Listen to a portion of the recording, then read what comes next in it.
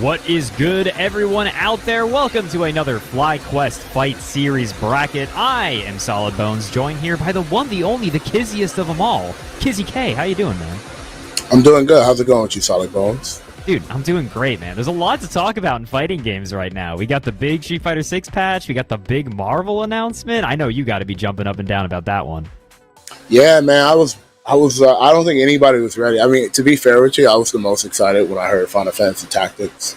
So my brain was kind of like dismissed for any announcements afterwards. Everything was just kind of like okay. And then I heard Captain America, sound like a military like Attack on Titans character because speaking Japanese, and I was just like, yo, what is going on?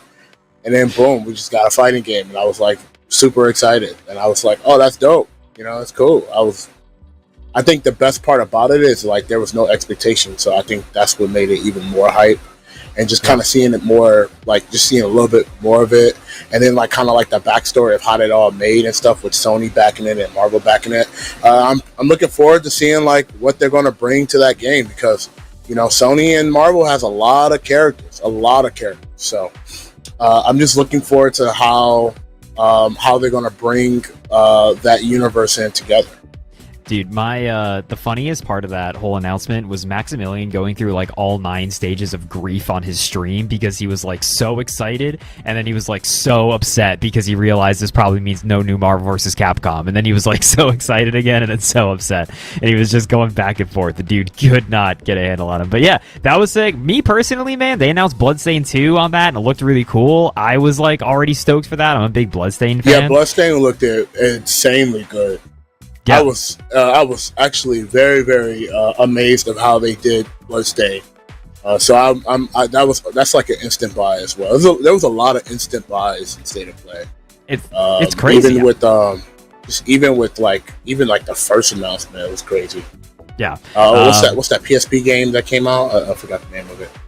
But it's like a musical game that you play. But it was on the PSP. I forgot the name of it. Luminous. Oh yeah. Yeah, dude, so there was so much in that. I keep calling it a direct. It's a State of Play, whatever, same thing. But there was so much in it, and then that Marvel announcement was nuts. But what was also nuts was the big Street Fighter 6 patch. If you're in chat and you're big chillin', let me know, how are you feeling about the Street Fighter 6 patch? I kicked in a door to IDOM's stream 5 seconds before this top 8 started, and asked him how it is, and he proclaimed that it was ass, very declaratively. So I'm interested to hear what the other folks in this top 8 are feeling. Like, I don't really know how Punk's feeling about it. I mean, this is the Ryu patch, man. You said you were getting into Ryu, Kizzy?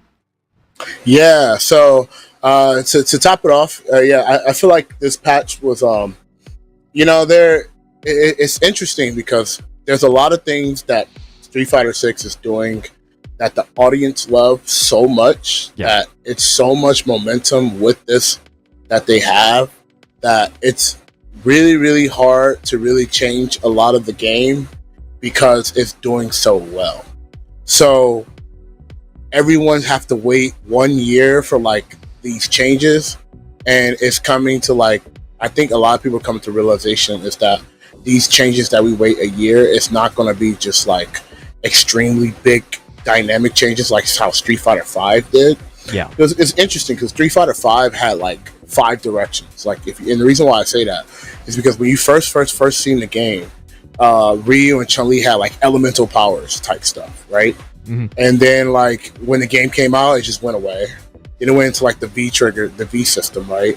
So then they added like the V system. They started like kind of removing combos, started removing ways to like escape and things like that. And then they started adding more mechanics and started balancing the characters drastically, where like a lot of people were like, yo, this game is like super good, people like the flow of the game and things like that. And I think it came to like a really good package towards the end. And I think because Street Fighter 6 did so well at launch and it's doing so well now, so many modern players and things like that are like they're starting to like come out and like play this game. And I think Capcom is like, well, we don't want to change too much of what people like. We're going to change the stuff that people don't like. And that's what I feel like the balance has been going. So they're like, we're tired of seeing Ed. Okay, well, we're gonna give them a reason not to play Ed. Yeah, we're gonna give you good reasons to not see Ed as well. Oh, you guys like Ryu? Awesome. Well, guess what? We're gonna give Ryu all these great changes. You guys like Akuma? Guess what? He's gonna have like cool utility and do all these like cool things like that. And I think for the players, it kind of sucks. In my opinion, I think it sucks really bad because if you just so happen to like a character that has to go, it's very unfortunate. But I think every year having to wait for something kind of like this that I feel like can be kind of fixed within like 3 to 4 months, I think is kind of unfair for the players. So that's why I think it feels underwhelming. However, I do think there are some improvements in this game that is very, very great. But it also opened the door for a lot of things that's also pretty strong. And like, for example, I think JP not getting any changes, but like the system changes the way it is. I think JP is really strong right now. Like it is.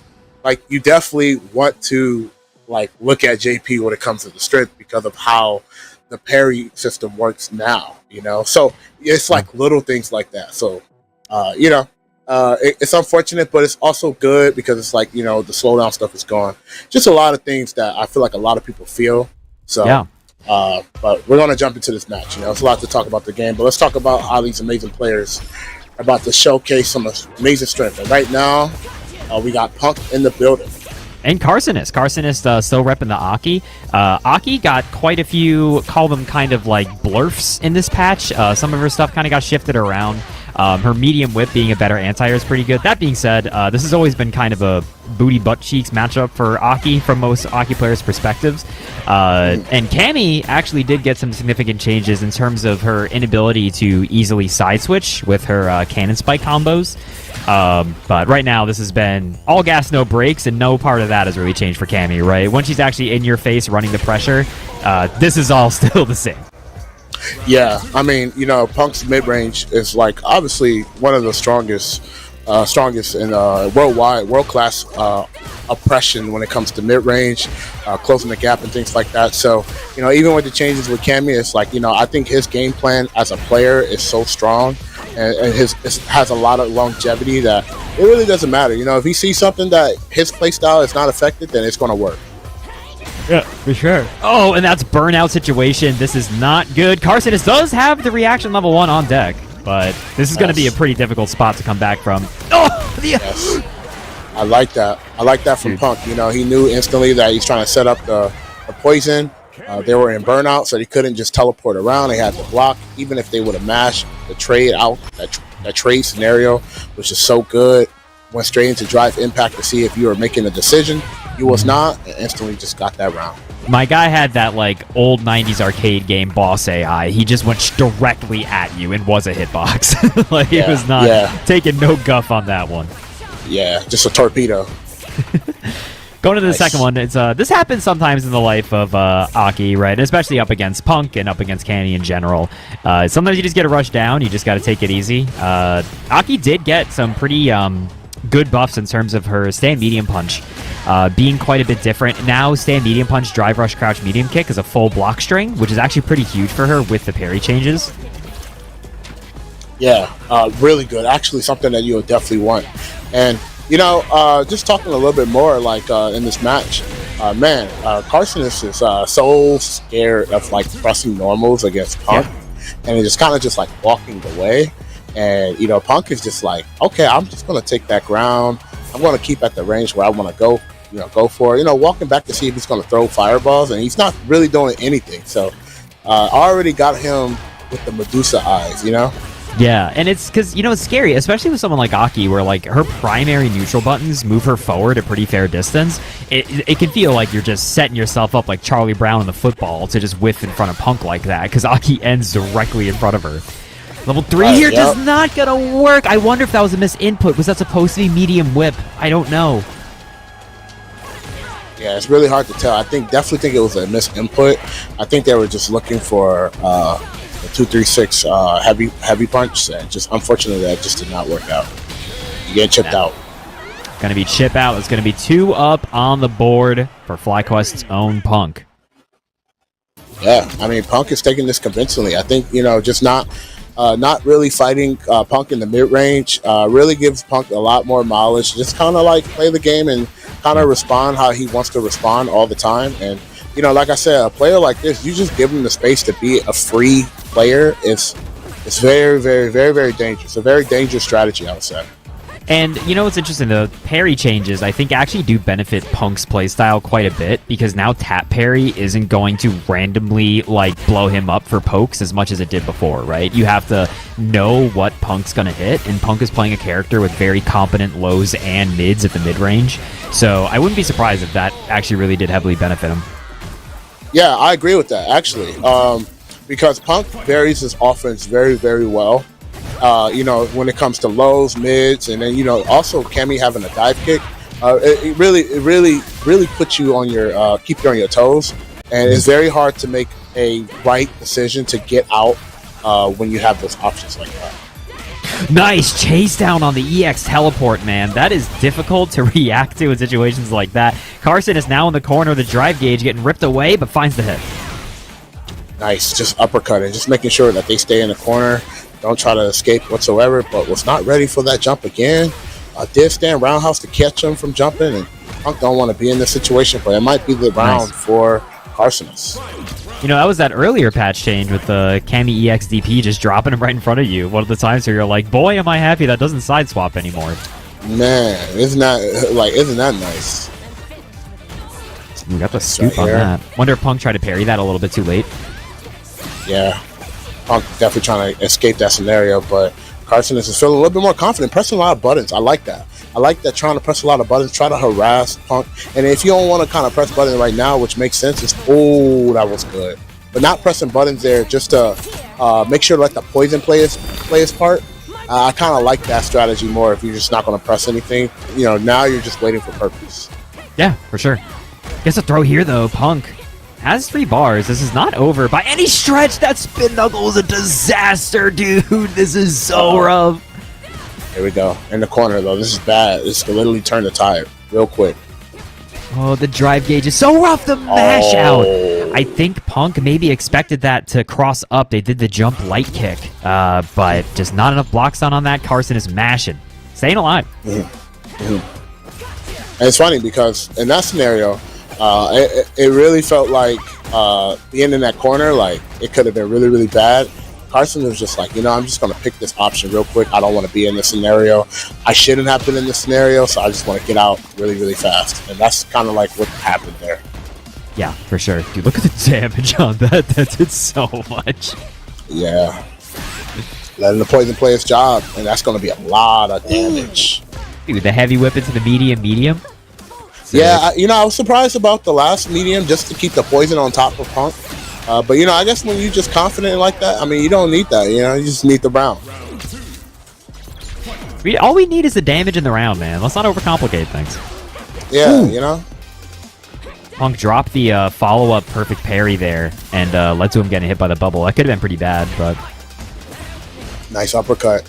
He's reading the defensive patterns, liking to jump a lot to the point where he walked and just down back and was looking for it. Punk really got a nice flow on how this person wants to respond on defense. Oh, it got the cross up on the late DP there. I'm not going to lie, Kizzy, that change they made where Cammy hits really early in the DP, she gets better Oki. I'm not going to be able to bust out the protractor every time to see if she got it. That's going to be really hard to visually tell if she hit it. Check the ruler. Yeah. Nice. Good situation. Now they're in burnout and they're in the corner, so it's really good. Still got a lot of life to work with, so Punk is going to try to peel and get into the situation where this is going to kill. I think they're going to be able to spend 1 bar. Yeah, 1 bar for sure here. Going to be able to close it out. Yeah. Man, Cammy's 1 bar is always, shockingly a lot of damage. When she just gets, the stun like that, she can really cash out.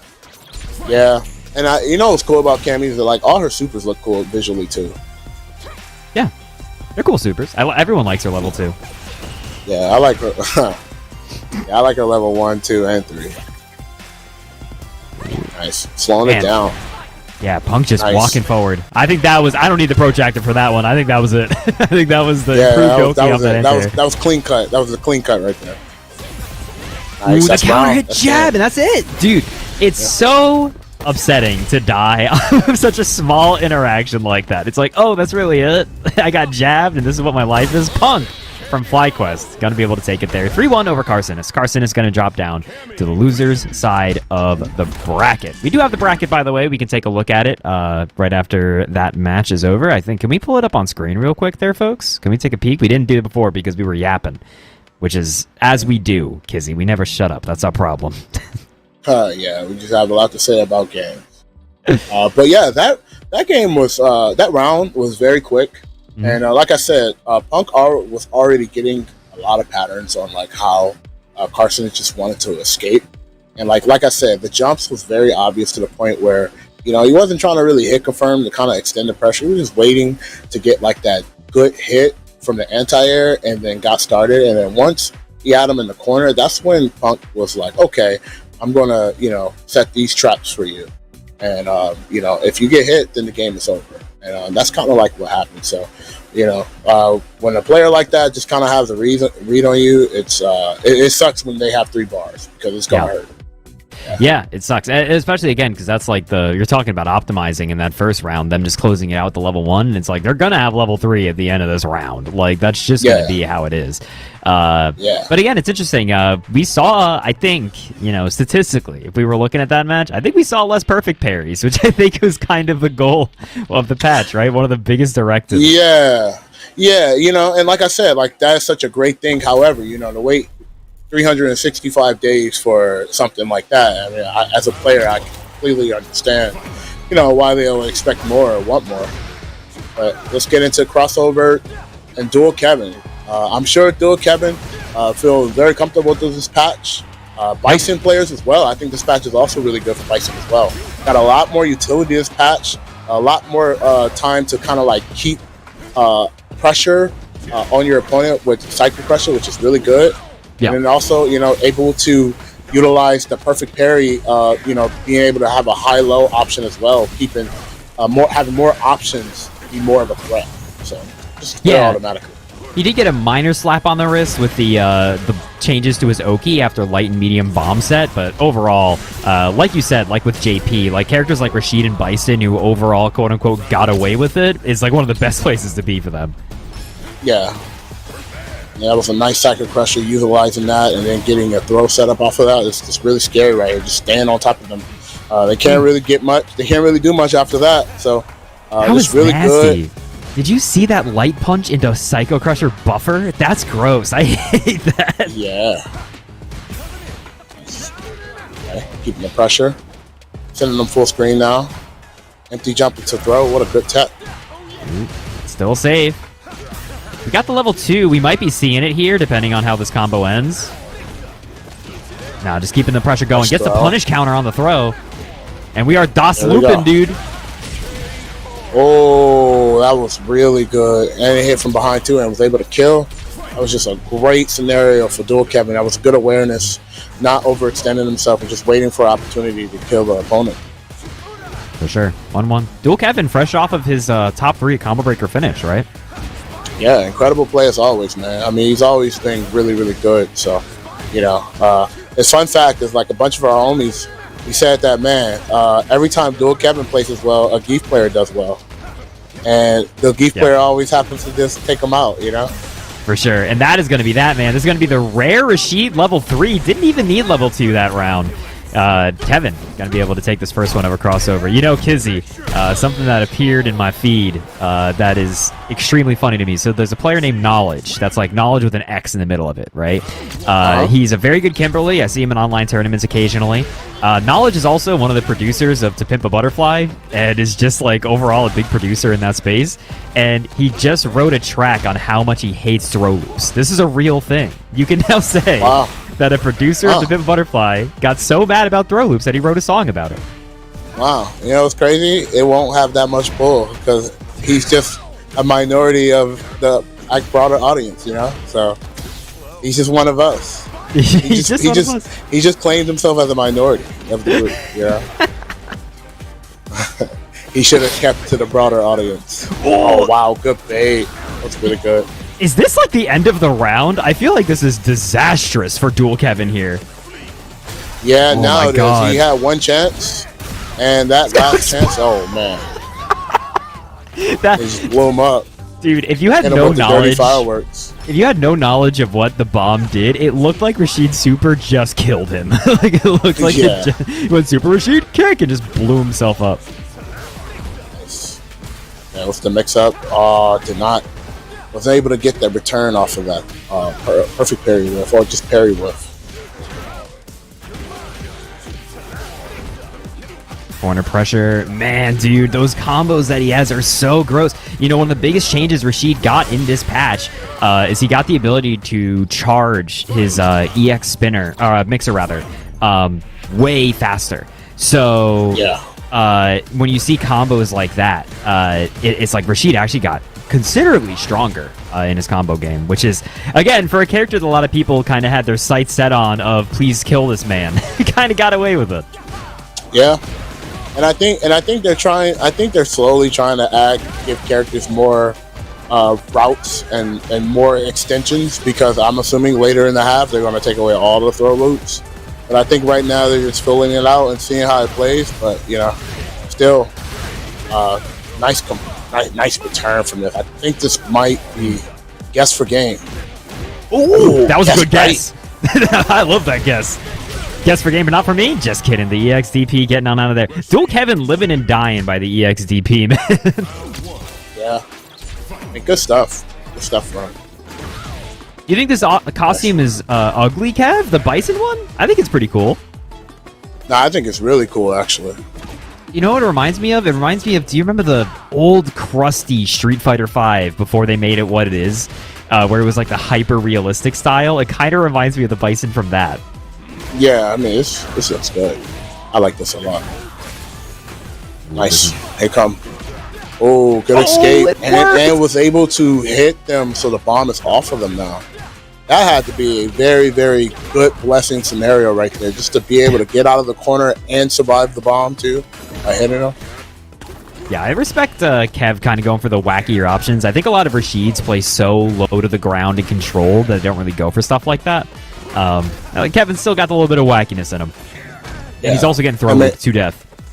Yeah, and that just shows like Dual Kevin just being able to play multiple fighting games, and you know, him playing Marvel and stuff like that. He has an idea of how to utilize things that, you know, most players doesn't, because they only play one type of game. So it just shows how creativity really is as a player.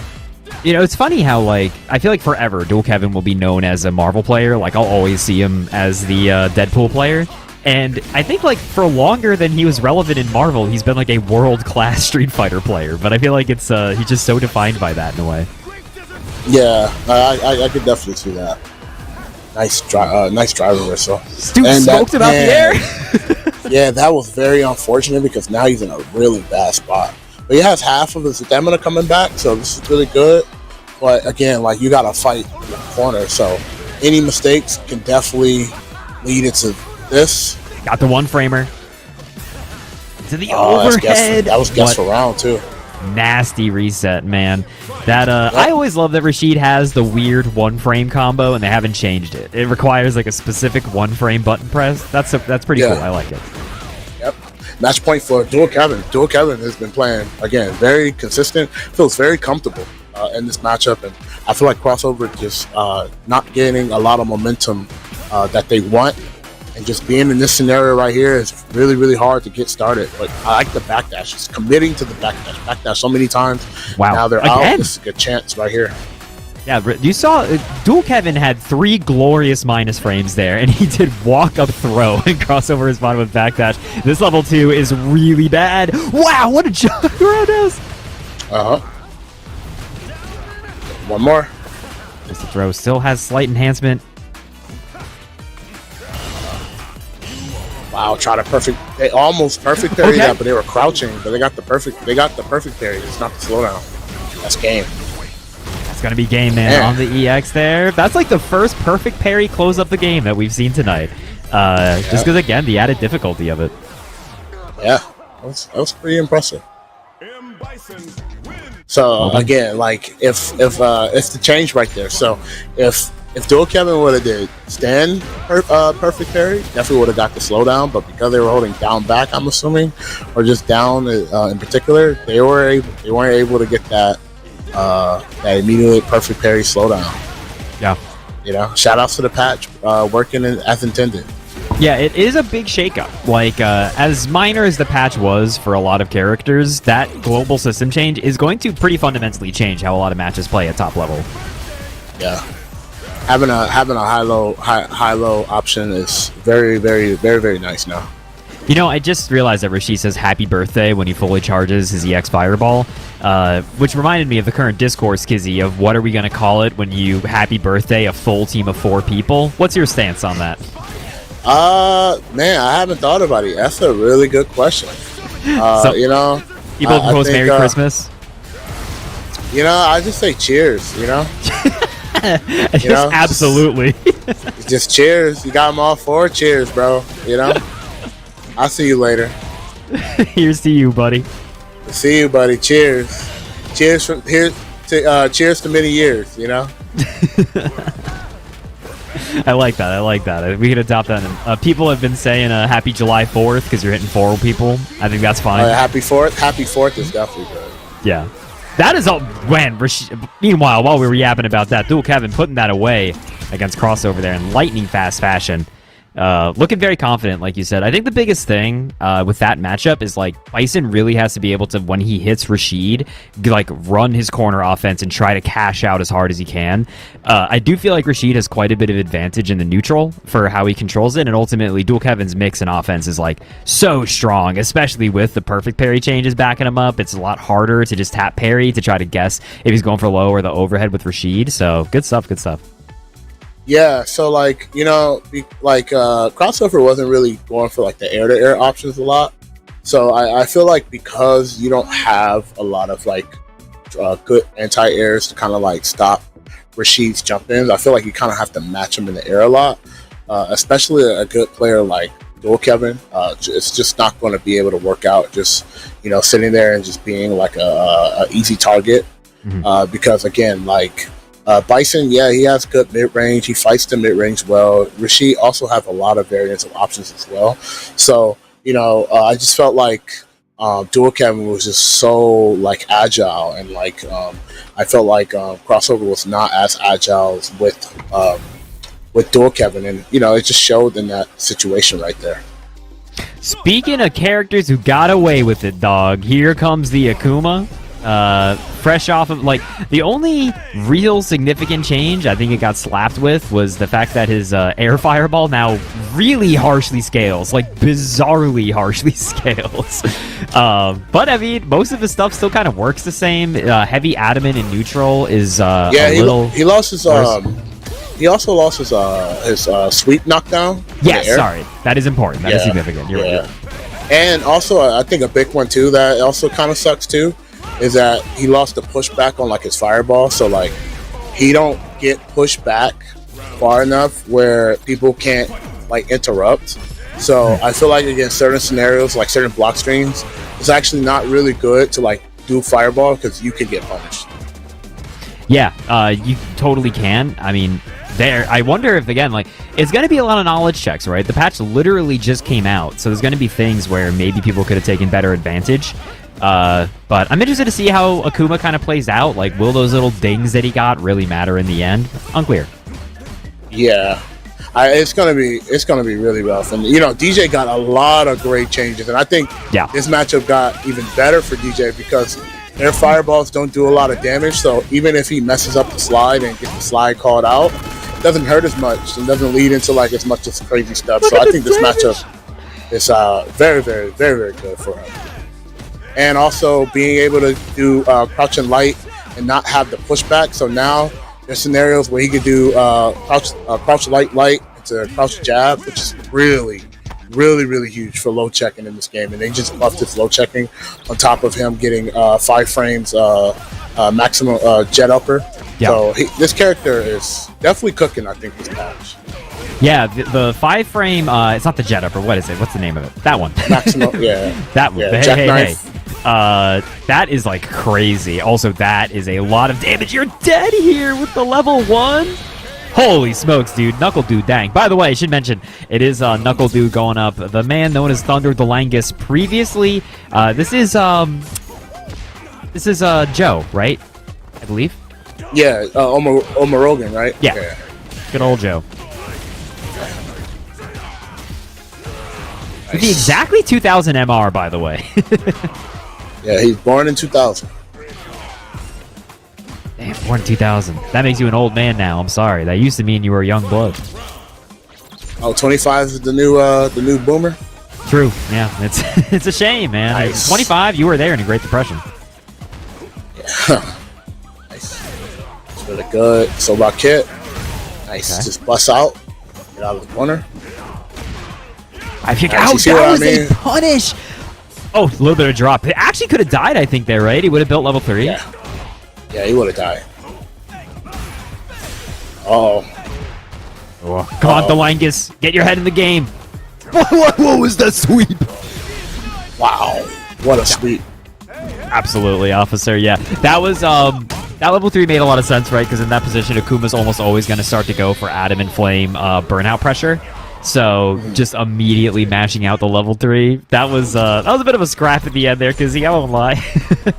Yeah, that was I think that wake up sweep definitely was not the right input. I'm going to make the assumption that I was going for level 3, and man, that does so much damage. Does a ton of damage, and the corner carry on that. Alangus here able to fight back a little bit. On the other way.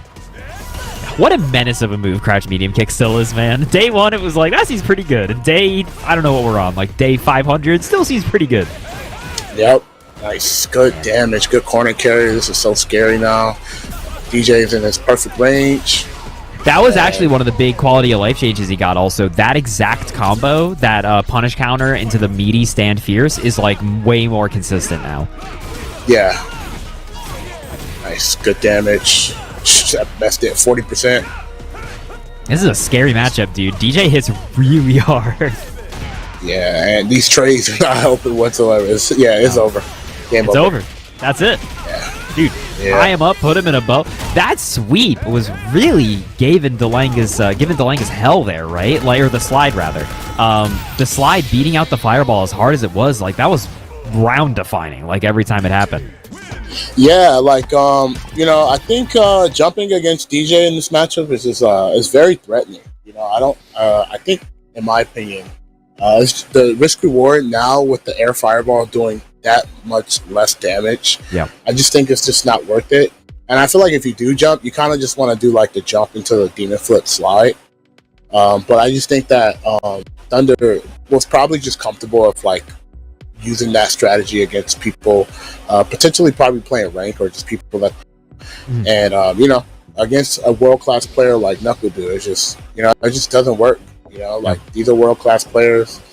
They have their own game plan. They have their own techniques that they're going to utilize, and if you're not ready for it to make that change, then you're gonna change your winner's side to like loser side, Yeah.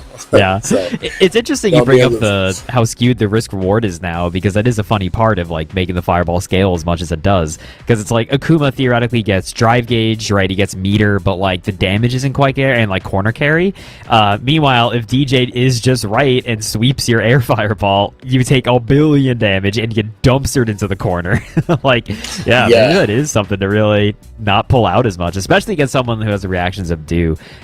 Next up, looks like we're going to be getting JB versus IDOM. I'm interested to hear what JB thinks about this patch. Again, I did ask IDOM 5 seconds before stream started what he thought, and he said this patch, and I quote, sucks ass. So we'll see what IDOM is. He says as long as he keeps saying Street Fighter 6 sucks, Manon will never be good, and unfortunately, nobody else should play Manon because he is doomed to this character. That's what he said. Wow, that's a quote from the wise man himself. I guess JB is chilling east now. Good to see JB in the east side of things. I think this matchup used to be a very classic matchup because I know JB was up east at a while, so yeah. Now he's back. Hot Latino nurse. Nurse is so good. That's such a good name. Yeah, broken name. And we got JB coming up here. So he's obviously sticking with the Rashid. But we unfortunately missed a little bit of that round one, but it looked like it was just kind of a corner Rashid beatdown. A culture, man. I respect we team Idom. But around here, we're with Idom. Nice bait of the EX Mixer. Put him in the corner. A lot of damage. 2 medals though. That is that new stuff. That is her up kick got dramatically changed so that she can get like the metal off it now and stuff. Yeah, that's crazy, by the way. As much as she did get nerfed, I think overall kind of got like hit. That is a very nice change for her for sure. Sitting at 4 medals as IDOM. Yeah, 3rd round, 4 medals, 3 bars, lock in. Ooh, that's going straight through, dude. She's dancing through the tornado. Yeah, such a smart decision, you know. And they both have 0 bars, but you lost half life, so this is a marginal cost for IDOM right now. This is a really good scenario. One more command grab and you're dead, man. And like with the fear of that in you, you're so much more likely to get clipped by something else to drive it back. That was one of the changes in the patch, man. EX Mixer now always loses to DI. That's crazy that we actually saw that. Yeah. I don't know how to feel about that, you know? Uppercuts just, you know, losing to some armor attacks, you know, but I guess that's part of the vision, you know? Yeah. Rashid and Akuma both got hit with Smart that. decision regardless. Yeah, this is really scary, man. Just losing to a lot of pokes, taking a lot of buttons, and then IDOM stealing a medal and all that whole process. It's unfortunate. I'm not gonna lie to you, man. If IDOM wins this, if IDOM like gets far in tonight's bracket and starts still placing, like he's gonna say some shit. he's gonna talk it, and he's kind of earned it. I'm not gonna lie. Wow, huge anti-air there. Oh god, help! Please, John Capcom. The throw looping is still here. Nice. Waiting a lot. Getting a lot of good hits, but just not capitalizing on those stray hits. But got a great position right now. Oh, I think it's gonna go through it. Oh, this game sucks, dude. I can't believe I lost like that. Oh, nice job. Yeah, no meter here. We do be able to get the medal here though, which is pretty big for IDOM in like a meterless situation. Yeah. Oh, that was a good counter poke right there. Man, the Manon whip punish buttons are some of the best in this game. Just being at the right places and being able to move forward for you. Such a good hitboxes as a whole. Yeah. She got like good hitboxes, just not advantageous hitboxes a lot of the time. But the hitboxes that are there are very good, and the IDOM gonna be able to close it out there. Did you see that walk up command grab, by the way, on the neutral jump from JB? That was a grappler ass command grab. Yeah, like that was definitely a well seasoned grappler that does a lot of hugging in their lifetime. Nice. IDOM already 2 up here against JB. Nice. Man, I'm really JB just running through my head. A little bit. I'm really just running through my head, Kizzy, like how much the perfect parry change is going to affect the psyche of players, where now it just is like, okay, I can try to perfect parry low, I can try to perfect parry mid. If they command grab me, I die either way. Like, is it just going to lead to people doing more backdashes, more regular blocking? Like, I really don't know.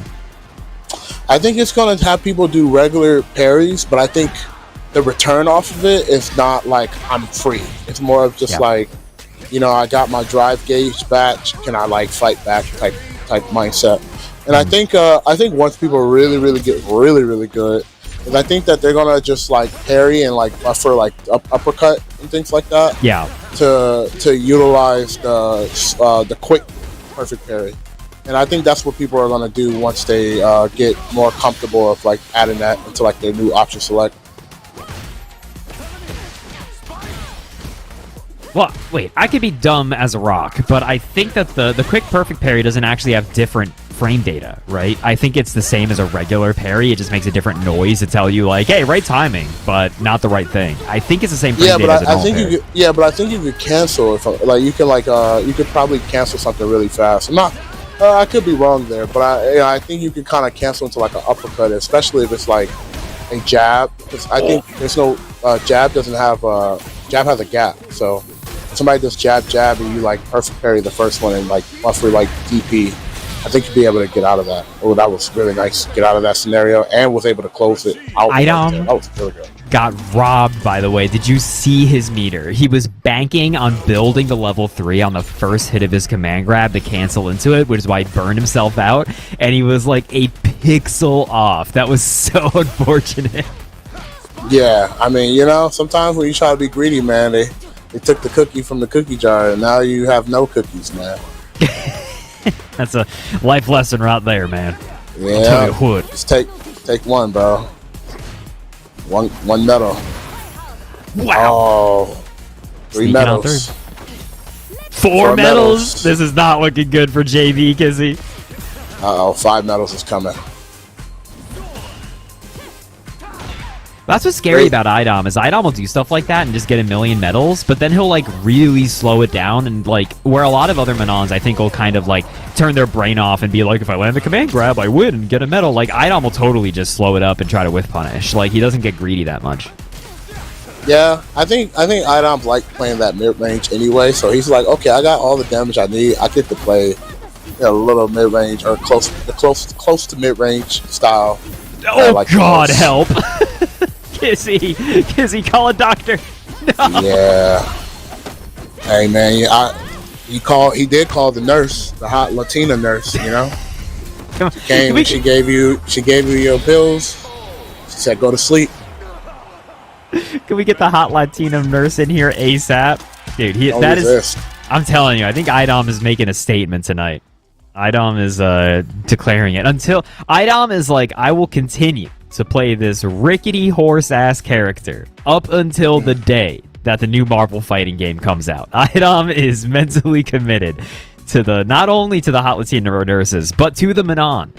Day in, day out, until that new Marvel game comes out. Then I think IDOM's going on vacation. I think he's playing the Marvel game for the rest of his days. Yeah. We'll see, man. That season 4 might have somebody stay, But, who knows? Season just started. We'll see how things shake up. But, you never know with these developers nowadays, man. They're just full of surprises, I like to call them. Yeah, it's crazy. That announcement, to keep talking about that Marvel announcement, because I think it was the single most significant fighting game announcement that's like ever happened. Like that had everybody standing up in their chairs being like, huh?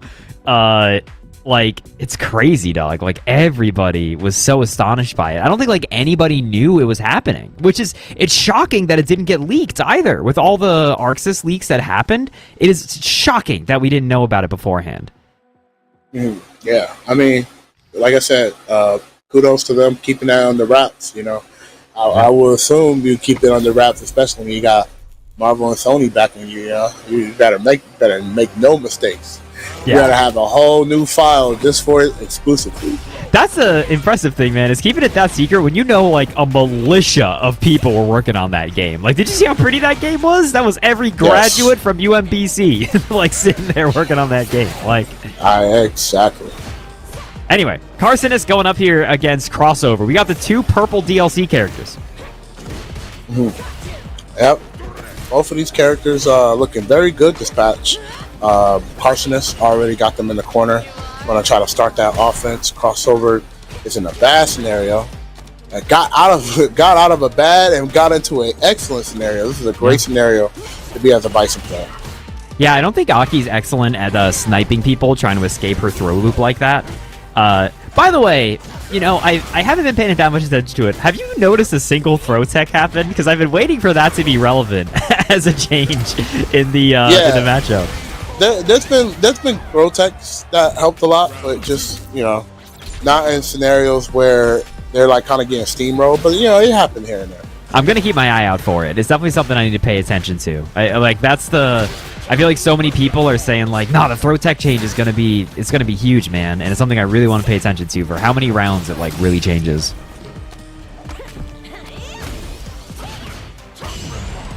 Getting pressure in the corner. Nice. Big perfect parry, calling out the mid. Yep. Oh, that jump is going to put them on life support. One more mix-up. More mix and you are deader than dead if you get hit here. Overhead. Doesn't get the stomp. Oh, nice. Yeah, EX Slide is great for situations like that with like really telegraphed Oki. Oh, they didn't confirm off that? Yeah. Could have changed the tide there. No! What was that? Huge misinput from Carcinus. But that isn't very punishable, especially he didn't have Drive Rush. Uh-oh. Was that a misinput or was he going for chip? It's hard to say, actually. Did he intentionally do that? Maybe. I'm not really sure, but if I can say, I think going for that and like, I think they could have punished with Psycho Crusher, but just going for that, maybe wanted to put them in burnout. Even then, I just felt like they had such good control that they didn't really have to spend 2 bars for it, but you know, they had a game plan. That was gross. Did you see Psycho Crusher nullify the whip projectile and then hit her and detonate the bomb? Yeah, that's very. That was mean. Very, very Bison out of. That was very Bison of you. May I say downright Buffalo-ish of you. Very Bison. You know, I kind of thought the way they were doing the Bison story in this game was like, he's lost his memories and isn't really a bad guy anymore, but I think he's just like a different flavor of bad guy now. I think he's like, no, I'll still beat the shit out of everybody. Yeah, I just like the horse, to be honest. I think everyone's a big fan of the horse. The horse has more character than Bison ever has, to be real with you. Yeah, facts. Oh, wow, challenge on a +1. Must be very confident, Carcinus. Ow. That was a weird trade. EX Stop doesn't usually trade like that. Nice. Man, believe it or not, Carcinus has not been doing pretty bad against crossover. Even though crossover is up a game, it's been really, really back and forth. Just challenging a lot, being very, very active. Yep. Also, just putting them in the corner like very, very fast and getting a lot of damage out of that. I just think that they're just not closing it out. I just think probably like decisions when it's time to close out, probably just make those adjustments, and I think we're going to have a really, really good match right now. Sure. Big confirm off SN. Heavy kick. Crossover. Getting their own DLC purple mechanic going. Huge damage on that. Carcinus, one more hit easily could do it here. Not even like a big hit. Yeah, the big stand heavy kick. Meaty connects and with the perfect Carcinus. Going to be able to tie it up 1-1. Just like I said, man, you know, just close it out, and I think now I want to see the adjustment of crossover right now. Yeah, Let's go. Very snowbally characters, right? Like, it's very easy for either of them to, like, pull out a perfect against the other character, just if they really get their ball rolling early. Miss on the drive rush there from Carcinus, it looks like. Nice challenge of the drive rush right there. It's a lot of damage, and the poison is doing its job. And that's going to be round if they spend it all. Oh, they dropped and went for a setup. That works out even better. Have all that life, don't need to spend the bar. Wow. Wow. Caught the scissors kick. Back throw. You know she doesn't get Oki off this anymore. That was a big hit to Aki, actually. Her back throw now gives her, like, negative Oki. You just back roll and, like, nothing she can do is real. Big medium whip. Wow, Heavy they trying to shimmy. They really wanted that. Double dash forward into back dash. They wanted something. Crossover really immediately... Yeah, that's super good, right? The jab into EX Psycho, because EX Psycho is safe anyway. And the fact that combos, that's, like, so good as a buffer.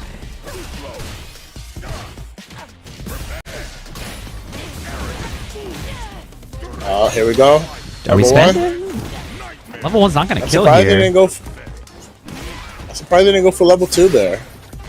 Ooh, oh, wow, the heavy whip yeeted him into the corner? That was bizarre. They could put him in burnout. Whoa, what a jump back! She's over! Catch him! Oh, shit, man, get up and catch him, dude! He's minus $1 billion on whip. He's got the old man knees, dude. The arthritis catching up to him. Nice. Well played. I could have went so many ways, and Arsonist went the way that they just knew, and it worked out perfectly. Game 2 for Arsonist. That's good. Did you see that, Kissy? That was a perfect parry to the first hit of the heavy kick. Got trade hit by the second hit, and Carson is comboed off of it. Yep. That's messed up, dog. You're seeing the changes coming to fruition right now.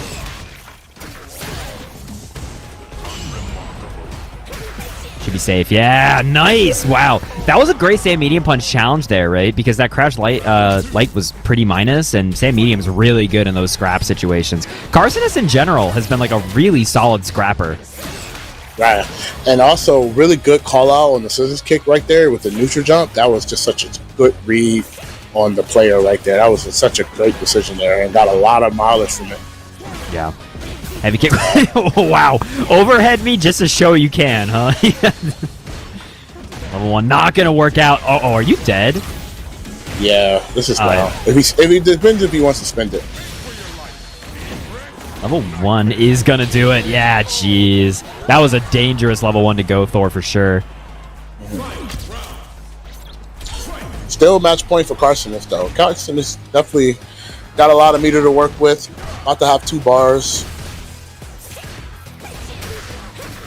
Nice. Oh, did not check that drive rush right there, so this is how the momentum started. Got a lot of damage off that throw. The poison is doing poison things.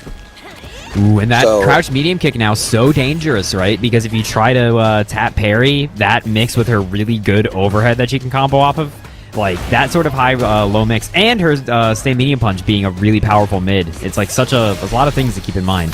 That is a huge confirm. Good conversion. Guess for game. Time to guess. Ooh.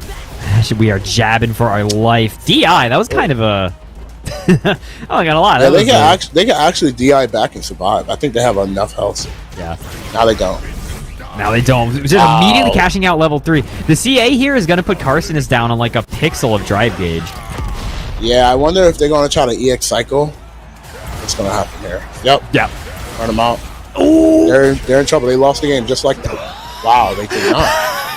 Carsonus. They traded. All 3 knockdowns just mashed crouch jab. They're like, all I gotta do is land 1 jab. All I gotta do is 1 land jab. Hey, take a look at the bracket. On the winner's side, we've got FlyQuest's own Punk going up against Dual Kevin. Right below that, we've got Knuckle doing Idom. Just your average top 4 winner's side. Looking as normal as ever. Carsonus just 1 over crossover. Gonna be going out in the big 7th place. Next up, we are gonna be having Thunder Delangus, aka Joe Umwe Rogan, going up against JB. Yeah. I'm curious how Akuma Rashid looks now, because Akuma has a lot of good air options now that are very good with his air to airs now. So I'm curious if we're gonna see more like air to air finesse conversions. Ground versus ground still pretty good. I mean, obviously Rashid's a little bit more faster, more rewarding right now. So I'm just curious how that matchup is gonna play now with the changes. Yeah, it's interesting, right? Dude, I mean, I'm shocked that none of these folks have tried to pick up Ryu in this patch just to honestly mess around with them, because seeing, like, the Ryu fireball just blast straight through the tornado is, like, must be nice, Ryu. Like... Yeah, I will say, like, even though Ryu got, like, all these, like, crazy changes and is, like, really good, he's not... I don't think he's the best character, believe it or not. I think he's just a very, very, very, very good character. And I think that's what a lot of people are... You don't see a lot of people just, like, hopping on Ryu. Just kind of like, he got more damage than he used to before. But, at the same time, there's a lot of characters that have a lot of more ambiguous stuff, and also is just very strong, and it's not straightforward. Yeah, no, you're absolutely right. Like, I don't think Ryu's top 1, but I do think Ryu is good. Like, I think Ryu looks quite powerful in this patch. Big side swap. Yeah, I think they just like what they like, which is Akuma still good, Rashid is pretty good. I don't think Joe JPs are leaving to Ryu's anytime soon, not ever. Well, JP's in an interesting spot because you don't like obviously Kakaru won Capcom Cup with him, but you don't see him like everywhere. At least not like here in the States, right? Especially. You mostly, I mean, we're we're underwater with Rashids, and we've got the big Manon and the big Cammy that like beat the hell out of everybody. Send them mid-screen. Nice. Wow, the drive rush into the low is really dirty. JB again, working on the level 3 here in order to close it out. And that is a fast one against Thunderman. I'm not going to lie, I was trying to keep my eyes on it, Kizzy, because you were like, I'm interested to see how this matchup plays out. That was just kind of a beat down. Yeah, I mean, the first game, I think Thunder was doing really good. I had him in the corner. Again, it's just when they got mid-screen and certain decision makers is what's mattered the most. I just think JB just had way more confidence in those scenarios. Yeah. That's a good way to describe, I think, JB's overall play style. It's kind of just like confident. Like he does a lot of like that, like just walk forward throw and stuff like that in neutral. Like he's very not dissuaded by a lot of people's offense. Right. This might be wrong. He's still Akuma, Kizzy. Yeah, man. Akuma hit hard like a truck. His damage is still attached to the ground. I'll tell you that. His damage is better in this game than it is in Monster Hunter. They added him in that game. His damage is kind of butt, but here, looking good. Yeah, it's funny how he drive impacts monsters. It's so funny, man. It's maybe the funniest thing I've ever seen in my life. Oh, nice block on the overhead.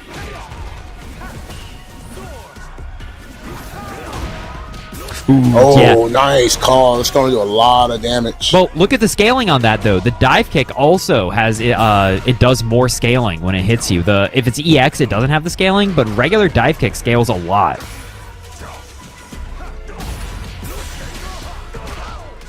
There you go. Oh, what? Drops. No way! What, dude? No. Doangus! That was your game, dog. What happened? Definitely input error. Oh, it's so unfortunate. Very, very unfortunate. And you can see, oh my god. You can see, even though it's not punishable or anything, how much closer he is after heavy adamant. Akuma really has to like back off. Yep, busting out on a lot of DPs right now, just trying to stay afloat with the life lead. That's the Joe I know and love.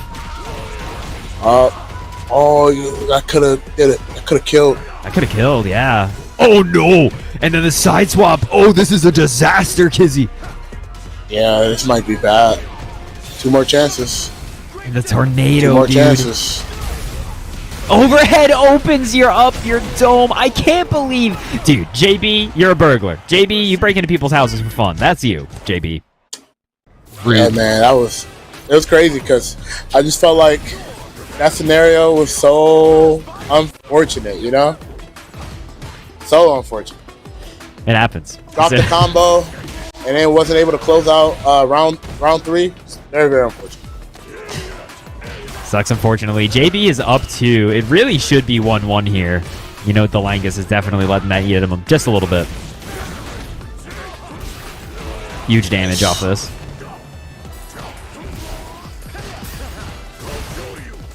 What? Oh, no way. Not like this, dude. This has to stop. Oh, he's still alive? I can't believe he's still alive after that. Wow. Walk up overhead. The bulls on this man, dude. The walk up overhead. Are you kidding me, dude? You could have died. Yeah. Yeah, I think they're not worrying about dying. They play Akuma. They've already accepted. Yeah. Lost a lot of life right there. Still jumped. Still off the jump. That's crazy. Was not conditioned by those decisions that happened previous round. Look at the scaling on that. 15 seconds. That would have killed pre-patch. But that's the new die kick scaling. That's like really severe how fast that scales the combo. Healthy for the game, I think. Yeah, I think toning down Akuma's damage is something we can all get behind.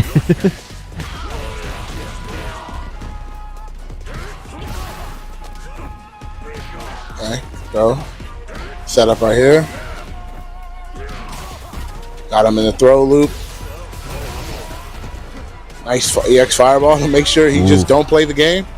Kept him in the corner. And I think Thunder is going to really change the tide if they could just keep him in the corner. And, you know, ideally, if he would have never dropped that combo, this would have been 2-2 or 2-1. Hold on, are we starting to see the Thunder comeback here? Oh no, that was a bit aggressive, dude. You burned yourself out for that EX Demon Flip chop. What would you do for a Klondike bar, dude? That was crazy. Yeah, I would have kept my meter. Personally, for me, I'm just built like that.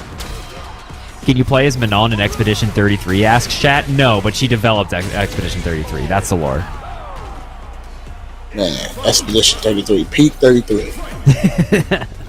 I didn't know we were talking about peak on this commentary. Nice throw. Big throw here. JB on match point.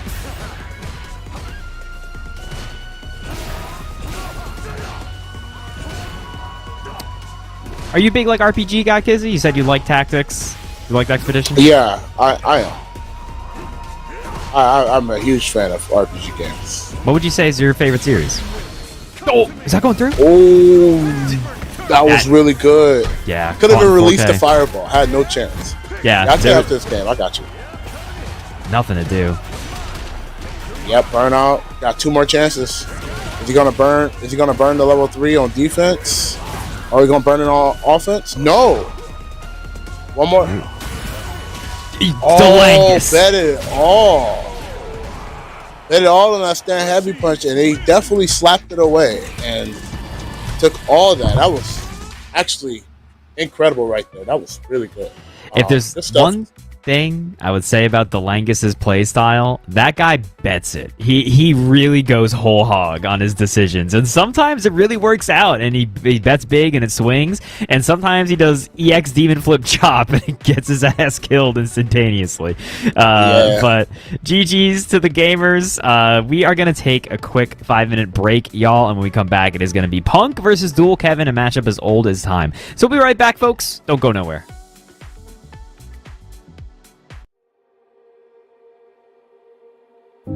Being a Fly Fighter, it just means the world to me, you know, because they perfectly dialed in who they signed. I'm just happy to be able to represent a game within like a group just so high level. I mean, it means a lot, just because like it's cool to see a team like this supporting the FGC as heavily as they do. So it feels a little bit closer to home, you know, like there's a lot of orgs that kind of like, you're supporting everything, but like let's dabble a little bit in fighting games. But it feels like someone's treating my own very well, you know. I think the team is very cool. They treat you very well, and I already qualified for EWC, so now I just want to try to win it. Some teams put pressure to perform well, but I feel like my time being here, I've not really felt pressured by anyone. I feel like that's a very important thing to have from a team.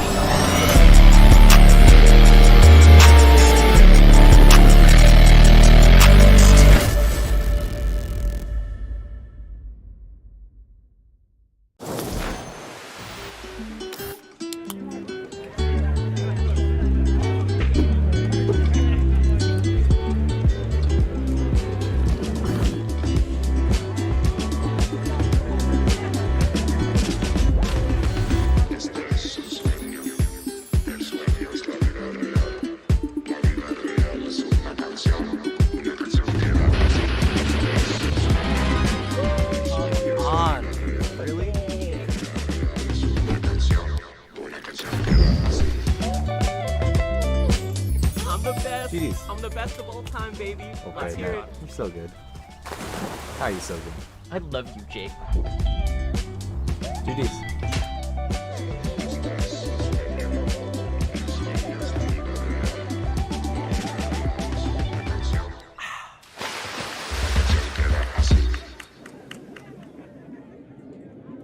I see you going up against Minna R&D in the clutch. Explain what's going on with that. You guys got a big rivalry or something going on.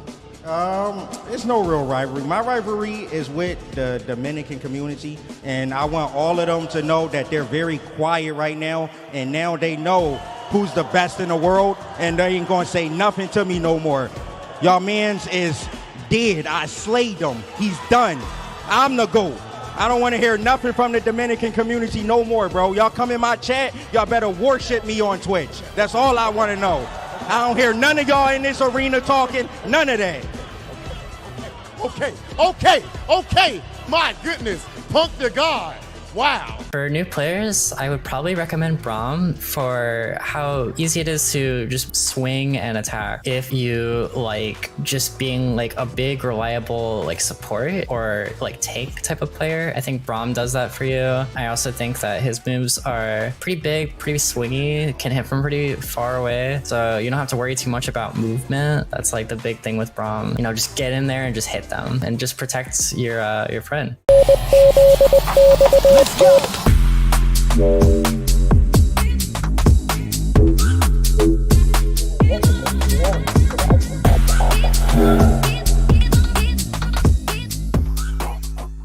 What we need is combos. We need straight combos. Everything needs to do at least 50% and then land into a mix-up. We need mix-ups too. New players should play Echo because, as I mentioned before, we need a mix, right? And there's almost no better character to mix than Echo. And it's pretty easy too. Everything needs to be a 50-50. You can't have anything less. No 49s or 51s. Then you gotta get them assist calls. Assist calls. After that, nothing else. For new players, I recommend Ari because you play a game like this because you want to finesse. You want to move. You don't want to just do things without purpose. Anti-air is as simple as it gets. I kept it extreme. Yo, what is going on, everybody? This is the East Coast FlyQuest fight series, and I am here with Solid Bones for the people that just got here, and then myself, Kizzy K, and we are in the process of finishing up the bracket. We're going to be going towards the winner side, so we're going to be having Punk versus Dual Kevin pretty soon.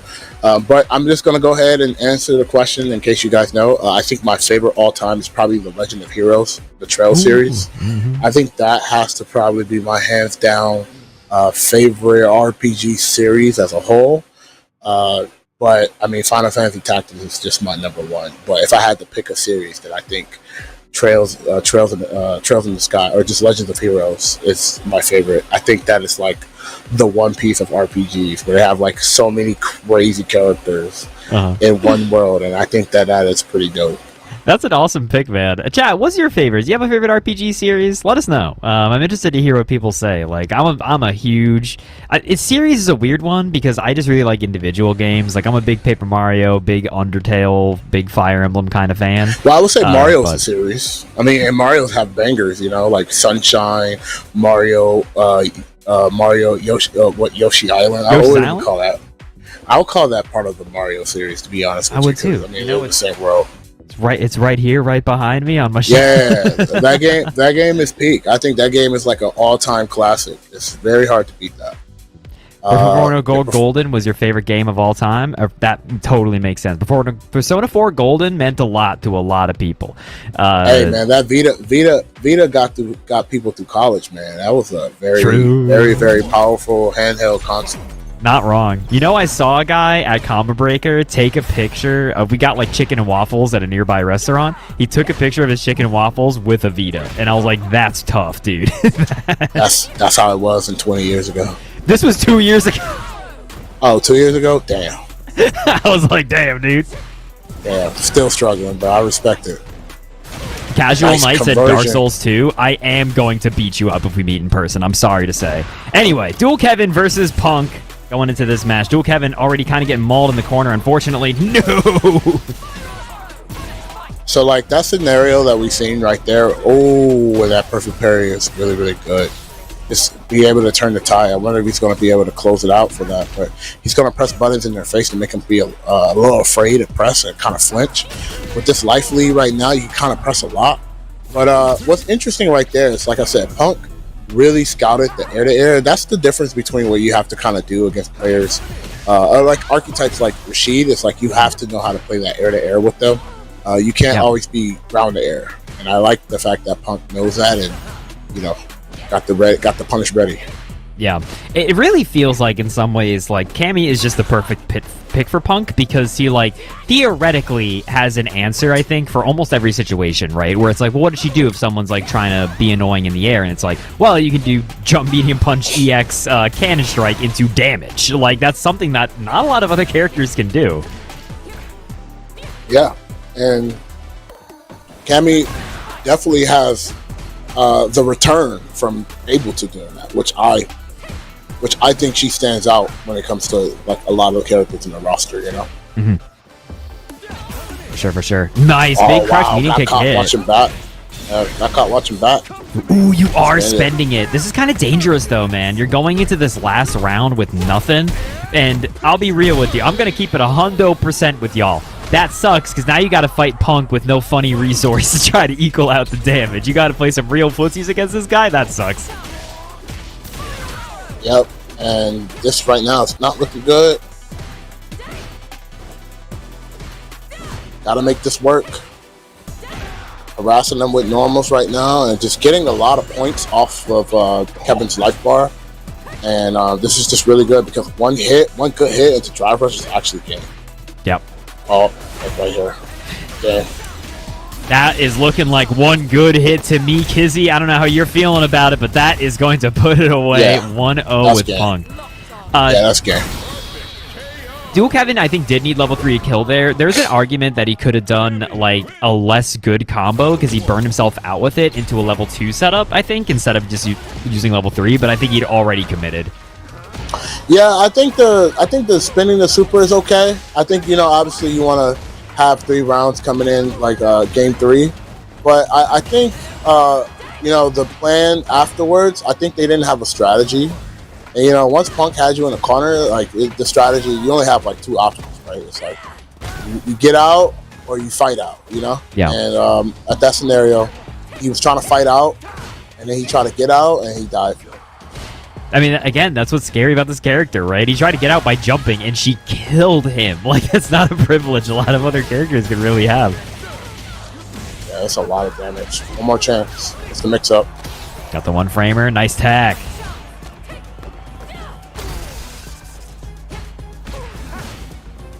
Oh, if you would have confirmed that. Whoa, big whiff on it. Caught.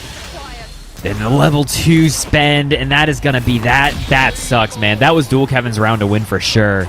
That tech was critical for Punk. Yeah, I think the combo of the low crouch and medium kick not leading to something that was going to do like a combo definitely paid. Karma came back in. Yeah, he had to pay for it. By the way, Punk did get the drive brick for that tech that happened in that last set. I think it mattered. He got that drive rush extension. I agree. So that's 1 point on the board for the patch, chat. That's a huge W. Oh, God.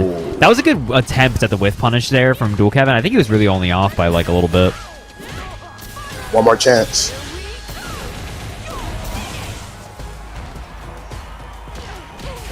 That setup, that post level 1 setup is so scary because it's just in your face. And it's very oppressive. Ooh, the storm's on. Get the throw. What's the mix? Overhead does connect. And with the extension here, should be more than enough. It's always jarring because you see the EX spinning mixer and it's like, oh, that's not doing too much damage. And then you realize the combo is like not scaled yet. So the next hit does like a catastrophic amount. Yeah. Sometimes I look at combos in this game and I just be like, oh man, that did a lot. I was not ready for it. Kind of a killing game. That's saying something coming from Strive, too. Nice throw. harassing him with stand medium punch. Wow. Oh, got the air hit. I'm Yeah. surprised they wasn't able to get a lot of conversion off of that. I think they just wasn't ready.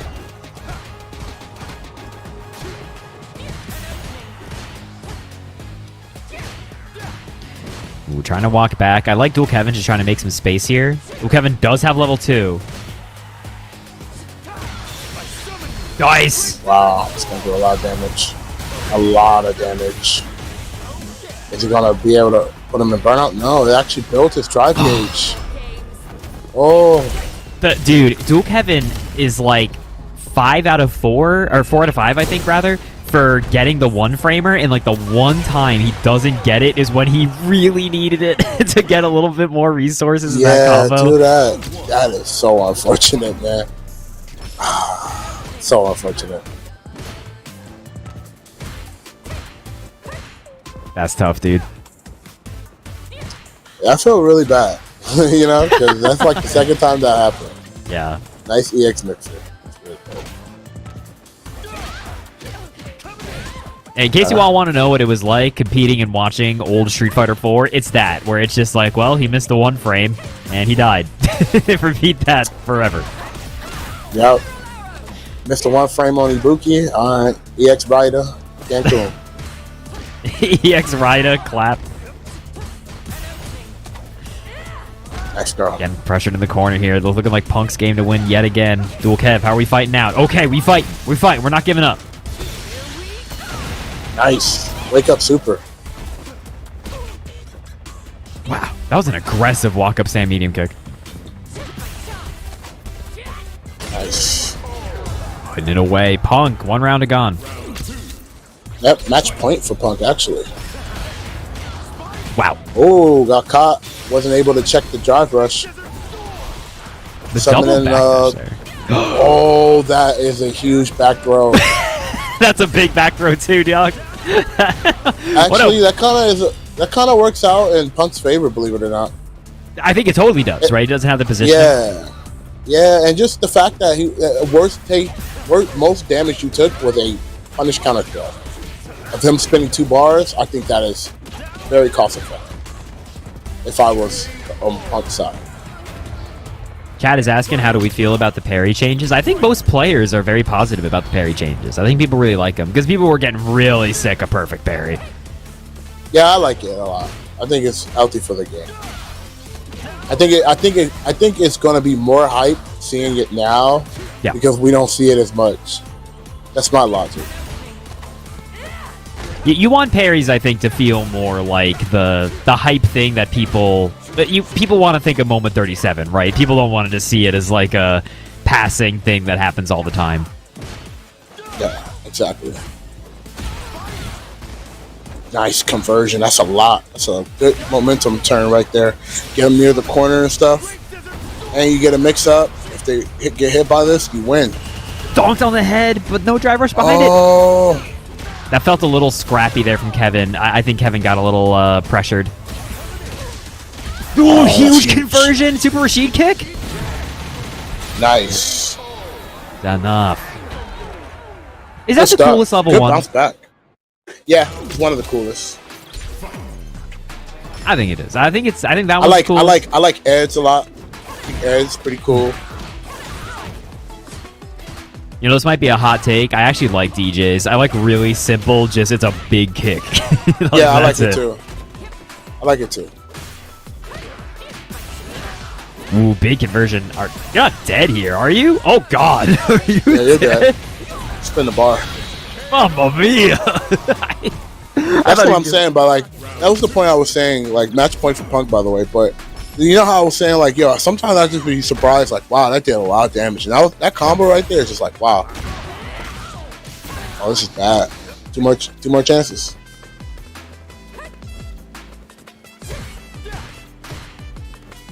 We are medium kicking. Oh, huge punish. Dual Kevin now stuck in the doghouse, getting ever closer to being able to be killed by any conversion into a level 2. Yeah, this is good because like Punk is just making you block and you're losing some of your drive gauge. Oh! And you can't really jump out when he's ready for it. And as you attack, you have less drive meter to utilize. So, and I think that's probably Punk's new style of like not giving meter to the opponent. Is more of just like keep them in the box them in the corner and harass them with like safe pokes and things like that here and there. And obviously when they start like adding like, or if the opponent starts like parrying and stuff like that, obviously kind of utilize that and walk in and go for a throw. I kind of like, you know, that type of style, just boxing them in the corner and stuff like that. It's very impressive, you know, because that means you just can't sit there and block anymore. You got to like make a decision, but now you have to make like more riskier decisions, because now you have to walk forward. That is, you know, that's prone to like getting hit from like random hits that is thrown out as well. If he times you walking forward, so just a lot of stuff right there. And I think that new style, I think, is so efficient, so effective. I mean, he already did it, but now he has more of an incentive to do it now, and I think that's really great to watch. You know, speaking of characters that got or changes in this patch, Kizzy, we do have to acknowledge maybe the funniest line in the patch notes that we're not seeing the Guile right now. I know I'm sticking with the DJ, but we did have the sentence of Guile's booms were hard to use, so we made them easier to use. And I'm interested to see how that would impact it just in terms of the stuff Guile got in general. And the way defense has changed, but he is going in here with the DJ against the IDOM and all. Right now, unfortunately, IDOM getting the absolute crap kicked out of him. Yeah, I mean, this matchup is very funny because usually you're supposed to like keep out like the grappler, but like DJ's like, yo, I'm gonna fight with you, and definitely can fight. Both these characters have like pretty good they're both like heavy pokers, right? Like they want to use their heavies like in their poke game a lot. But obviously I think DJ on average has a much higher damage output than Manon does. Nice interception of that. EXDP dashed up afterwards with the soulbot kick. Ooh, big punish counter on that sweep. Going to level 2. This should be enough to close it out, I think. No, it is not even close, dude.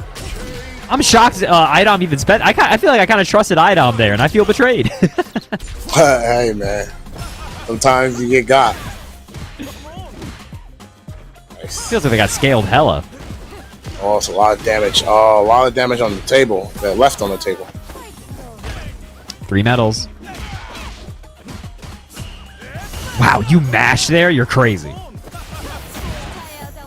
Wow, I was looking for it the whole time. One more grab. One more command grab.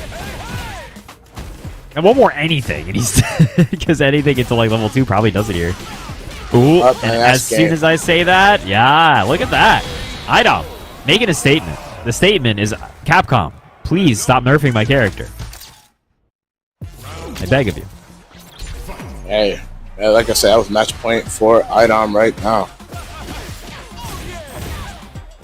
Nice. Got the force stand.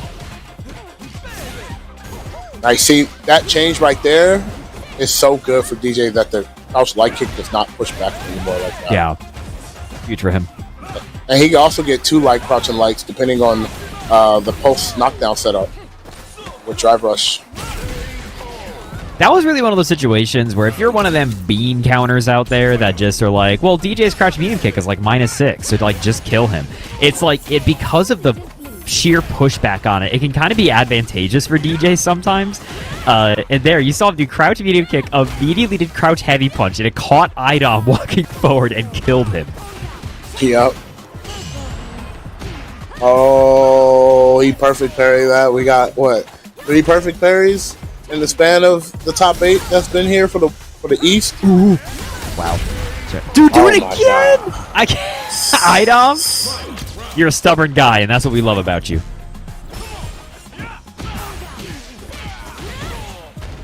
Man, Stand Medium Punch got nerfed. Still a hell of a good button, man, from Manon. Yeah, very good. Yeah, it's a strong, powerful button. What a weird trade. Best trade. Oh wow. I think they're aiming for burnout.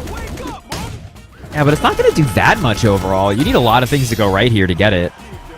Yeah, but he has a full drive gate to kind of keep the offense really well. Yeah, go for burnout. That's good.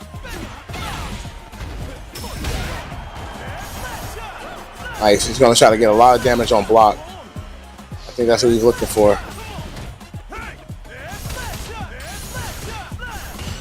Ooh, back in it though. Idom. It's a quick parry. Walking forward. Oh, no, it's a combo off of it. The jab! What was Do doing, dude? I just said Do like 4 times. What was that? Yeah, I think he tried to do EXO-bot, and I think he tightened up the offense, and I think it mistimed, or it changed the timing, so when he tried to do the up kicks, it made him get hit crouching, and I think that's what happened. No, I think you're totally right. So, you know, it's funny. What? You go. No, I was just saying, yeah, I think that's just very unfortunate. That was just what I was going to add on. Very unfortunate. I was just gonna say it's you know, it's one of those like fighting game things that's not something that a lot of people talk about, but like if you are a charge character, it's harder to mash out a reversal in a string, right? There's times where you can get hit because you already did it in a block string, so now you don't have charge anymore, or like you're going to do the input and they like hit you in the middle of it. Yeah, dude, it's just unfortunate. It's just no other way it's to never say not. It's never not nice to feel that, you know, to experience that. It's just like, man, that sucks. Here we go. Do switching back to the Guile. You know, I heard her Sonic Booms were hard to use, so they decided to make them better. That's crazy.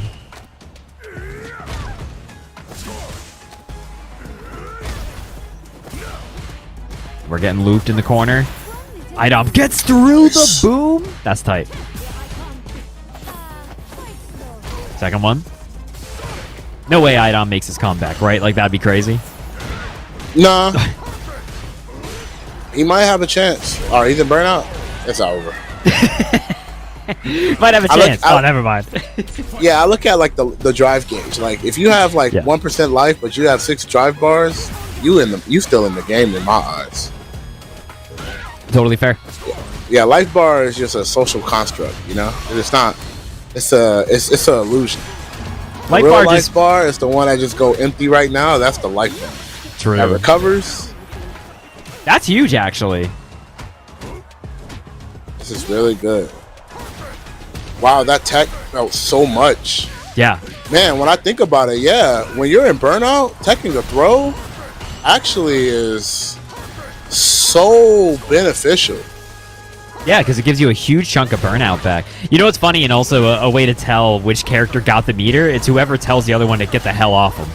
That's the one who tech late. That's funny. Idom again in this situation. Ah, dude. You know, the life bar might not actually be the life bar, Kizzy, but it does show when the round ends. Yeah, that's kind of like how I look at it. It's like the timer is 0, you know? It's like, oh, it's over now. They ran out of time. That's what the life bar means. They ran out of time. Health is a resource. Yeah. Drive is health. This is getting a little complicated, but stay with us. Dude, look at this drive. Idom gained just like full drive gauge off that tech. That was kind of wild. Yep. Somebody's using healing techniques right now because their drive gauge is coming back.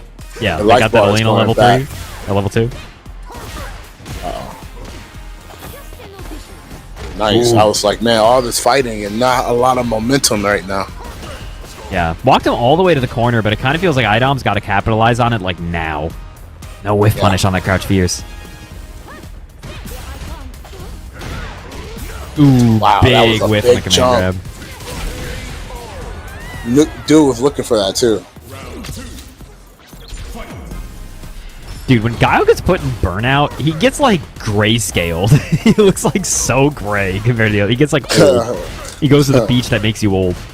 He just becomes 72-year-old Guile. That's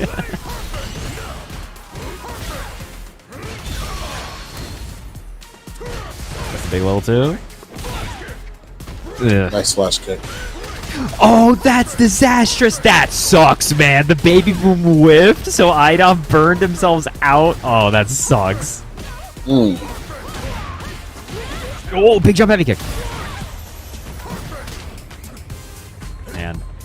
Idom has really just been the wave crashing into the rocks, dude. I feel like he hasn't been able to get any momentum going.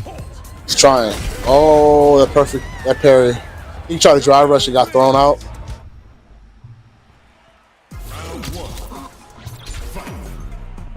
Yeah, could Hey have been the man, drive. Knuckle Dude right now is just taking a lot of momentum, picking Guile. Guile really doing a lot of damage to Manon right now, and Idom just not making the adjustment not quite there yet. But had 2 games. You could work and do a lot of stuff with 2 games. So let's see what he does. For sure. We'll see what Idom's got downloaded. Actually, never mind. I don't want to see what Idom's got downloaded. Don't show me, Idom. Keep it to yourself. Terabytes of hot Latina nurses. Cool. On the toes. Uh-oh, That's burnout. burnout.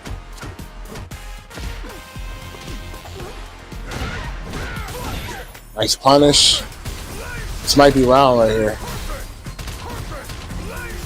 I think you're just dead to... Yeah, dude, there was... Yeah, you got checkmated. Bro, that was straight up I want to be the guy turned on. That was not good. Still Nice, in we the get money, Sam though. Lincoln. If we can get a couple of medals off, this is good.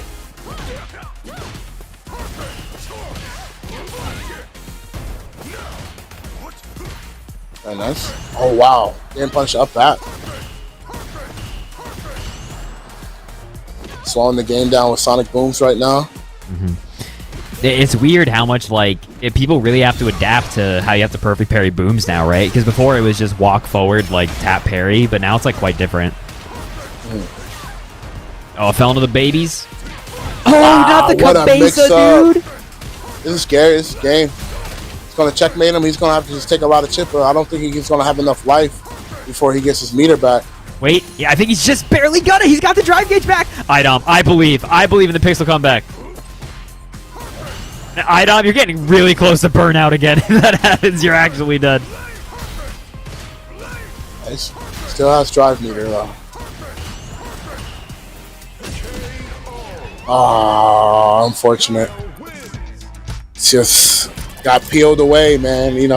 All that chip damage they did too, just to push him away. You're really trying to close the gap. But once you get put in burnout, Guile at least does minimum 30% of your life. 20% minimum probably. So it's just very unfortunate in that scenario. I think when he switched to Guile, I just think that their rounds ended so fast that he just wasn't able to get a lot of information from that scenario. And I kind of feel like he kind of did a little bit towards the end, but Knuckle Dude is a world-class player, so it's just really hard to counter that archetype, especially with the character that you have now and with the changes of your character as well. Speaking of characters, Kizzy, you see the 2 cats we got coming up next here? Yeah, we got the Turbulent Wind and the Thunder of Wind. Yep, we got good old JB and Dual Kevin.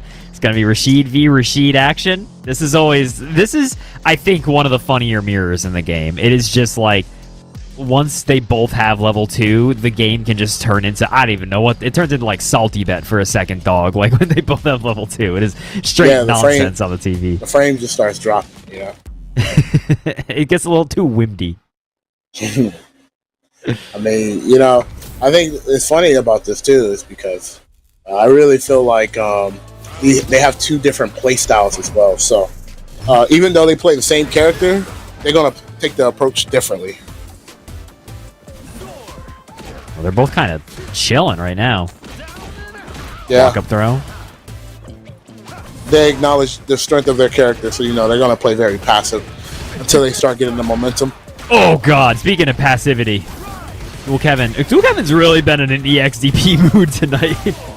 Yeah, believing in the heart of the cards. True. Wow, what a jump! Did heavy kick slightly early, that would have worked, but unfortunate, did not work out. And now they have JB in the corner. Dual Kevin is looking like he's trying to mix for the round. Man, that empty jump low is even nastier now, isn't it? It is. That is going to be deader than dead with the Super Rashid kick. Ooh, we got the colors and the overlay. That's professionalism. Yes, it is. Yeah, Shout outs to the FlyQuest streamers in the back. I would agree with Navy and Emerald. I think those are the colors. Maybe Those are green really and blue great. could have been fine, but I see the point. Emerald's really nice. It's a really nice color. Emerald is a nice color. I like how they both whiffed throw. They both thought the throw was happening, and they both were right. Ooh, empty jump into the throw. I like trying to walk out of the corner, but the pushback on the fireball is just not allowing them to walk back. Yeah, dude, that walk-up jab was kind of crazy, I'm not going to lie. That walk-up jab was kind of nutty. I don't really, like, what was the reality where that worked? You were just hoping that they were going to walk forward too and you would catch them? Yeah, I think it was just to check any preemptive button, you know, anything like that, and I just think that was the mindset with right there, and you know, was able to use that as an effective strategy, and it makes you not want to press buttons there, to be honest. You know what I said earlier about how it's easy to tell who gets the meter based on like which one of them tells the other one to get off them? In the mirror match, I think it actually matters a lot more if you're like wearing headphones. You got to kind of know left, right if you don't want to immediately look up at the drive gauge. Oh yeah, exactly. Level 2 on the screen. Get the throw. One more throw will do it. Trade!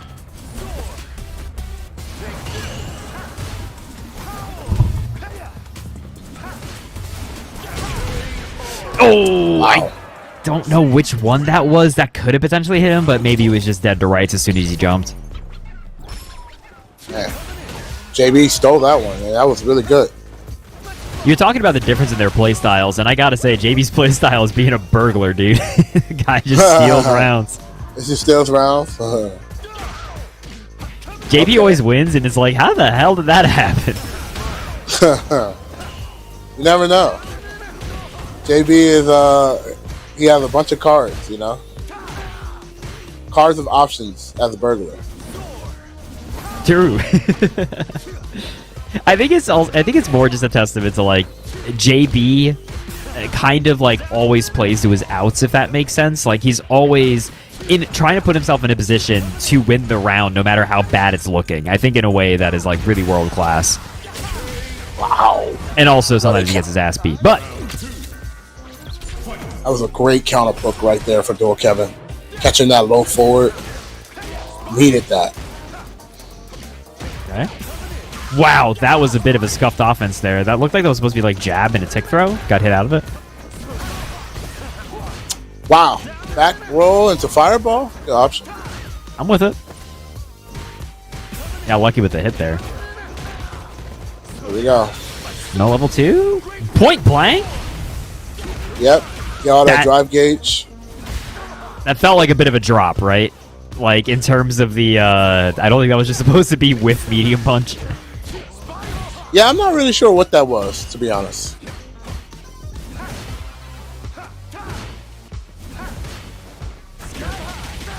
Wow. He waited, too.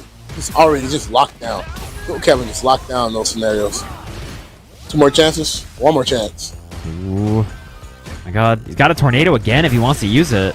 Gets the cut in the toes. And just like that, Dual Kev. And he'll tie it up 1-1. There's no way that's navy. You're right. That's actually gold and white.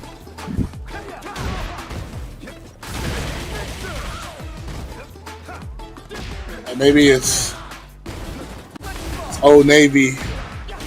It's Old Royal. He shops at the Old Navy? Yep, shops at the Old Royal Navy. Oh, nice. Sick. That was sick. Wow, good whip punish. Challenge. Pressuring. Okay. It's a lot of good momentum right now for JB. Don't have a lot of drive gauge. Got him off. Life bar. Dude, the jab hit from so far away. And the ability to combo off of that, you're crazy, dog. Yeah, that was sick. Good recognition, too. That was a hard conversion.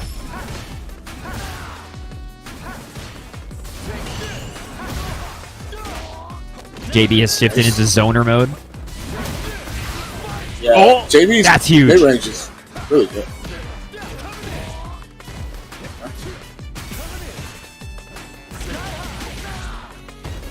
Big DP, but at least you're out of the corner, avoiding the worst of it. We have 2 tomatoes on deck here, dude. We might start to see it to get a little windy. There's one. Will we see the other in response? No, he's just holding on to it.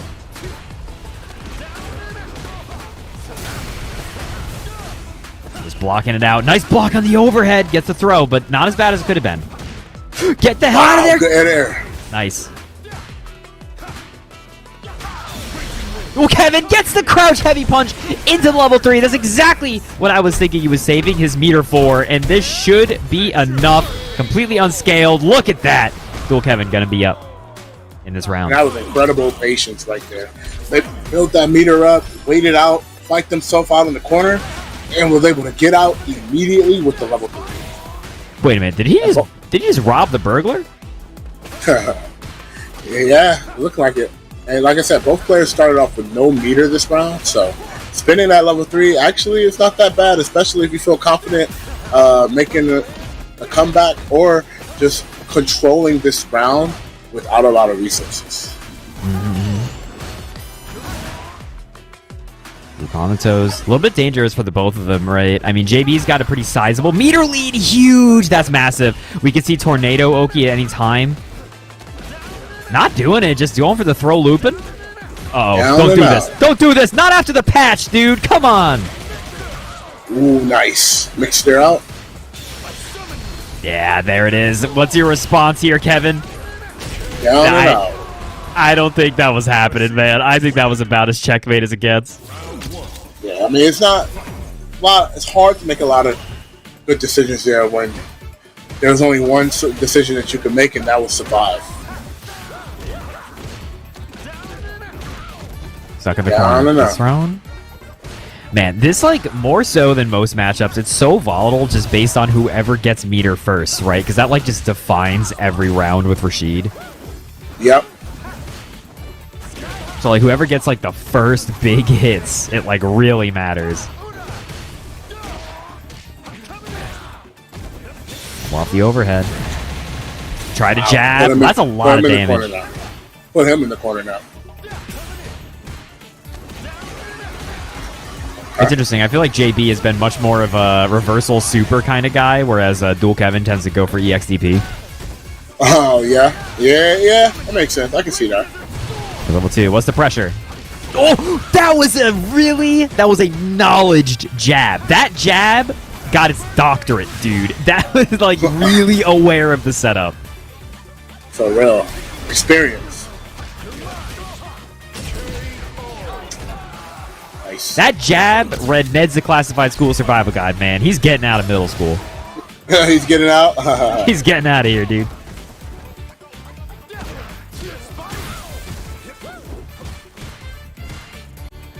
Pressure.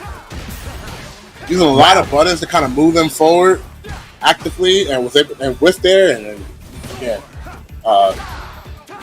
being able to scout out and get out of that situation is good. So good for JB. Look at the drive gate situation, right? Dual Kevin is a huge lead right now. Yeah, just using a lot of normals and just making him block. Such a good tactic, I think.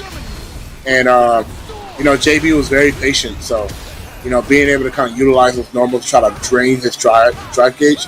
This is a strong strategy, especially when you have them in the corner. You know that painting of the guy screaming with his hands on his face? Yeah. I make that face every time a Rashid uses Eagle Spike in neutral. I'm like, what are you doing? Like, that move is like negative 80, dog.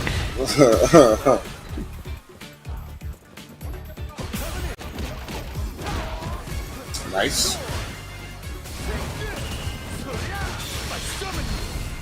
We're going to drive reversal. Point blank. It's going to take it. Oh, smart. Kevin's been really pushing that, like, point blank level 2 setup, and I want to say it hasn't, like, super paid off yet. Yeah. I think he's doing it just to make them go into burnout. Yeah. He's not finishing the job after that. Exactly, which is so critical, like, because that's a lot of meter expenditure for, like, because the whole point of using level 2 mid-screen, like JB does, is it just puts you in the doghouse for, like, 20 minutes, right? Like, you really don't have to capitalize on it that hard. Here we go, Kevin now going with the much more, like, standard kind of level 2. The air throw? Get out of there.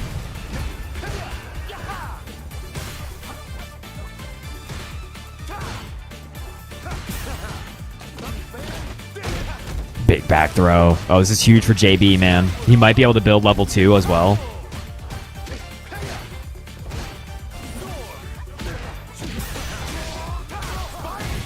2 Rashids hitting crouch heavy punch, dog. This is looking like Street Fighter 5. Oh, he said, I don't want to deal with that. I don't want to deal with it at all. See, that's when Dual Kev uses the level 1 reversal, is when he's out of drive gauge. When he has no choice. Well, that was actually, I actually like that.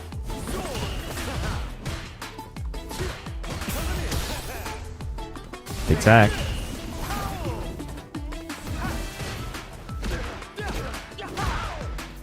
Nice. A lot of buttons right now. True. I feel like a lot of players has been doing a lot of button-to-button interactions. It's good. Man, that is brutal when you lose that bet as Rashid. Like, it's not like a Shoto matchup where it's like, oh, he X Fireball and went through my Fireball and hit me. Like, he gets Eagle Spike, dude. It hurts a lot when you clash Fireballs like that.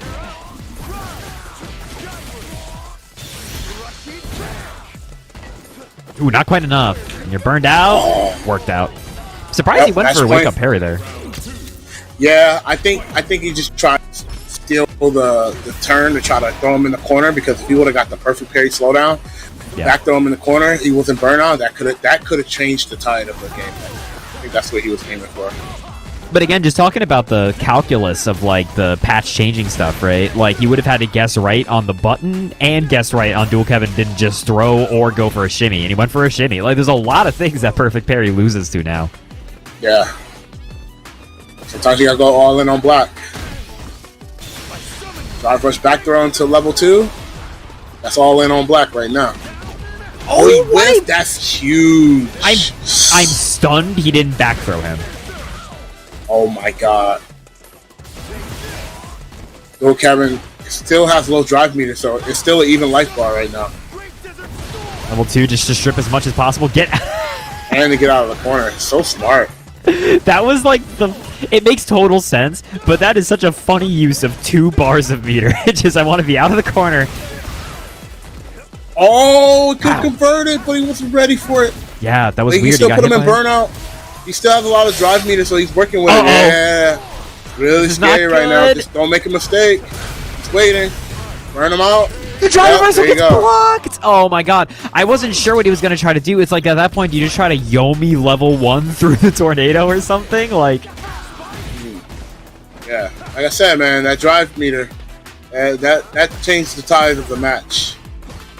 It does. Your HP might be your health, but the drive gauge is life. You know what I mean? Yes. Life or death decisions.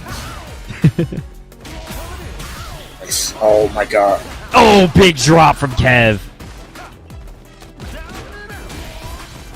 Again, I'm making the painting face, man. I'm screaming. Oh,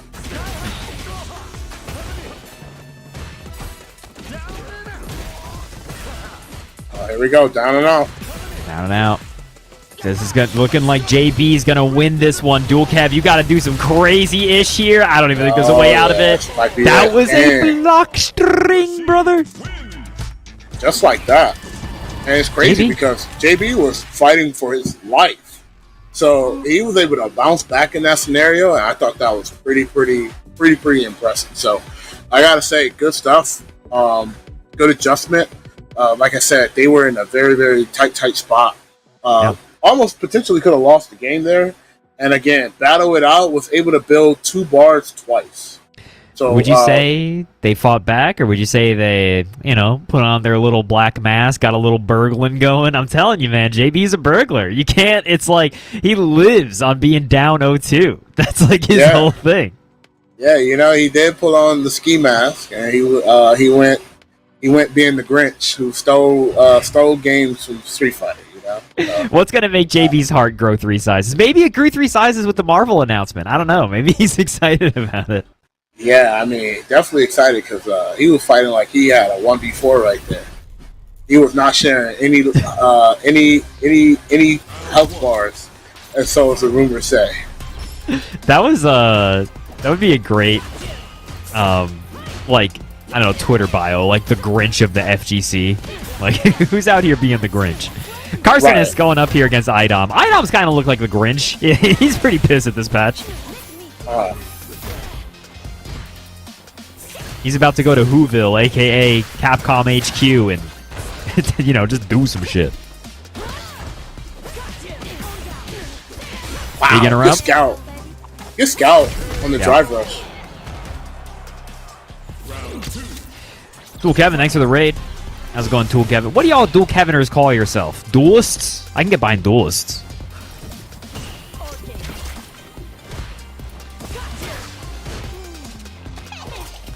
Ooh, caught by the command grab. But dude, Idom's already got 4 medals. This round is like almost gravy, I feel like, right?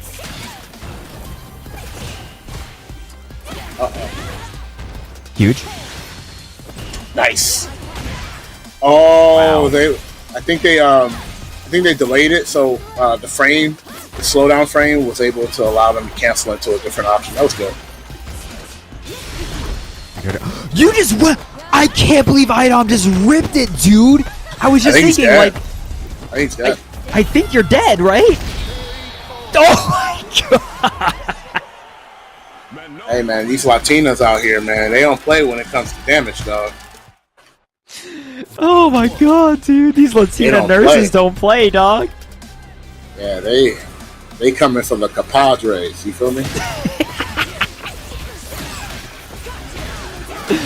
Oh my god, Idom up 1 with that. That was like shocking to me. Like, you'd think Idom would be like reluctant to invest any meter in that round, right? Until it was like a sure thing. So just to rip the reverse level 3 like that.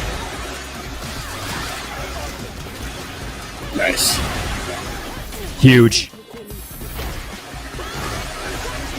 Nice block. Oh, no punish. It was a good block. No punish. Good jump out of that. That's going to hurt a lot. Don't have a lot of drive gauge, so buttons are going to be coming out to play. You know, Carcinus is going to win this round, but you know what's crazy? He would have burned out if he didn't tech that throw. That throw tech actually made him not burn out, which is crazy. It's funny to really try to notice those interactions of like how significant it is. Yeah, changes is real, you know? Minor changes are real. Yeah. Ooh, get in here. Yeah, just mashing. I feel like if I'm Idom, I'm still thinking about Knuckle Dude just mashing crouch light kick on my Fierce, and I'm like, dude, I'm frame trapping every time. I'm so sick of these guys.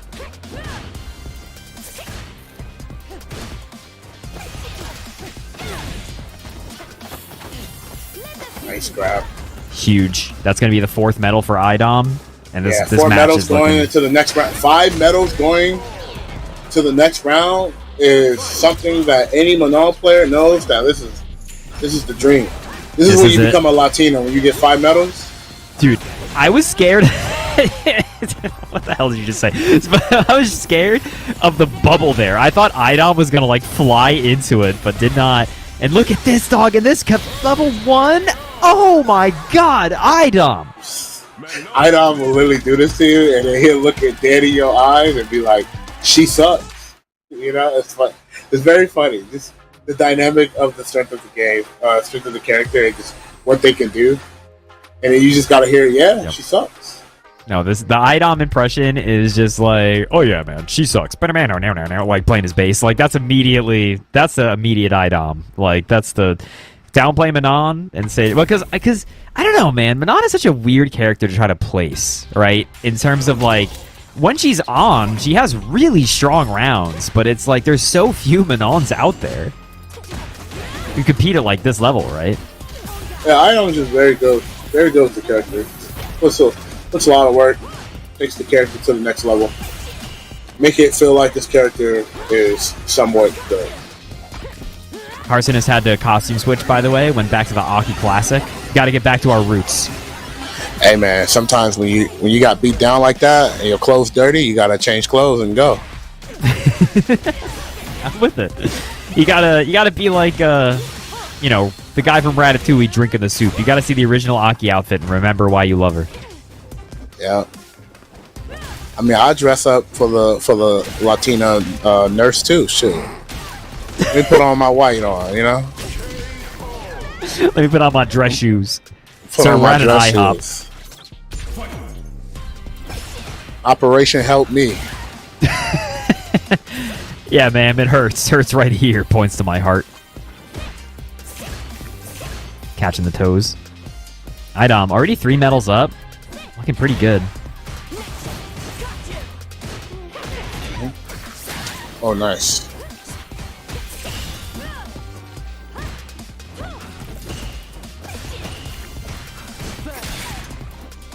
Man, Idom is actually really getting ground down by this poison. That should be dead, depending on how Carcinus cashes out. How much meter do we have to spend here? Is it just a level 1 moment? Spend 1. Yeah, spend 1. Man. Optimal character, right? When Aki does the damage, she just looks like the best character in the game, man. When she like lands the hit and gets to only spend 1 bar for it, it's like, jeez.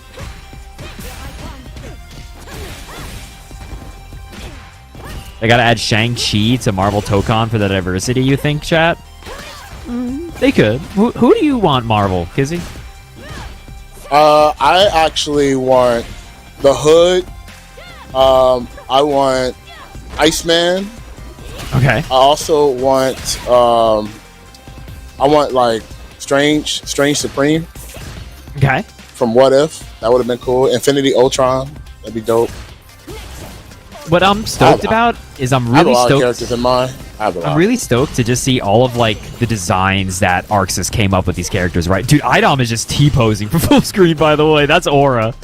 Yep, I know. I mean, it's not much. You don't really gotta go in, you know. Yeah, he's showing. Oh, big hit. This should be enough. Yeah, with the 3 medals on the level 3. That is going to be a wrap. Taking you, confiscating you, taking you to the operation table. Boom. Idom, 3-0 over Carcinus. You may be strong, but you're nothing compared to the hot Latina nurses, says Idom. Idom is moving on through in this bracket on the loser side. Can we take a look at the bracket real quick? It's been a while since we peeped it. Can we take a peek at that? Look at that. So on the winner side, we got Punk going up against Knuckledew. Just another Thursday, dog. On the loser side, we do have Idom going up against JB. And before we get on into that, folks, we are going to go to a quick 5-minute break. So we'll be back in just a little bit, folks. Don't go nowhere.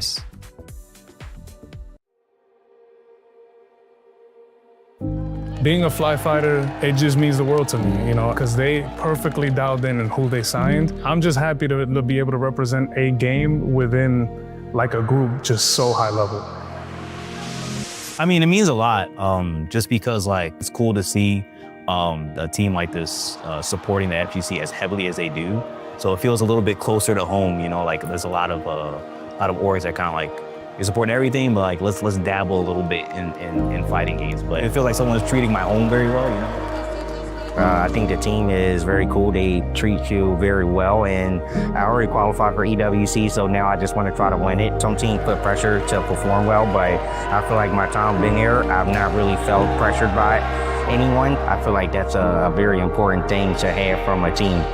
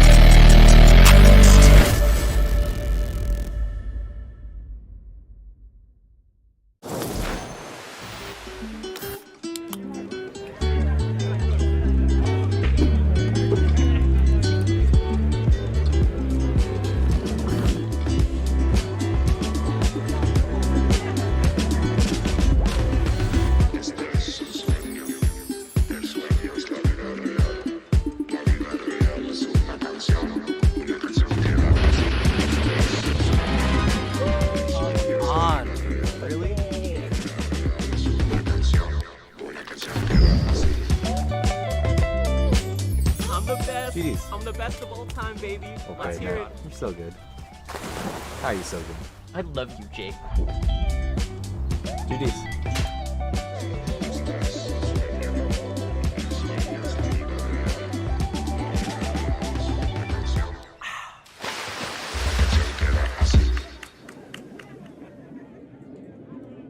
see you going up against a Mena R&D in the clutch. Explain what's going on with that. You guys got a big rivalry or something going on.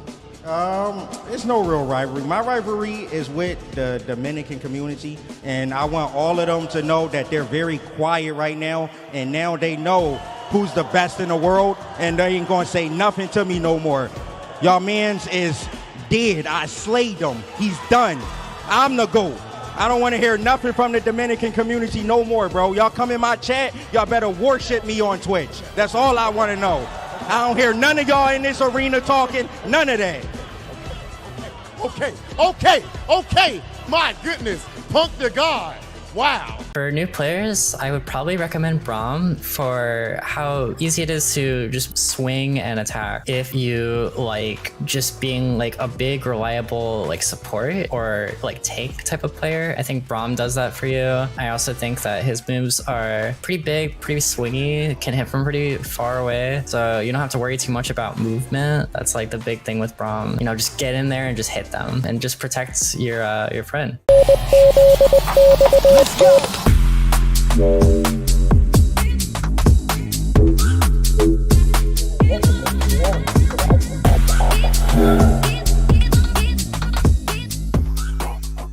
What we need is combos. We need straight combos. Everything needs to do at least 50% and then land into a mix-up. We need mix-ups too. New players should play Echo because, as I mentioned before, we need a mix, right? And there's almost no better character to mix than Echo. And it's pretty easy too. Everything needs to be a 50-50. You can't have anything less. No 49s or 51s. Then you gotta get them assist calls. Assist calls. After that, nothing else. For new players, I recommend Ari because you play a game like this because you want to finesse. You want to move. You don't want to just do things without purpose. Anti-air is as simple as it gets. I kept it extreme. Folks, welcome back to FlyQuest Fight Series. We are yet again going to be getting into a winners finals of none other than Punk and NuckleDu. But before we do, I am Solid Bones, joined here by the illustrious Kizzy K. Kizzy K, how you been liking the matches so far? I've been loving it. I mean, I love watching games, and you know, I usually value myself as a student of the game. I like to study it a lot, and study a lot of the players, and even the games that I don't actively play, I study a lot too. So just watching like just high level gameplay or just high caliber matches, I like to say, particular, just high caliber players that bring high caliber decision making in games is just always fun to watch. And, you have some of the best players in the world being able to come here every week and just showcase why they're some of the best players in the world. So props to them. I also want to give a shout out to the sponsors for the FlyQuest series as well. I want to say shout outs to Nex and Olipop as well. So thank you guys so much for being a part of this so we can continue on bringing great fighting games, great fighting game quality to the viewers and for the players that just want to level up and keep playing. For sure. Good old NZXT is always coming on true. Every time I see an Olipop like in the streets, like I see it on a farm. I was at a farm the other day. I should specify. I'm not randomly just on farms. I was at a farm getting strawberries, and I just see some Olipop in there, and I'm always just like, damn, FlyQuest runs good tournaments. So thank you very much to those two again, helping all these tournaments be possible and putting down the money for the players, right? These players that you're seeing now, they're all in the money. They're scrapping. We got $800 total. Is $400 for each coast. That's crazy, dude. Let's get in there. Winners finals, NuckleDu versus Punk, y'all. Who do you want to win? I want a good match, But both of these guys are people that I'm very well acquainted to, good friends with. So I just want to have a good match. I want these guys to just showcase some new gameplay season, gameplay for the season. Yeah, it's been interesting to watch the tonight's tournament, right? Because the patch did just happen, and just seeing how people are adapting to the changes. I'm trying to see if any of the Guile changes will like really heavily impact what NuckleDu does. I don't think the change to like his EX boom boom wall splat thing is going to be that relevant. You like barely ever see that conversion, but we'll see. Nice. Oh, big punish counter on the sweepage. Punk down a lot of life. I can't believe that dive kick hit. Like you said, man, it's not a matter of health. It's a matter of drive gauge. It's a real life there. Fighting in the corner with the sonic booms. What? Oh, try to use drive impact to test the reactions. That's such a funny strat, dog. Just walking up to guys with good reactions and trying to get them got. Yeah, you're just hitting DI at that point.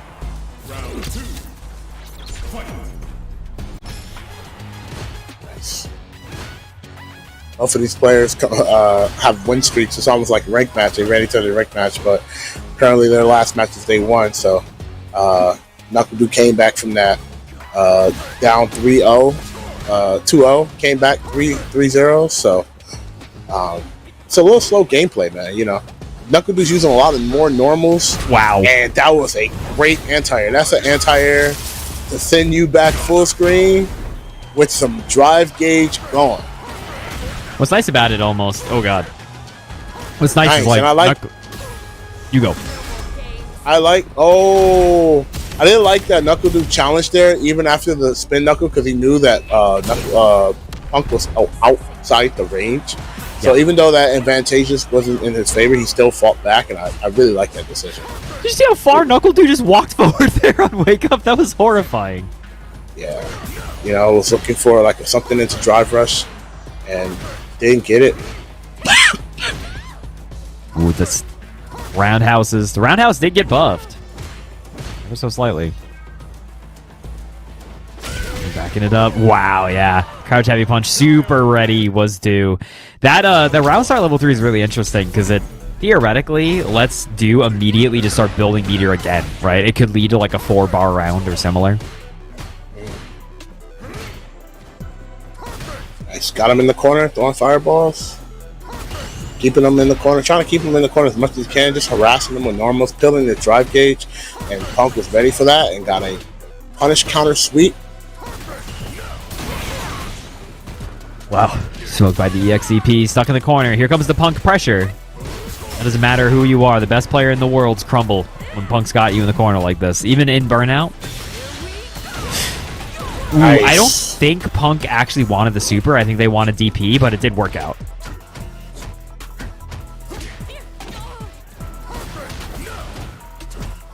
Nice. Build a lot of meter back. Was not able to get back into to your drive state. Still was in burnout. You know, it's crazy. And sort of like, you know, the meme of like a dude putting down the domino and it becomes like the bigger and bigger dominoes. It was like because Punk did level 1 to pull him towards that corner, that meant he'd be in a position where even though he burned himself out in the opposite corner, he could still get stunned.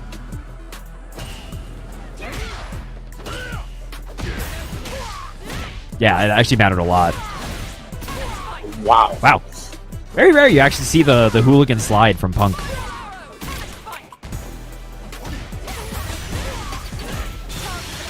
Jab conversion. Level 2 should be enough, I believe, to take it here. Barely is not. Punk is burned out again. This could go south. It's unlikely, but oh my god. Wait, actually, no. yep. If he It's gets very level 2 likely. off, well, this is bad. He's going to have to commit to level 1. Doesn't get a chance to. He's still going. I think he's going to recover his drive gauge. Oh, Dude, the empty drive rush there was horrifying. Just Guile T-posing, move her forward at you. Scary. That throw was so delayed. Very well timed from NuckleDu. NuckleDu's a quick 2-up here over Punk.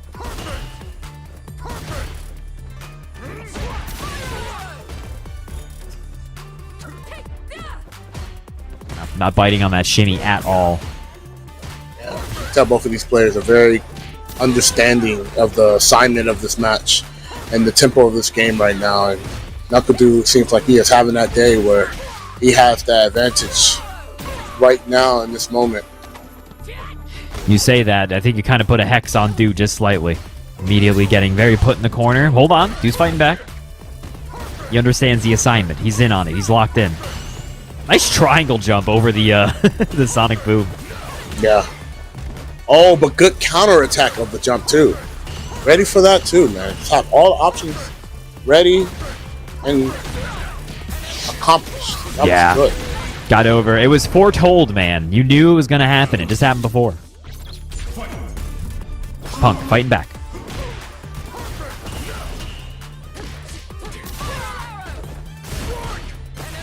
Uh-oh. Dude, look at Do's drive gauge situation. This is quite ass, I would say.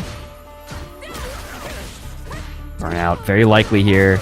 Wow, Do tactically getting hit in the face to not get burned out is not going to work out. But that was pretty Right. funny. Did you see how much he managed to avoid getting put in burnout because by getting hit? Yeah. it's kind of a funny strategy, right? You just keep punching me, don't block. Just take it enough where you can survive. The very carpet is lava situation. Just don't block.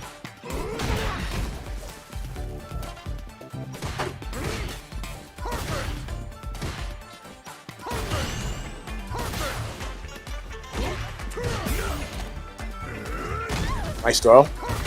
I never noticed the stage has pitcher plants in the background. That's fun. You know what a pitcher plant is, Kizzy? Nah, I don't. They're like Venus flytraps, but they're like that big bulbous thing. They're like what the Pokemon Victory Bell is based off of. Oh, Victory Bell? Yeah. Yeah, that's a real thing. They're carnivorous plants like Venus flytraps. What happened if you fall into one? They're full of acid. Oh, so am I gone? They're not that big, Kizzy. If you were a bug, then yeah, you're pretty owned. But they don't have man-sized pitcher plants. Oh, okay. That's what I said. Like, imagine I was climbing on a tree and somebody pushed me down. Like, I was like, oh, is that it? Straight into they're nature's potholes. Dang. I didn't make it in the expedition. Damn. That's damn, dude. Straight in the plant. Punk running away with this round, by the way. NuckleDu very close to burnout here. Gonna have to tactically get hit a little bit more. You can kill me, but you'll never get my cash, dude. My cash dies with me. Yeah, a drive meter. Going.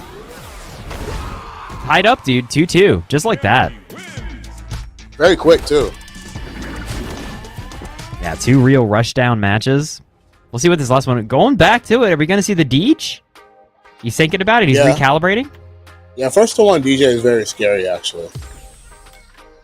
I respect the game plan. Like, first to one DJ, very scary. He's Fisher Price. He's always throwing out normals. He does extremely high damage. And it's very hard to, walk forward because he can just throw out heavy punch and it can just hit you and it can also kill you. But it is sticking with the guile. Just had to put on the overalls, though. It's time to go to work. We're not no time for playing anymore. Okay, it's a little cold outside. Got to put on the sweats. This color scheme does make it look more like just like sweats, right? It doesn't look like work overalls anymore. Right. Looks cozy. He's wearing a onesie.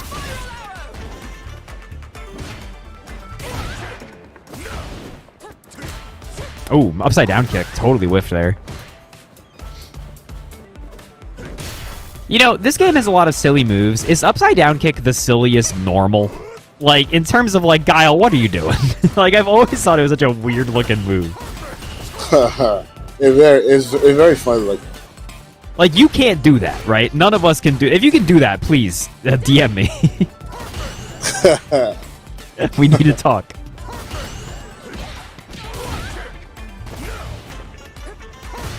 Wow, that was like a shimmy, underlined, bold. That was he walked halfway across the screen.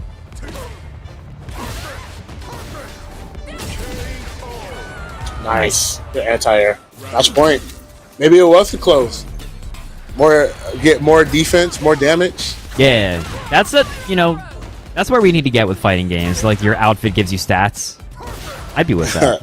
+5 defense for the overalls. we did have that. It was cross Tekken. God damn it, you're right. Yeah, it was cross Tekken, dude. I frequently. I'm sorry to you children who were not around during the cross Tekken. I would call the launch of that game a disaster, right? But until it got good, it was a bit of a disaster. The gems were just so confusing. They were just like little things. You get +5% defense on a Friday night when you eat tacos. They were so weird. Anyway, match point here between NuckleDu and Punk. Sorry, we got yapping. Match points for both players, actually. Yeah. Just holding it down right now with the booms. We're going to go straight into level 2. Du wants to make sure he's getting some pressure early. Just unloads into Punk's drive gauge meter, dude. Yep. Nice, gets the conversion. Doesn't have a lot of meter though, so has to hit him a couple of times. Huge pickup. That's Oh my god. Yeah, Roundhouse was a little bit close there. Punk slowly getting ground down on his drive gauge. Getting it back now. Nice. Knuckle Dude's got And level 2 the life again. Will bar he is pop it? actually even right now. Yeah, dead Well, actually, even. is in Punk's favor. He has 3 bars. True. But Knuckle Dude I do might have 2 pop bars. another He one. needs a good hit to go into the level 2 super. So getting thrown is really bad here. This kind of puts you. You just did They wake got up it on and block. kick into level 2. Are you on crack? You try to burn him out. Looking for that burn opportunity, but you don't want to be desperate. Game No, over. the jab, dude, and that is gonna be that. Punk is gonna reverse 3-0 sweep Knuckle Dude. Boom, man, that was a very tense last game for sure. That's crazy. That was unfortunate. Walked in, he tried to burn him out. And then he tried to walk in and try to, close it out. And he couldn't really use projectiles because Punk's reaction was already ready for it. Yeah. So he couldn't really use projectiles at that moment. And he tried to commit it to using his movement and normals. And that jab counter hitting him into crouch strong. It was already over right there. You just say first to 3 value, chat. Is that like an argument going on? Like first to 3? I don't think first to 3s are only valuable in reverse 3-0 situations. Wait, what happened? Somebody in chat said first to 3 value. Like this is a debate over whether like that is like first to 3s. I think are generally good, right? People like first to 3s. Yeah, I think people do. I think people do. I think people who enjoy watching players play enjoy first to 3. I think. I think there are some people that just like to watch upsets all the time. Like, if they see like a good player up there, they want to see them lose. So like, first 3 is probably not as exciting for them because it doesn't excite them for losing. Well, that's like the big argument with games like Third Strike, right? Like team 1v1, like single limb formats are actually like I think a lot better for the game because it means that like low tiers can make an upset happen. Because if it's like a longer grindy set, dude, Q is never beating Chun-Li. I'm really sorry to say that's not happening. Like he might get away with it the first game, and he's got to run for his life, dude. He cannot let this set go out. Nah, I feel that. Here we go, folks. Idom versus JB. Gonna be some Rashid versus Manon action. Idom has been like pretty on a tear tonight. He got knocked into losers early, but has been looked very solid otherwise. Yep.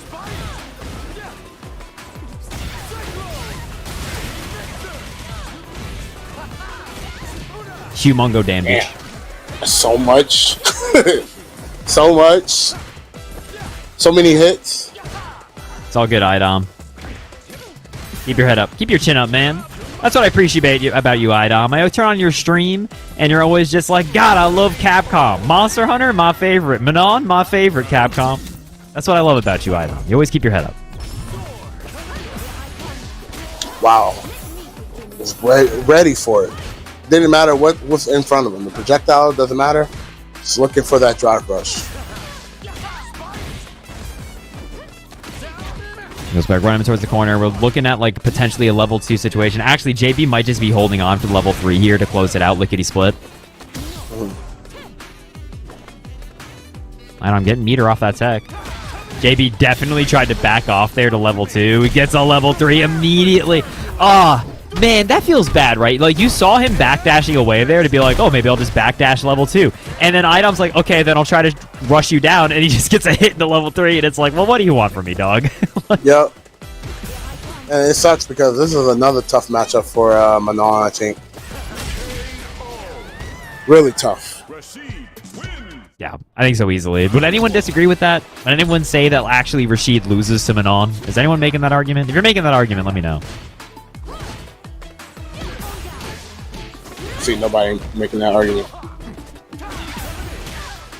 There's gonna be one guy. There's one guy out there who's like, actually, I am a rank 1300 MR Rashid, and I believe the matchup is terrible.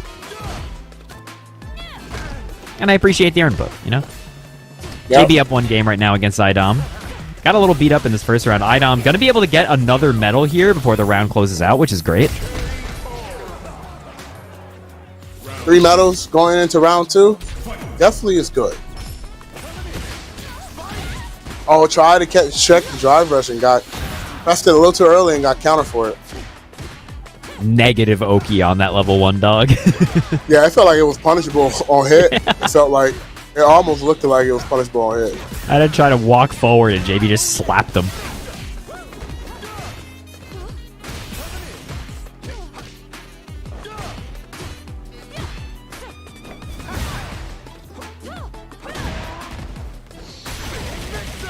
Wow, I can't believe this min mixer went the right way there. It feels like he did it so early.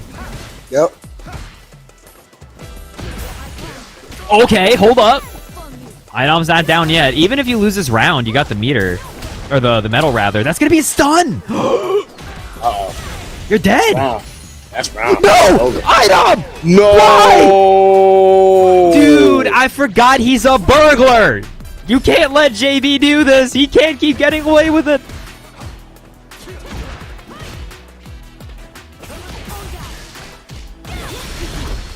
Okay, immediately going for level 3 here. This is going to be a lightning fast burnout against JB. This could be a lot of value for Idom. But it depends on the pressure. I feel like Idom is having a little bit of trouble navigating the stand medium kick here.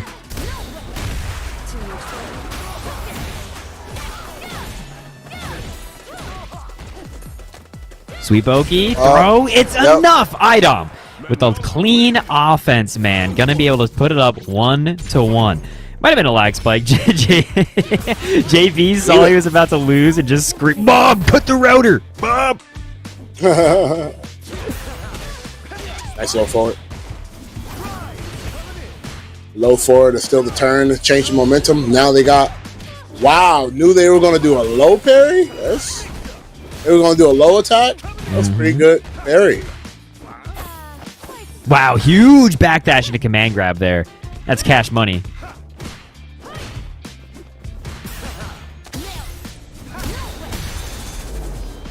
Ooh. A lot of damage on this. Are you going to use level 2 here, JB, or you just run the? Oh, that was that was gross. That was disgusting. I hate you. I know.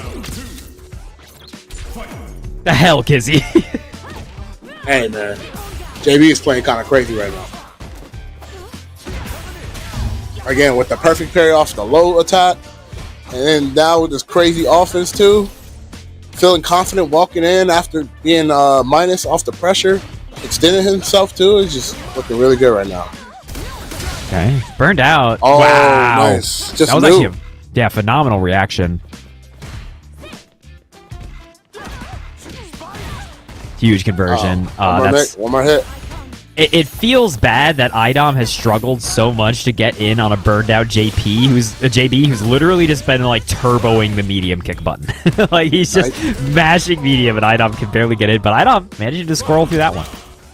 That was a nice setup. After drive rush counter hit low forward into level 2, that was really good player recognition. That was hot.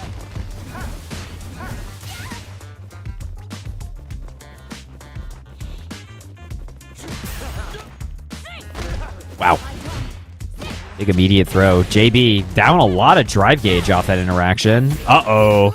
Uh-oh, that's 5 medals, Kizzy. I know, it's that.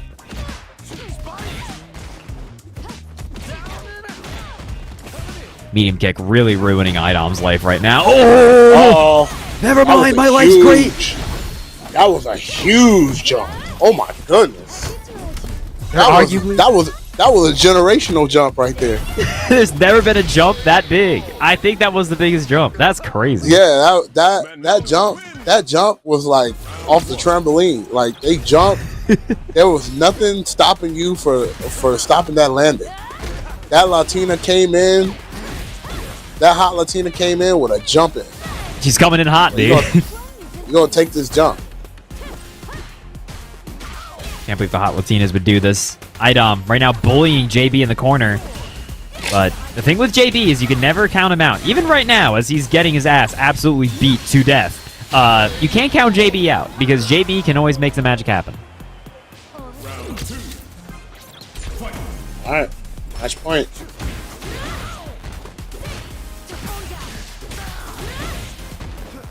Oh man, cute. That was a large drop from IDOM. Nothing for it though.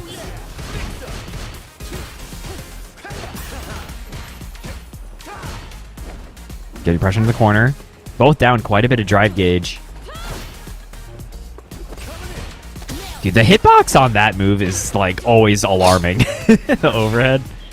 Shockingly large.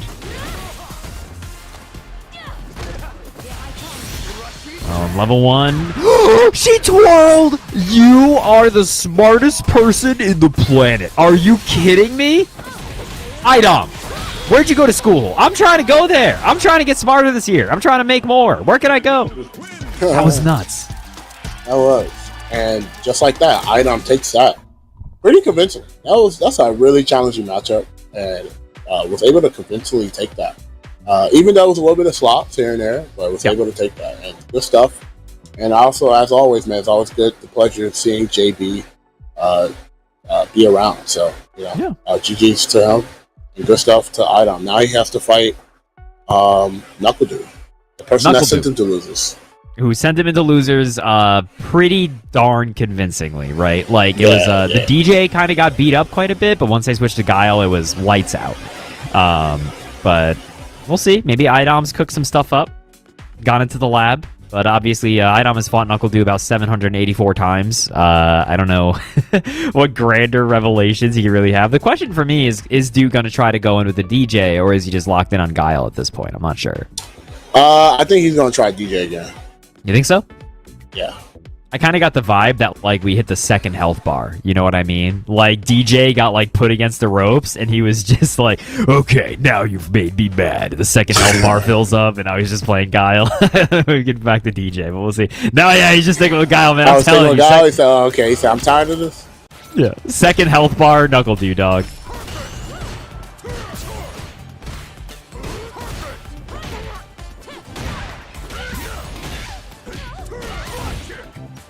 Put him into the corner. Early lead for Knuckle Dude. The thing about Guile that makes him so pesky, right, is like, even though he only had one drive gauge there were so many offensive sequences he could do to kind of back off that makes it really difficult to press him for that drive gauge, especially as Manon, right?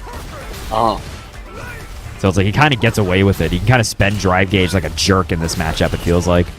Yeah, and then the thing is, too, is he has fast booms, and like, Manon, one of her biggest flaws in this game, just how the game is that she has to traditionally deal with things, and like a character like Guile with fast recovery fireballs, good normals, good return off normals and stuff too, is just very hard to traditionally deal with that, you know? And something that's always worth pointing out, if you've never fought Knuckle Dude in this game before, especially as Guile, look at how much Dude mixes up when he shoots like light, medium, heavy boom. It's really difficult to get a read on what the hell he's about to throw at you. And because Manon has an answer them show traditionally, she has to really care about which one he's throwing. Like, it changes what IDOM's doing, whether he wants to perfect parry him or not. And it makes Dude really difficult. Like, he throws you off balance really easily. Nice. Yeah. Just going for the pressure. IDOM gets the perfect parry, walking forward a little bit, but the EX flash just straight up kills him, dog. Just ready. A lot more damage too because of the counter. Yeah. Ooh, nothing off that. A little bit of mistake from IDOM. Okay, IDOM's got an early advantage here. See there? Tried to twirl through it, assuming you would be a faster boom, but it was a slow enough boom that he just ate it. Yep. That makes it so tough, dog. Yep. That's why I said, like, traditionally got to fight it, and it's hard. Got to deal with it traditionally, you know, perfect parry and some normals, jump, you know, like, it's a challenge. And then the thing is about it is when you're wrong, you just take 40%, 30%. You know, sometimes 60% of how wrong you are. Like right now, you about to take 40. Yeah.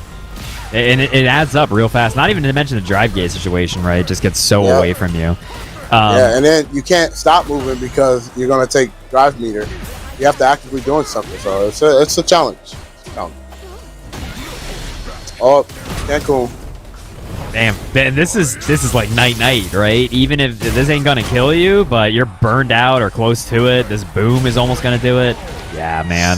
What are you supposed to do? Knuckle do up 2. 1, 2, 3, Cancun. Here's a question for you, Kizzy. Who's the fighting game character off the top of your head who cares the least about fireballs? Is it Rose in Street Fighter 4? Yeah, it's Rose. Is it Rose? Like, even amongst anime games, I can't think of a character that you're more punished for throwing a fireball at than Rose. A new 13. When she was broken. Yeah, she don't care. You're right. She doesn't care at all. She just hit you from the ankles. Oh my god, that level 1 kill. He had like a grip of life too. That was okay, really hold good. on. You know, I was saying earlier that Knuckle Dude got put on his second life bar when he switched to Guile. Maybe Idom's on his second life bar now, and the second life bar is contempt for the Capcom balance team. You're on the second part of the fight. Yeah. The is starting to come in. Yeah, the orchestra. Whoa, big low parry from downtown. That's kind of scary to go for, isn't it? You're there.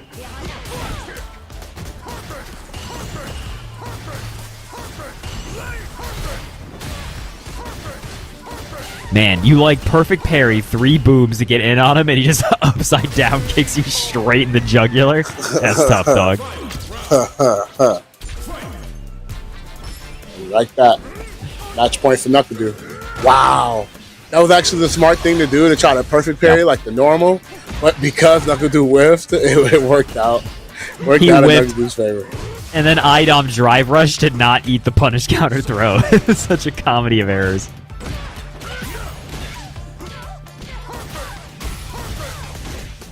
Ow. Help. I'm getting boom looped.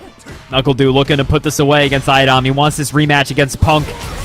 Idom, you are but a stepping stone on my journey for my rematch to get this money. Idom going to be taking big 3rd place tonight in the losers finals. Shout out to Idom. We all love Idom, right? Idom's he's just a lovable guy. He's great. Yep. And just unfortunate. That matchup is just really, really bad. It's just, you can see how bad it is, you know? And, again, Knuckle Dude played it good to make it showcase how bad it is. Yeah. And, yeah, it's crazy.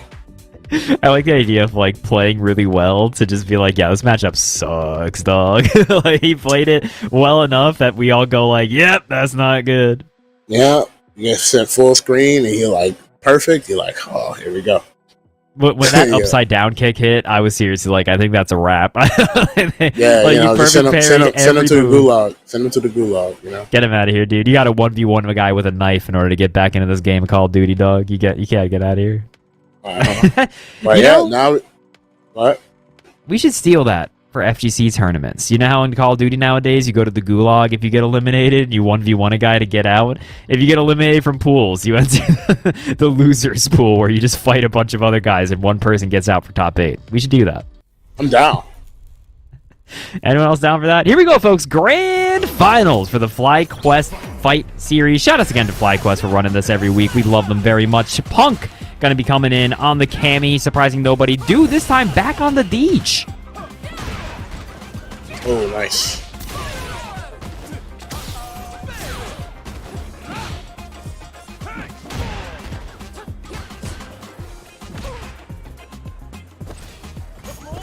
So, as a reminder, Nice. Punk was the one who sent Knuckle Dude down into losers, and it was pretty, it was a comeback, right? Like, it was, Punk did indeed beat him Knuckle backwards. Dude was up 2-0. Punk came back 3-0. And then now Knuckle Dude's like, I'm going to try the strategy with DJ. So we'll see how this works out for him right now. Unfortunately, losing that first game. But, you know, these two fight every second of every day, right? I feel like the number of times these two have fought in a tournament setting in grand finals is like easily 200 or 300 times at this point. Right. So exactly. it's really a coin flip as to which side this is going to land on here. Right.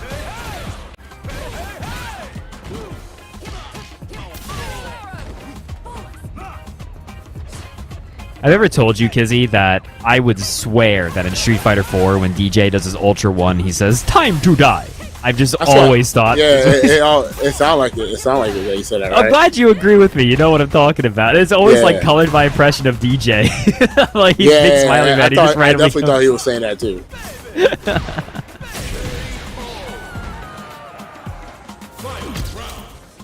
One round apiece here. This could easily go the distance. We could be looking at 2-2 before reset and then 2-2 post reset. That's just the kind of games these two play.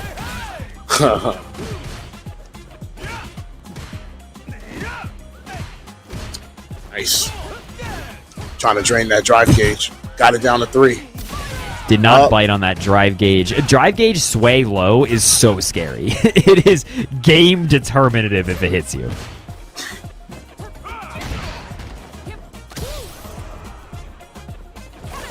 Second throw. Knuckle do. Quite a bit more meter to work with here. Gets hit. Punk realistically only needs like 2 more openings here. Yep. One more. Throw. The knee shot, dude, from the top ropes and still gets the cross under. I feel like they got rid of like almost every other cross like up combo, and then DJ still just has his at like full power. Up. This game. That's it. Man, that neutral Easy jump peasy. was so good, and it happened to just punish at the right spacing of the forward medium kick from DJ. Man, that is unfortunate. Excellent call out there from Punk. Punk going straight into the next one. Knuckle dude, not switching off the DJ. You're still on the first health bar, dude. Ooh, you're a medium kick. Wow, what a whiff, what a bait. Trying to put him in burnout. Definitely trying to bait him to try to do the spin knuckle, and he didn't get it, but he still got the burnout. Wow, the fake fireball into sweep, that's mean. That's 10 years.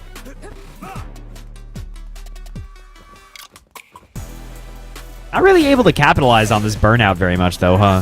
Feels like Knuckle Doo kind of got like he got the burnout and Punk kind of like slapped him on the nose, and he was like, "All right, geez."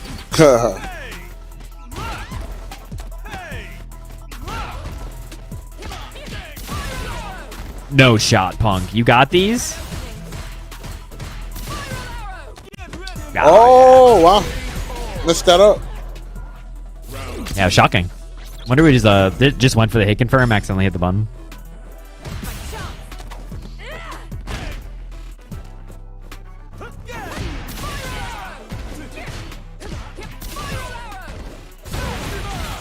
Confirms. Okay. Get the EX. Nice jab confirmed. Knuckle Dude pushing his way out of the corner.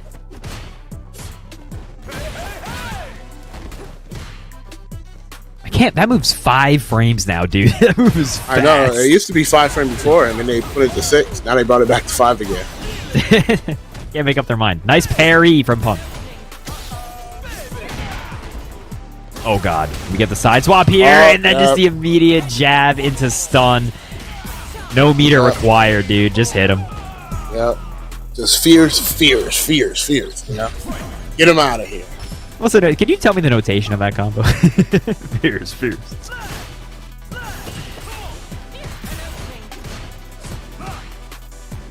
Man, you really saw the momentum of that stand jab. It's not quite the break button it used to be. He slid straight into her face. Right. Nice. Man, Cammy's theme is so good. It's pretty good. How y'all feel about Cammy's theme? I think it's alright. I like it. So dark. I guess Cammy's kind of a broody character, right? Oh, that wasn't a conversion. That was just punish counter to the hit. He just hit him. Oh, wow. That was kind of greedy from Knuckle Dude. Punk gets a big side swap. This is like a throw, and then into any sort of like level 3 setup here will do it. The knee shot again, dude. If I was Punk, I'm breaking a window. That's so annoying. The second knee shot just beat his anti-air.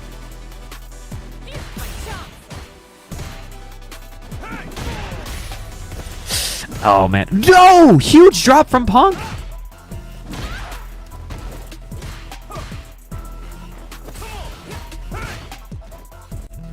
Ooh, Punk has like no drive gauge to work with here. What's he gonna do? Just burns himself out. He goes for it. I think that's smart though, because he was gonna get put in burnout anyway. So you might as well get burnt out on your circumstance. You know. on your terms. wrong. I think it's good. The thing that's scary though is this is DJ, dude. He Yeah, gets the jab into he had the level life 3. lead. It was 10 seconds left on the clock. You know, I think he was willing to play with that, play with those cards. You know, with that he had. I think that was really good. Good decision making. I think it's tough. It's tough when you think about it from like that standpoint. Like, oh man, you know, it's DJ, things like that. But you got to understand that DJ had to make a decision so fast and kind of do something actively to make that work. And only 10 seconds on the clock, you can't really take a lot of risk. Yeah, for sure. Man, that was a tight fight. And also it was good on Knuckle Dude that immediately, as soon as he like drive rushed in and burned himself out, hit him with the drive reversal. Obviously, it's not punishable when your opponent's in burnout, so it's just kind of a free get the hell away from me button. But unfortunate. Got hit with the jab. You're right, had to go in a little bit harder than he would have liked. God, do you remember the days of fighting games of like the timer not stopping during supers? Yeah, and how many times, like in Street Fighter 4, that was relevant so much. Yeah, dude. You just do a whole animation and it's like time up. The animation's not even done. Like Fei Long. Yeah, dude. Yeah, that was the worst. In so many animations of Street Fighter 4, all the damage happened at like the end. So like you don't even like Geef level like Ultra. Oh, they're living forever.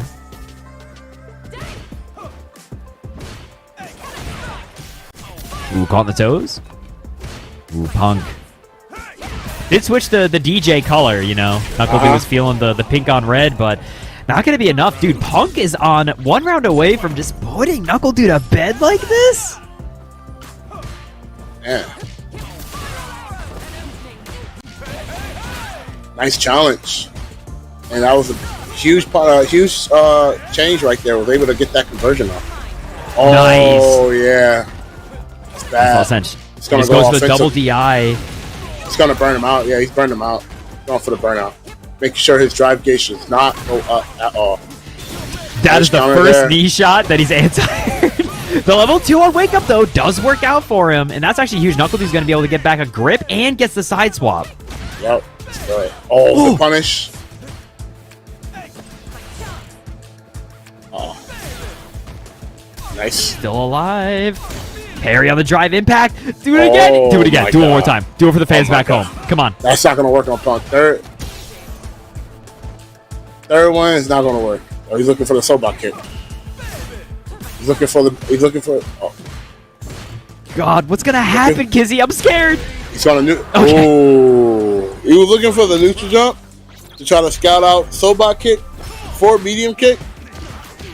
And you know, that was a good mind game right there in the corner. There's so many things that was happening. You know what's kind of ass though for Dude there is that Punk managed to build a level 3 bar like at the end. Like he didn't have that much meter, and then he managed to live long enough to get all the way to level 3. Oh my God! You just walked all the way up Sam Medium Punch. You're a crazy man. Ooh.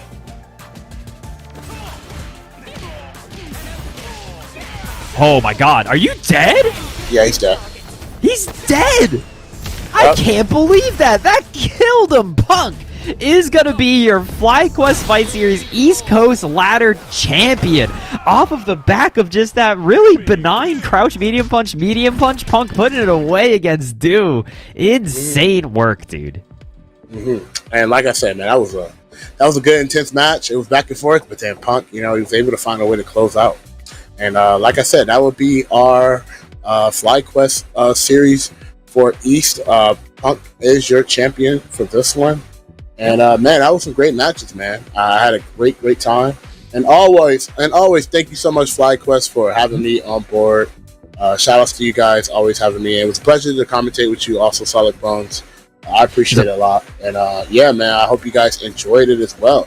So we're going to go ahead and show you our results right now. It's Punk first, Knuckle Dude second, Idom third, JB fourth, Dual Kevin fifth, Carcinus fifth, Crossover seventh, and Thunder Delangus is seventh as well. So yeah, it was a pleasure commentating with you as well, Kizzy, for sure. And you can see the bracket run here. Punk on an absolute tear. As a reminder, everybody, West Coast is going to be coming on up right after this.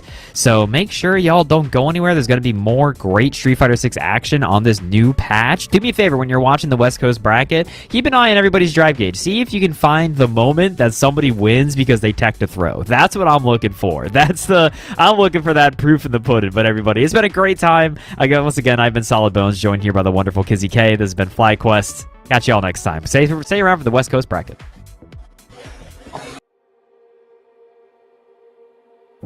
Being a Fly Fighter, it just means the world to me, because they perfectly dialed in who they signed. I'm just happy to be able to represent a game within like a group just so high level.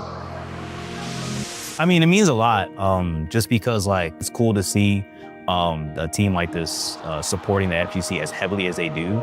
So it feels a little bit closer to home, like there's a lot of orgs that kind of like, you're supporting everything, but like let's dabble a little bit in fighting games. But it feels like someone's treating my home very well, I think the team is very cool. They treat you very well, and I already qualified for EWC, so now I just want to try to win it. Some teams put pressure to perform well, but I feel like my time being here, I've not really felt pressured by anyone. I feel like that's a very important thing to have from a team.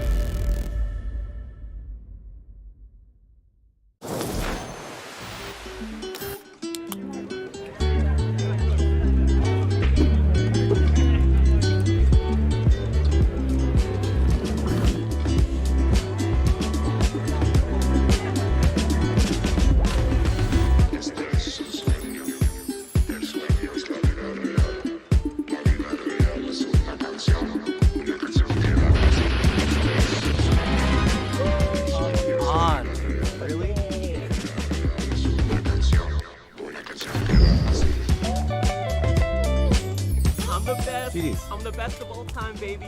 Let's hear it. You're so good. How are you so good? I love you, Jake. GDs.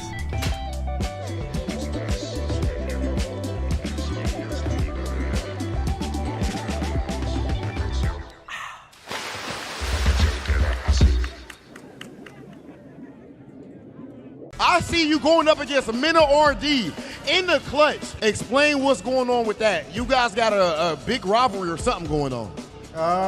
It's no real rivalry. My rivalry is with the Dominican community, and I want all of them to know that they're very quiet right now, and now they know who's the best in the world, and they ain't gonna say nothing to me no more. Y'all mans is dead. I slayed him. He's done. I'm the GOAT. I don't want to hear nothing from the Dominican community no more, bro. Y'all come in my chat, y'all better worship me on Twitch. That's all I want to know. I don't hear none of y'all in this arena talking, none of that. Okay. My goodness, Punk the God. Wow. For new players, I would probably recommend Braum for how easy it is to just swing and attack. If you like just being like a big, reliable like support or like tank type of player, I think Braum does that for you. I also think that his moves are pretty big, pretty swingy, can hit from pretty far away. So you don't have to worry too much about movement. That's like the big thing with Braum. You know, just get in there and just hit them and just protect your friend. Let's go!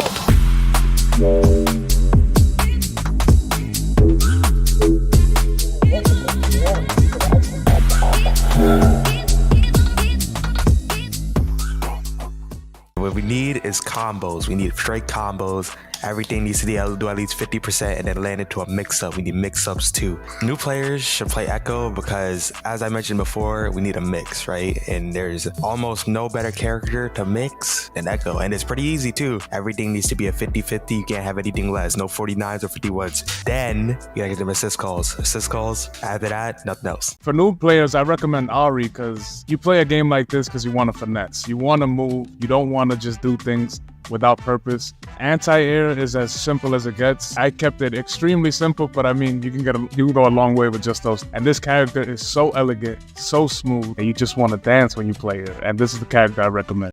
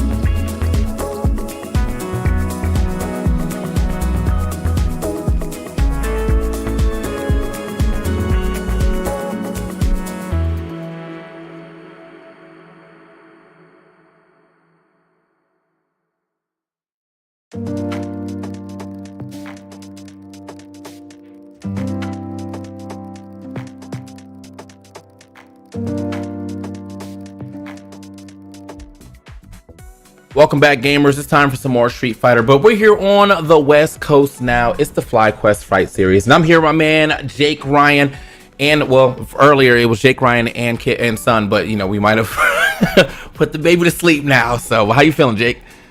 I'm feeling good. I'm stoked to watch some more Street Fighter 6. We just got to finish up on the East Coast side of things, where unfortunately NuckleDu wasn't able to take it over Punk, and we're gonna get right into the West Coast side of things. And I'm super stoked to be on here with you, TK. You've been grinding across multiple games, whether it be City of the Wolves, Tekken 8, Street Fighter 6. I'm happy to see you, in lots of these different titles. Absolutely, yapping it up.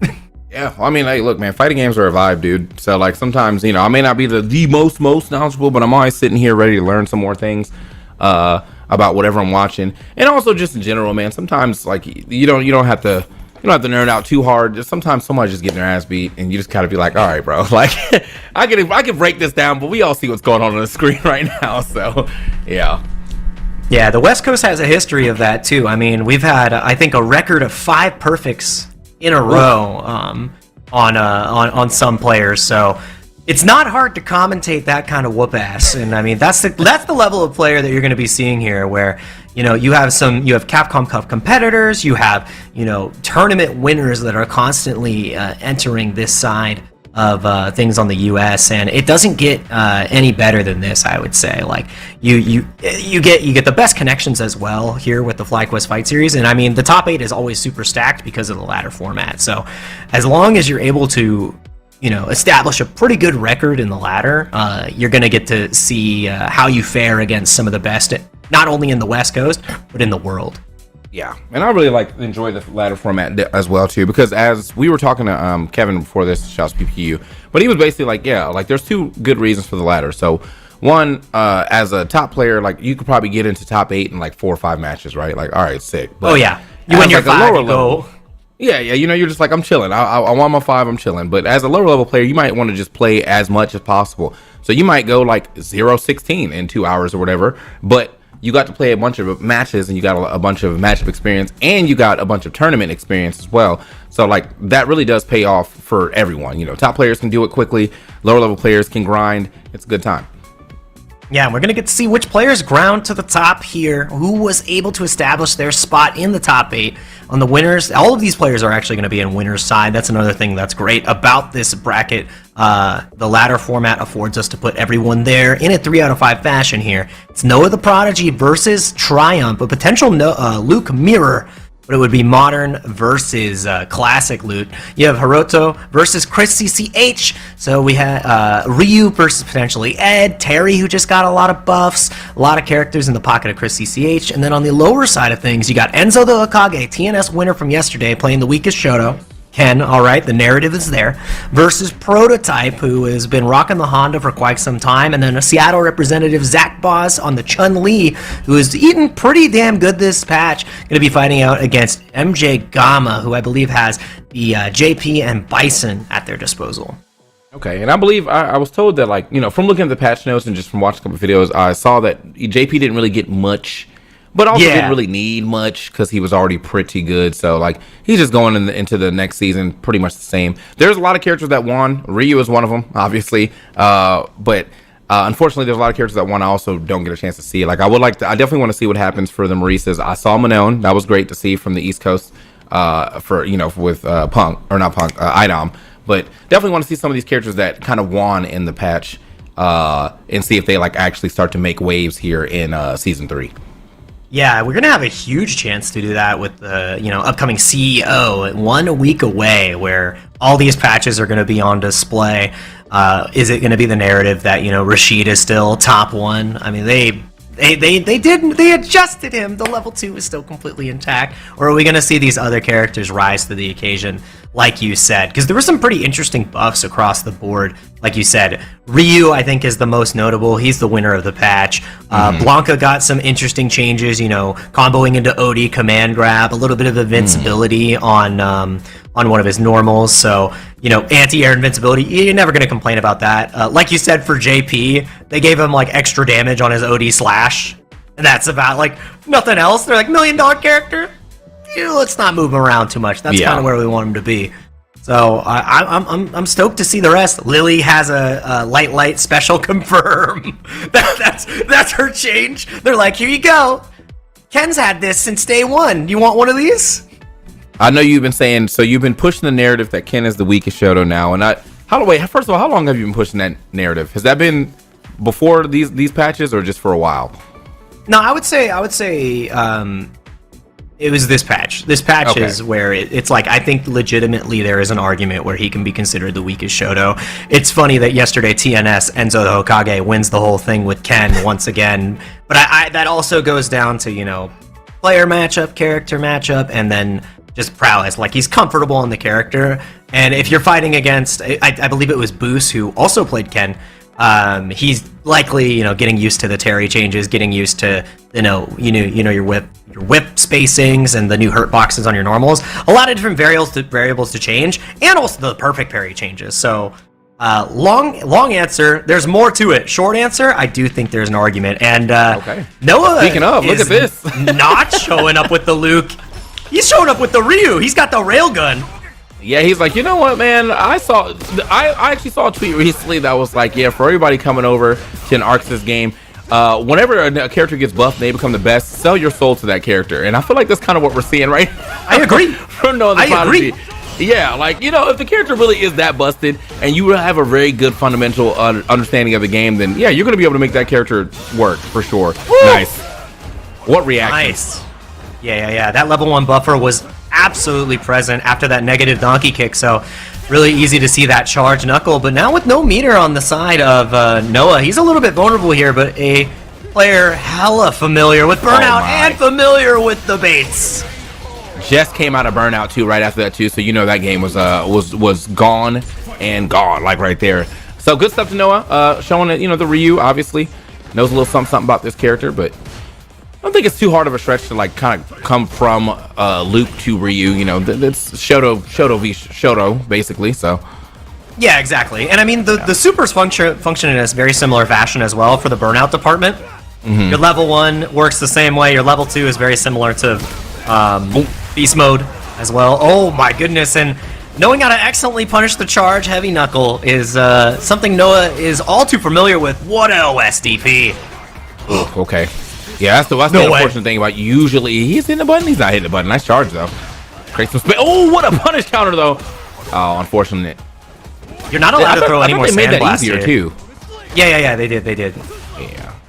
Let's see. Oh, the crouch medium punch placement is just a little bit too good, preemptively catching the press of Triumph. And the Ryu is looking clean so far. Absolutely. I mean, my man said, and I this is Noah the Prodigy too, so I always expect him to do quite well whenever I see him on the screen. I know he had some, I guess, less than stellar results at Combo Breaker, but oh my God, you're getting throw loop. It's season 3, baby. It doesn't matter what season it is. We still got those. Well, the thing is, Ryu's throw loop is incredible. We were talking about the strength of Ken, but Ken has a 1-frame length for his throw loop. Ryu is on top of you in the corner no matter what. Noah's not even utilizing a frame kill to do that. Like, you can do jab frame kill to make it a little bit more tricky. Noah's just walking forward. He says, I'm that confident. I'm that guy. Oh, and you're back to the corner. Ooh. Oh, no. Little shimmy right there. He's got him in the corner. Try to shimmy you one more time. This time we're going to fight our way out. Good stuff to Triumph. Plus frames, okay. No way! Solar Plexus starter is going to be massive here. Going to build the level 3 to go secure the burnout, which means that it's only going to be the level 1 and level 2 to defend here as Triumph. You might just get peppered with fireballs here. Yeah, I mean, he might actually just get straight up chipped down, but looks like Noah's going to actually advance real quick. Nice. With the quick DP. Too close. Oh, yeah. So, if you aren't close enough, though, that fireball, the first one will trade, I assume, and then he'll get the rest of them to hit after that? Okay. Yeah. If he had a little bit more distance or he was a little bit more preemptive with the super, the Hadouken loses there, but Noah was way too close with the speed on that one. Okay. Nice. Damn. Again, man, the DPs right here from both sides. I mean, I know it's a little easier on the modern side of things, but kind of baited that one out. Hold on. Yeah, and you're seeing a lot less perfect parry here as well. I don't think we've seen really a single one from either side, so a lot of momentum shifts here. The bait from Noah and the DP is out. waited. Oh man, Noah on set point already. I think that's probably one of the more welcome universal changes here with how perfect parry. Wow, okay. Out of the parry into EX or OD DP. I'm getting out of there.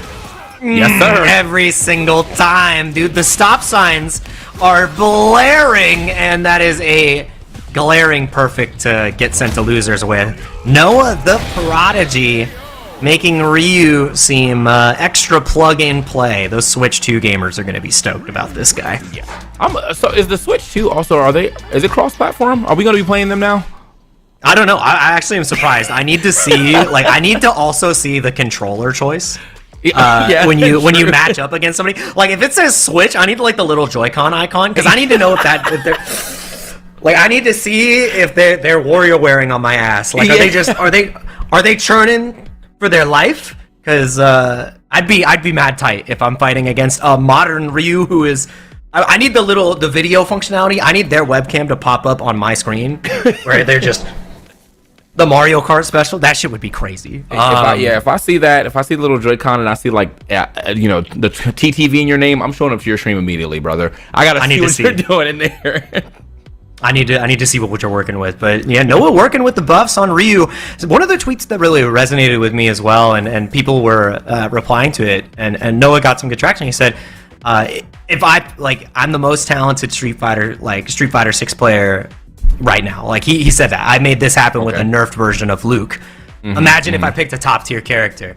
Now he has that top tier character. If he continues to play with the Ryu, what is he going to be able to achieve, right?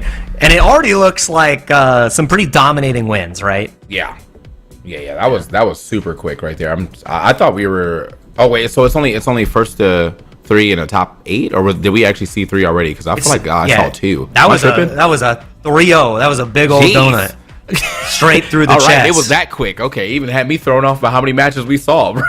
it was sometimes like I said, the West Coast, there are some blow-ups. There is some bus ass. There is some beatdowns. And that's what you get to see here. And we're happy to see the Prototype viewers in the chat as well. Shout outs to Prototype from Las Vegas, rocking the Honda. Hope you're having a good time in the ladder. I think we're going to be able to see you play here in just a moment. So stoked to have you here, man.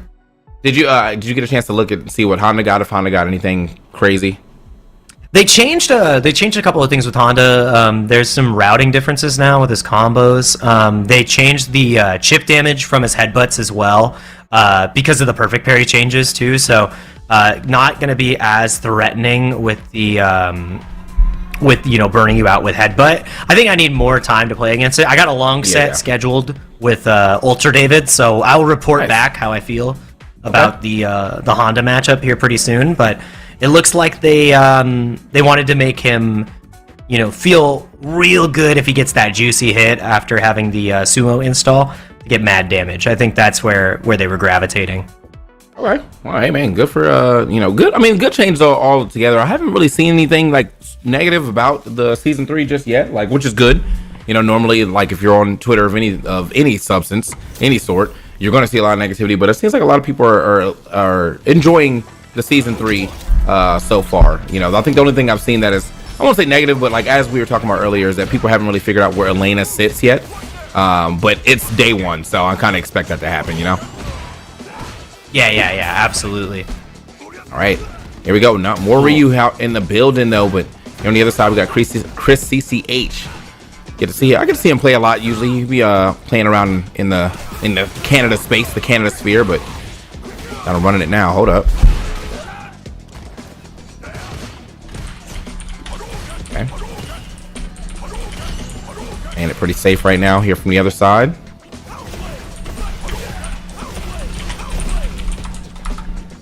All right. Ooh, and tap parry not working out in the neutral here. Right yeah. Yeah. And Chris is playing the Terry here. You're not seeing the Ed as we typically would. So fighting against the powerhouse that is Ryu. And it's paying off already. Should be able to kill here with the level 2. Dash well spent. Yes, sir. Yeah, if you're going to end the round and you got a whole nother round behind you, definitely worth it. And it should be able to build up a level 1 relatively soon here with some good pressure. As I say that, already starting off getting himself a clean grab here. Uh-oh.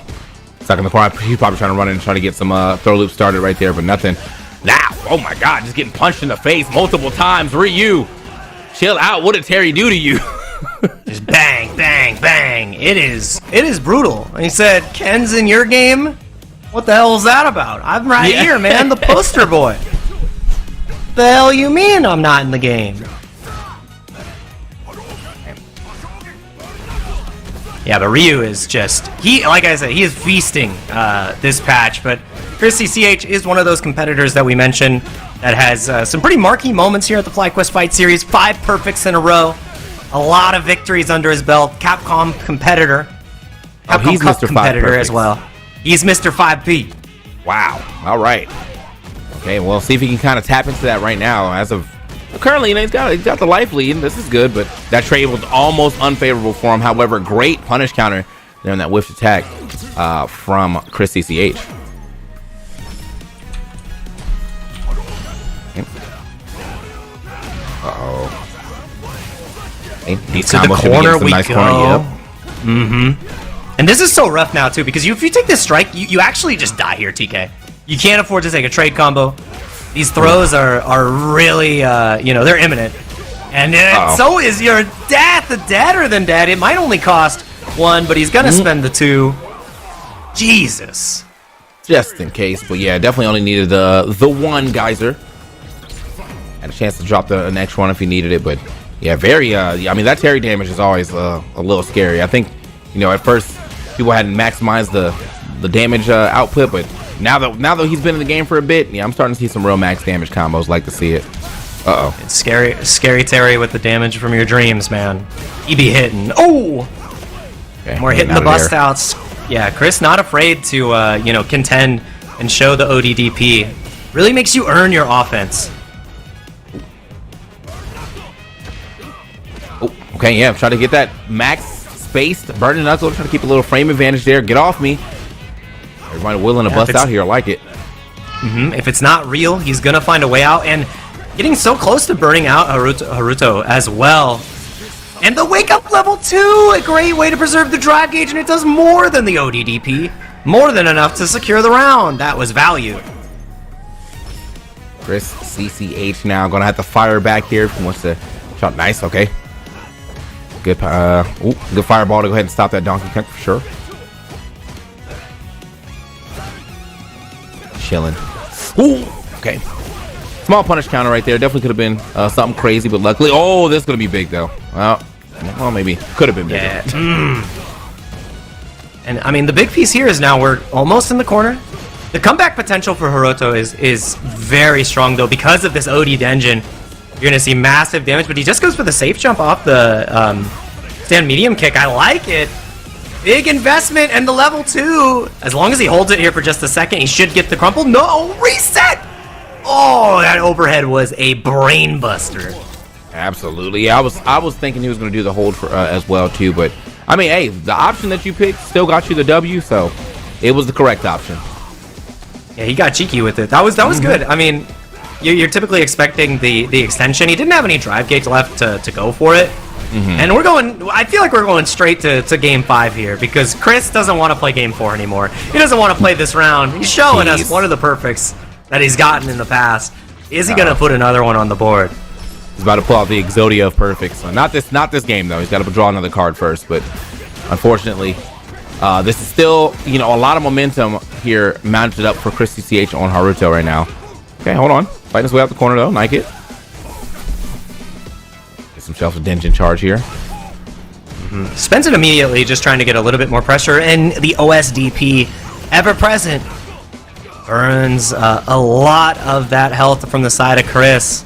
And he gets baited, the first ODE reversal to not work out, and now Haruto is on set point against Chris CCH. I would consider this an upset.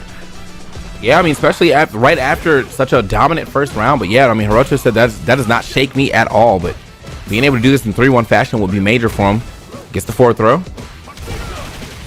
Get off me again. Yeah, I mean, Chris CCH is no slouch on using these rising tackles. Dude, the willingness to uppercut. And Chris is going back to that well again and again.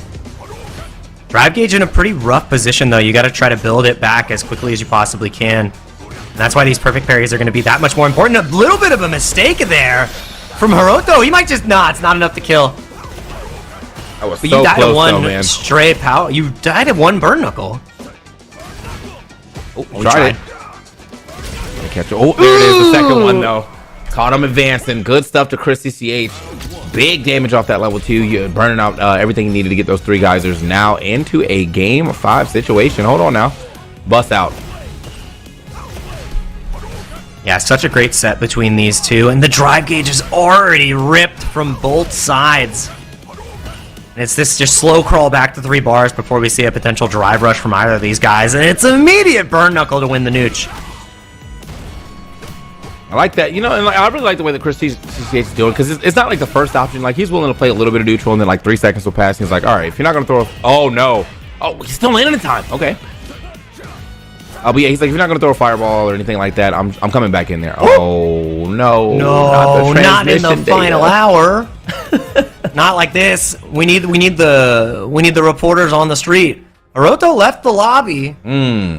Okay. It looks like a DC. I think we're getting right back into it. I mean, it's still round 1. I'm curious.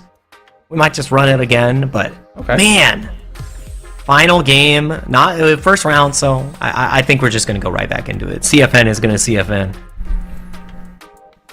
So there's no like what is that, like round penalty or anything like that? We don't do that. It just depends. I don't think this time around, unless unless we can check it out. Okay. Yeah. They cool. both. Yeah. So it was a CFN thing. So they both disconnected, which means we're even Stevens. Game 5 resumes here. We just wanted to start with a fresh green gauge. Yeah. Yeah. Well, that was a very risky burning knuckle. A little too close on that one to make it safe. Got punish counter, but not the biggest punish on it. However, I got him in the corner. I do like the way Hiroto is definitely willing to walk out the corner, though. Like, he's not like gonna jump out or anything crazy. He's like, if you give me a little space, I'm gonna take it. Yeah. And that's the thing. Oh, and the space has been taken. We're going to space with that type of uppercut. Do we send it again? Yes! And it wasn't even OD. Oh, That's man. my type of player, bro. Like, I don't want you to think I learned from my mistakes. Like, I'm doing it again. I'm not scared. You're a repeat offender? I'm a repeat offender. That's how I look at it. It's Schrodinger's DP. It's always there and it's always not. And until you show them you'll do it again, they're not going to respect you.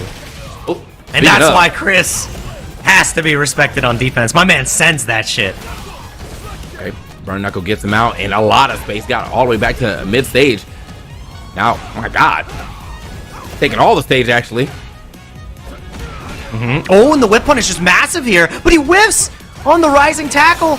It doesn't matter. Oh, he caught him. It wasn't even a frame. I don't think it was a frame trap. It was a spacing trap, potentially catching a walk forward or a jump. And Chris cashes out to send Hiroto out of winners. What a turnaround. Damn. Yeah, I had to look again because I got the stream up as well, just to see what Chris CCH did. And yeah, he must have caught a walkout because it wasn't like a counter hit or anything like that. It was just straight up he got a hit. So yeah. I mean, I imagine as you said, he's probably trying to walk out the corner, and yeah, it just didn't work out for him. And I think that's the most important part too. Like when you look at the holistic situation, you brought it up earlier. Be like, dang, Hiroto really is confident in taking that space. He's comfortable to walk forward out of the corner. And Chris was like, man, this guy keeps walking forward. I'm gonna punch him right in the mouth. That's crazy. Thanks, TK.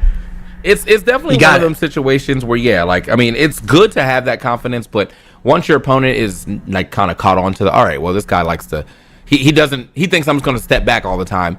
And then, yeah, you're going to start getting a lot of, hits on people just kind of walking out or walking directly into it. Oh, hold up. Honda time. Ken time as well. Yeah, I told you. Yep. This is going to be Enzo versus Prototype, so we're hopefully going to get to see a couple of those changes. Prototype is going to be rocking the modern Honda here. The initial tweet that he had when the patch dropped is, there's no reason to play modern Honda anymore. And then a little bit later, he said, I might be wrong. So let's see if he can prove us wrong right here. Yeah, patch day. If you're new to fight games, just wait for a week before you start believing takes on patch day, bro. Everybody gets in the lab for 10 minutes and they say I've deemed this inaccessible, and then like an hour later they're like I was wrong. So just gotta wait it out. It's crazy. Oh my god, the DP ended up going the wrong way, catches the middle frames of the hands, the walking hands. Oh my god. And the OD headbutt just didn't have enough health to survive. Was that a drive impact? No, that was wake up OD headbutt. So it had armor. He just didn't have the health to support the situation. Okay, I was ready to say. It's when your friend says he'll get you back for dinner, but you know he's not good for it. You're like, really? Like you know you don't have that. Like, okay. Oh, not getting a counter hit on the Jinrai, and that's why you don't see the knockdown there. But the burnout, this is gonna be so rough. Oh yeah, he's allowed now. He's allowed to really throw some Jinrai pressure on you right now. Okay, finds himself a counter poke. Nice. Gets himself out of there. At least gets himself a little away from the wall, and now he's got his drive meter back. That's good. That counter poke was definitely necessary. The thing about it too is Enzo was on the offense for like the last 15 seconds. He got no damage on Prototype, but the damage comes if you are persistent. The jump forward ends up working out. No crosscut this time though from Enzo. And no counter hits on these Jinrais just yet, so you're not even getting to see the knockdown change. Prototype is just getting hit. Chilling right now. Woo! Nah. Oh yeah. He's got to be gone for sure. Oh, absolutely. Yeah, with the level 3, sending him out of this first game. Looked like it was just enough. What the? Yeah, I mean they did add the scaling to Jinrai into the super, so potentially a factor there. But yeah, the level 3 it was enough to get that done, and it all stemmed off of the drive gauge just was never in the favor of Prototype. We didn't really get to see any bust out on the Jinrai, because I mean he can OD headbutt on reaction the moment you see Jinrai. We just didn't see that, and he just got chipped away on the drive gauge, and we're seeing that same thing here again. Yeah, I mean he's got his back in the corner, like, you know, pretty much the entire match so far, or in that first game, and now we're seeing it again here in the second game. Okay. Finally though, Prototype getting a chance to fight his way, just a little out punish counter jump in, love it. Oh. Okay, very good damage off that. Yep, great throw tech as well. And I mean now if you throw once you hit the level 2 on Honda, you can't really throw a fireball against modern Honda, so Enzo needs to get him to the corner ASAP. Yeah, good drive reversal, very good. If you hold that, you're holding the 50-50. Ooh, finally! That's what I was looking for. Yeah, spins it to go ahead and make that get out of the corner, but now he's just an onslaught of fireballs. No meter here to really work with. Still got a lot of drive meter, but definitely no specials you can throw out. Oh, okay. Oh, what a punish on the perfect parry. He's not burnt out though yet, and now he's under duress. He might be able to chip here. He's actually only going to be -1 here because of the changes on the level 2. Oh my goodness! But the butt slam, the glute twirl. Just enough space for him to believe it's time to butt slam out of here. That was smart. Good stuff to Prototype, able to kind of weather the storm there. It was looking a little scary, getting almost chipped out in the corner, but made the right option. Okay. I like Enzo showing off the level 2 changes too. Only being -5 on block, he said, "All right, I'll use it in burnout. It's only -1," and still ends up, you know, not having it work out. And Prototype in that same rough position drive gauge wise, but the hold parry works out huge. Quite a bit of damage able to be added up right there. Now he's got him in the corner. First time Prototype's really been able to kind of like make something happen, but he's kind of willingly giving that up, unfortunately. And you can see Enzo has the fireball holstered here because of that modern level 2. So you're not going to see the plasma on the screen unless he is a young foolish one. Oh my god! He recovered in time off the driver's jab. Big optimal punish with the CA follow-up. We're going to the final round in game 2 here. What a bait from Enzo! And shut up. Yeah, that was very good. Very, very good, like anti-modern gameplay right there, basically. Like you already knew what he could do, you know, at the press of a button, and you were still like, okay, check this out. I can end this early. I can get the block. I can finish the entire round off of that. And that's what he did. Good stuff to Enzo. Yeah, he saw him turn green, and he could not help himself from pressing the button. About to be in burnout now. Jumps out of the corner, and the bait on the throw. Attacking the drive gauge with the DI, but he whiffs on the OD Hadouken, and he still gets the burnout. And he might just have this game in the bag. Okay. Yeah, I think you're cooked. He can Yeah, chip. there's not Yep. really much. One more. Oh my god. Oos! Wait. Oh no, he got out. The invincibility. He's still burnt though. He could just do run Tatsu. He could do so many things. Run Yeah. DP. At that point in time, like, what do you actually do? Because, yeah, if you put yourself too close, I mean, both the arm burnout, but didn't matter. If he tried to headbutt his way in, definitely the minute Enzo could have got any of his specials out, it was GG's anyway, so. And Enzo's reactions are so sharp, too. Remember, this is one of the younger generation players now. I'd say the new age of Street Fighter. You cannot test this kid. He is DPing the butt slams. He's DPing almost everything. The punish on the perfect parry again. He is just guessing wrong at the casino, and the house always win. House Kenneth. Oh man. Shit. Yeah, it was literally like straight up every time. That was the dealer getting 21 in 7 rounds straight, and you're still like, nah, not this time. I got it. You don't got it. Yeah, sometimes you're not the one who gets the hot streak. Mm-hmm. Finally, okay, hold on. A little bit of misspacing there, trying to go for the shimmy, but the back throw works out. Even more Jinrai. Enzo not afraid to just keep sending the Jinrai. Prototype hasn't put up good enough, stopping force to make him afraid of using that option. Ooh. Okay. Clean headbutt now. All right, I like. I mean, we're starting to establish a lot more pressure here from Prototype. Throw him out of the corner this time around, though. Unfortunately, might have been trying to like actually throw tech while he's walking back, and that's how he ended up getting that throw. So happens though. Yeah, he missed the crosscut. He got a little bit over with that butt slam. I think Enzo is deliberately throwing these fireballs. He wants him to level 2. Mm-hmm. Like if he can get him to spend 2 bars in this round, he's stoked. I mean, otherwise, you always want to try to win the round. Yeah. But you'll die to 1 OD wake up. You can get him to spend meter, you're stoked. Careful. Okay. Okay, yeah, definitely needed that. Keep his drive gauge intact right there. Meaty overhead. Not meaty enough to get the jab confirmed though. No reversal just yet. Keeping it tight. One more guess. He jumps. Oh and my the god. throw connects. A pixel in a dream, and Enzo's resilience is what makes him come out on top. Prototype just took every bit of the throw. He was too afraid to challenge.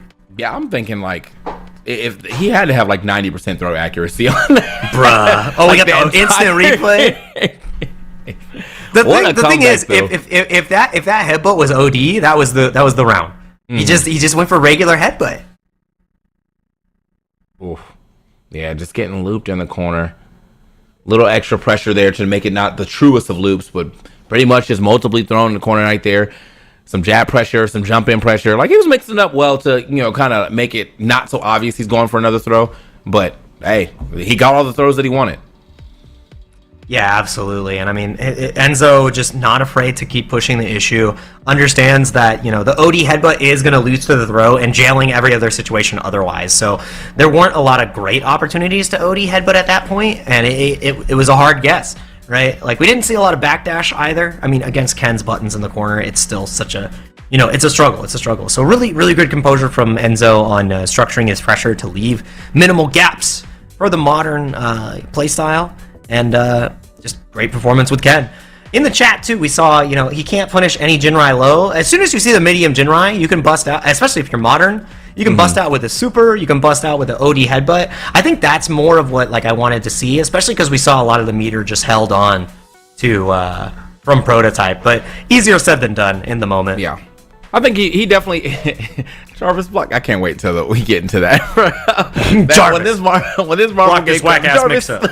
Yeah. That's sick, man. Dude. I'm so stoked for that game. It looks fire.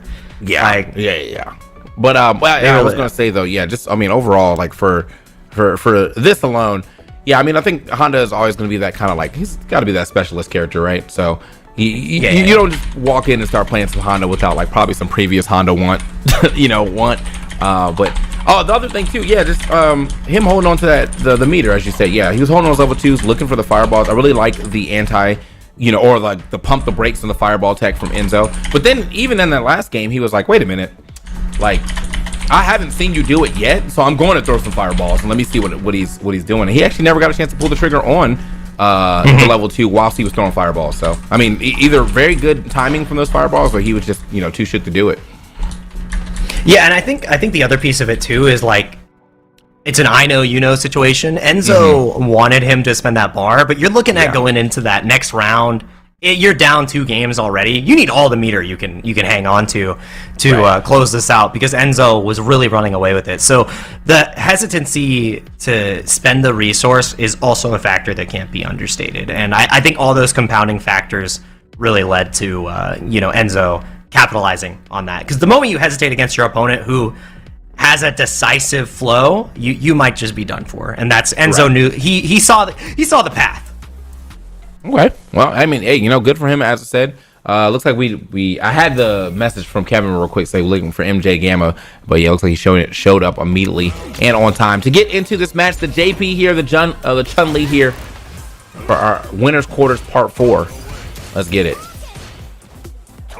Yeah, this one should be another banger match here. Like I said, MJ Gamma is going to be rocking the JP Zach Boss on the buffed up Chun-Li. Zach Boss having a pretty strong performance at the Salon Quarterly here in Seattle, our quarterly regional that we had. So, a wealth of JPs in his path on the regular basis up here. Yeah, I didn't get a chance to fully see what Chun-Li got, but I know I was watching the Raffle video, and I remember him saying, "Oh God, doesn't matter what she got right now. Only stuck in this corner after to eat all that damage off of the drive impact." Good stuff to MJ Gamma. But yeah, as I was saying, I was watching the video and he was saying like she was pretty much getting held down almost like exclusively by Mai for a bit, for while she was out. And then Mai got nerfed, she got buffed, so Chun-Li should be getting him a little more time here on this screen, but I didn't get a chance to fully see what she had got yet. Ooh. Yeah. Ooh. Oh, okay. Oh man, yep, big pickup off the level 2. Hard to deal with still. Mid-high, low-high is your typical block pattern, but you got to be watching JP the entire time. Throwing a wrench in your flow chart. And Zach Boss having a really hard time closing the gap here. Ooh! As you say, the Zanshu. Yeah. Okay. Yes, sir. Not enough. Oh. Okay. Might have dropped the combo there. It's definitely expected to go a little longer, but regardless, still finishes the round. So good stuff to Zach. Ooh. Commitment on the jump early, takes us straight to the corner. MJ Gamma has been showing eagerness to bust out with that OD Amnesia. The buff on the OD legs, though, utilizing it as a whip punish, is such a great change. The Zach Boss connects. One more stance change will do it. Oh my god, back medium. A lot more pressure, and now you're under duress. Mid-high, low-high, just holds the parry, gets all that gauge back. And MJ Gamma is the one in trouble now. Yeah, it took him a bit, though. I was going to say Zach was working on that at perfect. It's going to get thrown. Fireball out here. But just another throw, man. These throws are definitely starting to register super heavy. Yeah, I think everyone's kind of like trying to relearn their offense or their defense right now, too. I mean, like offense, of course, obviously, if your character got some new things, you want to implement them, right? But because of the change to perfect parry, I think a lot of people are now have to like revamp their defense and how they play around. There's not a lot of like tap parrying going on for maximum benefit anymore, Yeah. Like before, there were situations where, all right, I'm gonna block high and then I'm gonna tap parry to perfect parry the low if it comes out, vice versa. Yeah. So now you're not afforded that luxury because you'll get the imperfect parry and you feel pretty silly. That's why we really haven't seen that many perfect parries, which is such a big change and really adjust how a lot of players were able to start their pressure. It makes it really hard for JP as well, because the famous clip, how many perfect parries did Kakaru get? It was a hell of a lot. That was an interesting round there from MJ Gamma. He is really starting to lean on this crouch medium kick. It is a very good move, though. I mean, great range on it, So it's working out for him, though. Got him like a good, I think he got like 6 hits in a row with it. That's that gonna move get is punished, unfortunately. Mad annoying. Yeah, and just walking back, controlling that space, keeping this triangle of spacing to keep MJ Gamma down. What a air throw! Still stuck by the amnesia. That was crazy. My man punishing like he's a Guilty Gear player. That was nuts. Okay. Still, though, a lot of damage here from MJ Gamma. Getting good usage out of these level 2s. I think that was... Oh, wow. Okay. Going to the other side. Yeah, a little creative, but gets right out of the portal range, which is huge. And the second Hazanshu Lands in time to still get the plus frames from the burnout, but he's knocked down once again. Zakboss is just holding forward. Yeah, I mean, kind of has to at this point. Oh, wow, okay. Are you serious? That was incredible. The obstacle course this man just got through to get to this level 3. Dude, he hit the wall jump, the walk speed of Chun-Li paying off. That was nuts. Dude, it felt like he had a stage hazard and smack. Like he had the like, you know, he clung to the wall for a second. He's like, I'm in there. That was absolutely insane. Wall jump is definitely getting him some usage, but yeah, the dash forward too to avoid the next ground spike and then get in range of that critical art. Super nice. Nope. What's the cloud's name on Yoshi's Island? Lurie or some Randall. shit? Yeah, my boy Randall. Dude, he called Zakboss called Randall.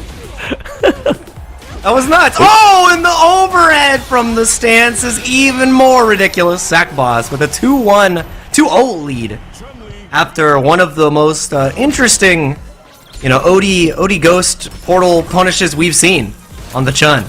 Yeah, I mean, there's just two type of players. I feel like when it gets into burnout, but I think even with JP, you don't want to be the other type of player. Which I think there's like that type of player that will back up and, you know, will play defensive. If I got some meter, I'm waiting for you to do something, I can punish you with it. But Zakboss is like, you know what, bro? Like I'm gonna keep fighting like I actually have drive meter. So. Yeah. And I mean, the confidence cannot be understated. The fact that he is so consistently using the OD legs as a whip punish now. He's happy about these buffs. I'm telling you, this buff is felt. Okay, oh wow, okay, cross over to the other side too. They're using the portal, but yeah, I mean, MJ Gamma still got a little fight in him. It's just, yeah, Zakboss is when he's able to get some momentum going. Like if he gets his first throw here, might be a problem. Haruto jumping back in the room. He ready to go. Okay.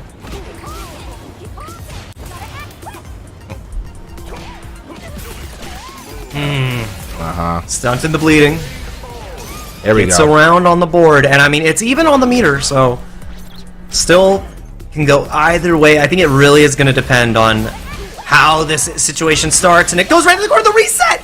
Oh my goodness! You saw the delay tech attempt from MJ Gamma. What's the Oki? Ooh, okay. Clean combo right there. Stand swapping it right in the corner in his face, but hold on. Forward medium punch right there. Yep. Oh. He got the parry out in time, I think. Yeah, he's gonna get a little bit of gauge back. The throw does connect, but not the end of the world. Yeah, I'm honestly with the amount of health that he had, that was probably the better option for him to take. Yeah. If he had to get hit by anything. Takes the next throw. Next strike kills from Zakboss though. That's why you see him so willing to spend that drive to get in. You have to hold another level 2 mix up. The parry's not there this time. Cannot block the mix up. I don't think the damage is there though, and you're not burnt. Hey. Gotta find his way. Okay, Hazanshu back in the mix. Oh my god, I can't believe he's done it again. The Hazanshu to get out the corner, finds the hit, goes into the level 2 there. Love to see it. That was nuts too. I'd love to see how minus the Hazanshu was there, because you saw this like moment of brief hesitation from MJ Gamma. There is some forbidden tech on Chun-Li after you go for that type of Hazanshu, and it's negative. And it's called the good bad brother. Notorious net player, where every single time you see that negative Hazanshu, you are holding a level 2, a level 1, or a level 3. That thing is coming every single time. So MJ Gamma probably had that flash of, are you that good bad brother? And that's why the counter hit. That's why you see the delay button instead. So I'd love to see watch back the frame data there, but everybody's gotten hit by it online if you played net play on the West Coast, and MJ Gamma sure as hell didn't want to become a victim. Yeah. In that fashion, at least. I mean, sometimes you get multi-person condition basically at that fight in time. You're just getting. You're seeing other Chuns. Yeah. So looks like we're already getting right back into it. Ready to getting through our losers round 1 real quick. Haruto in Triumph. So obviously everybody's seen these loser side of things. You've seen a couple of times, but gotta see how this one plays out for him. As we still got the Ryu on the screen. Another Luke on the screen. In fact, Triumph had to play. He was the one who lost to Noah, right? Yeah. So he's getting the Ryu rundown right now. Yeah.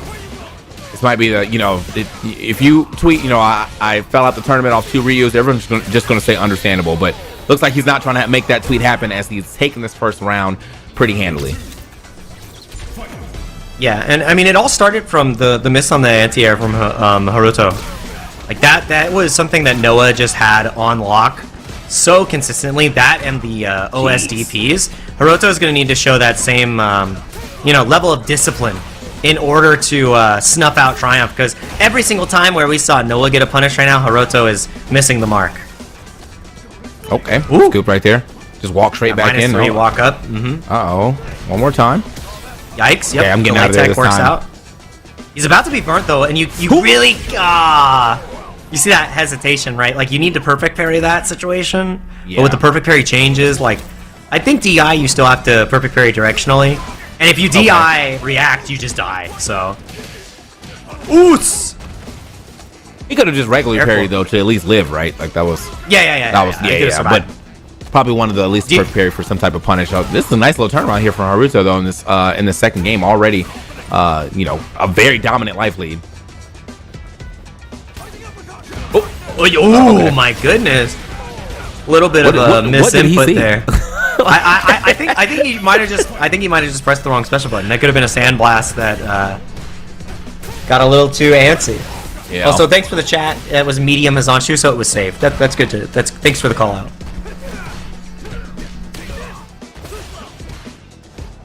Right. Nice jump out. And all you do, you just hold the modern DP tax. You're happy about that. Ooh. Okay, making my way back in there. Yeah, just couldn't get the punish though, but okay, the knee, getting him out of there. Yes, sir. Oh, the brain buster. Connects. Hit him with all the good stuff. The DDT, boom, brain buster right after. All right. Ashugeki right there. Oh my goodness, you actually might just explode here. Ryu is the damage dispenser, the designated death dealer. Yeah, you're wrong, for sure. And the perfect KO on that as well, too. It doesn't even, the craziest part is it doesn't even look like Ryu's doing anything that complicated, but yeah, his combo's just now. He's just a strong man. Every hit hurts now. He's hitting like Marisa. Like, that's basically what he's looking like now. He's Marisa type damage, but I got a fireball too, so what's up? First, we got to see one of the imperfect parries right there. That was interesting. Also, yeah, like you said, he absolutely punches you up. And he's just like, I mean, ask yourself this question. Have you ever been kicked by a donkey? That probably hurts. Yeah, it probably does. I mean, it's an aptly named move for sure. There we go. Yeah. Only takes like 15 pounds of pressure to break your sternum. He's kicking right through you. Okay. And yeah, I like that, trying to establish a little more pressure using that advancing knee, but that's gonna be a little trade there from Triumph and Haruto. Yeah, and you get a better Oki situation now off the heavy DP, plus 37, so that's why we see that double dash there from Haruto. So really good adjustment to that change already. No bite on the shimmy. Triumph hasn't really been a heavy throw taker, and Haruto is giving him a little bit too much respect. In the shimmy department, he really wants him to whiff that throw. Yeah, man, but that was a very good crouch medium punch placement, though. He saw him like walk back forward just enough for him to get that crouch medium punch. Ooh, that's unfortunate. Yeah, and it all stems from the empty jump. Nice little side switch. That's why you saw him let him crumple down a little bit there, and the ODDP does get ripped from Triumph. Now, big stand fierce. It's gonna cost the level 3 here to kill, which means he's got 0 bars versus 3 in this pivotal round here between these two. Yeah, definitely. I still think it was worth, though. I mean, you're in burnout right now. He probably could have tried to, like just pressure his way to a W, but you were in burnout going for that combo, so might as well try to finish your plate. Might be able to build himself a level 1 at the very least, in some record time. Hold on. Already got half the bar. Yeah. Better to not be greedy here. Careful. Oh, neutral jump right there to catch him out. A little bit of a tap parry attempt from Triumph. No punish on the charge knuckle again this time. Donkey kick getting the spacing to evade. EP is there. Double dash. He tried to bait the throw. Oh no. Breezy. Hey. Don't let it be you. Oh man. Big overhead coming through. Yeah, modern or not, that definitely should be it. Boom, boom, Yeah. The M stands for Memphis, not modern. This is Memphis, Luke. Absolutely. Damn. That overhead was brutal. Yeah, that's I hard. I wish I saw what he had tried to press, or if he was pressing anything in, or was he just actually holding down there. But I was wondering if he was expecting to see that third grab come through, and he just got kind of missed on that. Yeah. Oh my goodness. And already 50% off your reuse by now. My man is evaporating. Alright. Big chilling right now. Ooh. Oh. Hey. Willing to bust out here. Love to see it. Not this time though. Not enough drive gauge. DI back. Doesn't recover in time. Oh, and it's going to be set point here for Triumph now. Definitely try to sneak that that sweep in there, but and a jump out the corner, but ends getting scattered out by that. Haruto. The round starts have been so consistently punished by Triumph. Like his willingness to jump forward, and Haruto has just either been committing to Hadouken, this time the Hashogeki, and this time there is no next time. Triumph takes him out. That was. It looked very back and forth in the first half, but Triumph, I think he figured him out. Yeah, I mean that definitely felt like a player diff more than like a character diff. Like just I know what you want to go for. I know what you like to do when you're pressured. I know what you like to do in neutral. As you said, he was winning almost all of the like later half of that set's first interactions. You know what I mean? And like that seems to just set the tone for the rest of the game usually. So good stuff for Triumph. Yeah, and I mean, the main tools of engagement that we saw from Triumph engage in were stopped by Noah in this matchup, right? Every single drive rush, crouch medium kick into button was answered by OSDP in the previous matchup. Almost every single jump in was anti-aired. And what was the difference here around? Not that many OSDPs were coming out. Fireballs were getting jumped in on, yielding pretty big hits. 50% right off round start never feels good. So I think the story kind of tells itself. You got to OSDP this blonde guy, otherwise he's going to beat you up. Yeah. Well, I mean, you know, all things considered, still you're able to make it into the bracket part of this. So that's still, I think, regardless of how many people entered and you know how many games you played, just being able to get into the bracket is still a feat, an accomplishment in itself. So you may have not been able to make too much waves in the bracket, but you still made it here where a lot of other people were not able to do such. So big shouts to Haruto right there for you know, making it here. Exactly. I mean, the number one thing you can do in the FGC is show up. So shout outs to everybody who played in the ladder, and Haruto, there's a lot more tournaments to play. There's more FlyQuest Fight Series to play too, and I gotta see that Ryu cook, man. He's been a Ryu player for quite some time as well. So probably just not ready for all of the loop jump shenanigans. Also, the modern changes for jumping normals. Luke got such a good quality of life buff. Like he's got normals he's never had access to before because of this patch.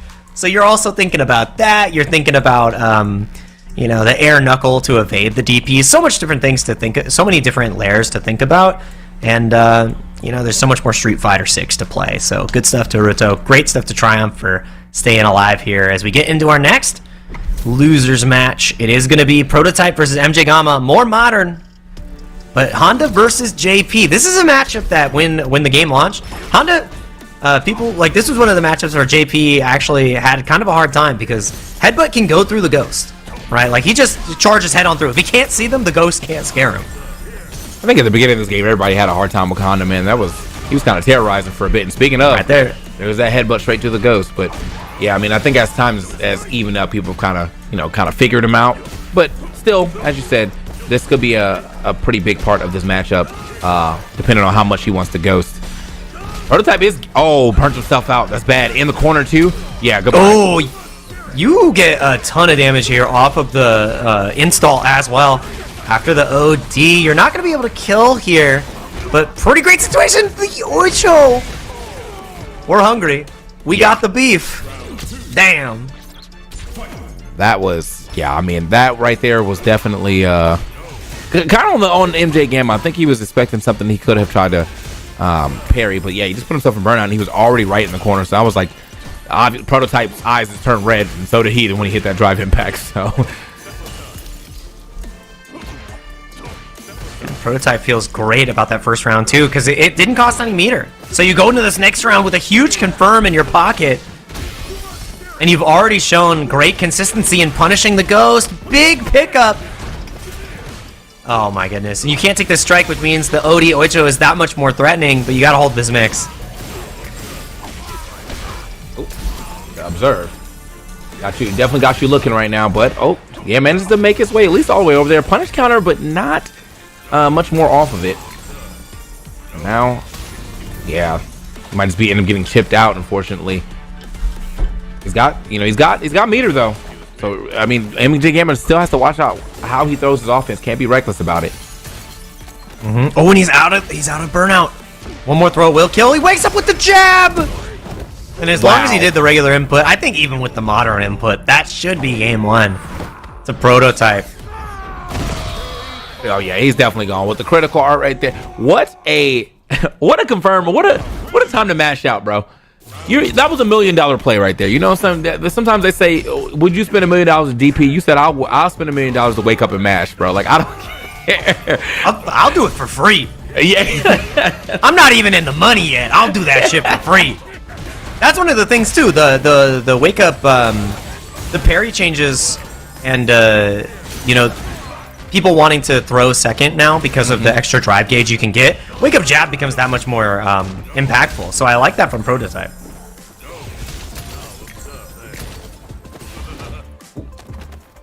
Okay. Let's wait for it. Oh, bruh. Man, got looked high, got hit with a low, looked low, got hit with an overhead. Yeah, unfortunate. Just guessing wrong too many times right there. That was the doctor delivering the shot. He's distracting you. Yeah. Hey, look down here. Ooh. Oh, and look right here. The DI. Aptly placed. Prototype has been trying to, you know, fish out the fireball placements here from MJ Gamma. Now you got to think about DI as well. The headbutts might come in less frequency, but Prototype is still firing on all cylinders. Okay. Sit down real quick.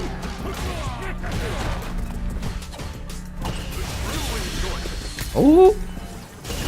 All right, yeah, it's gonna have to hold that. I kind of like the idea in the event that he went for that that grab, but still didn't take a hard punish either, so he doesn't manage to make it out with that that drive reversal. Huh? Nice.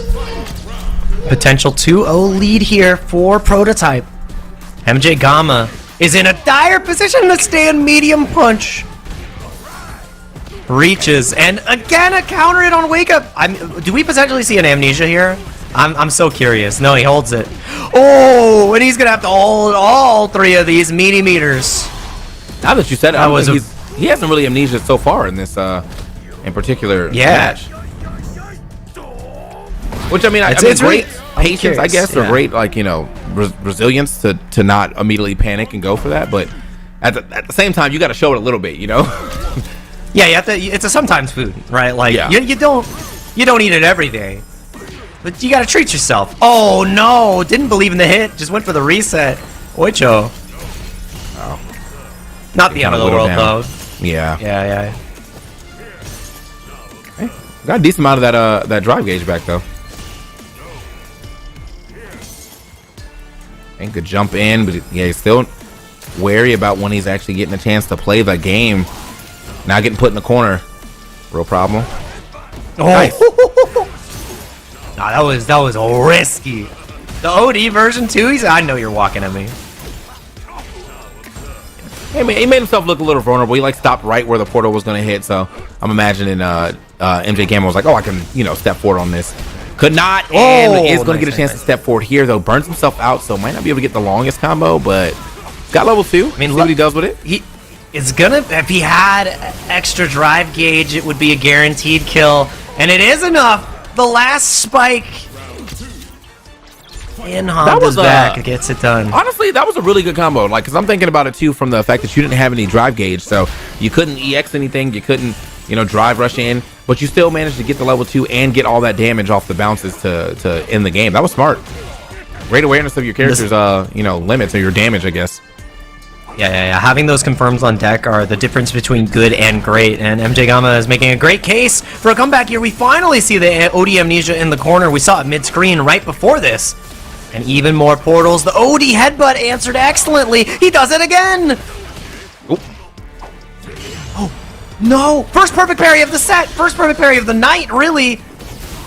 And all it's going to yield is a burnout. Because of the scaling, it's not going to be able to kill here. Do we see a DI? If you get caught, you will die because the CA is just going to send it. Okay, yeah, he was willing to spin it all right there. I mean, what else could you even do? Like, you gotta kind of have to bet it out. You're about to be burnt out anyway, or you were burnt out and you were probably just gonna get chipped out anyway. So, understandably, why you go for that level 3, but MJ Gamma was ready.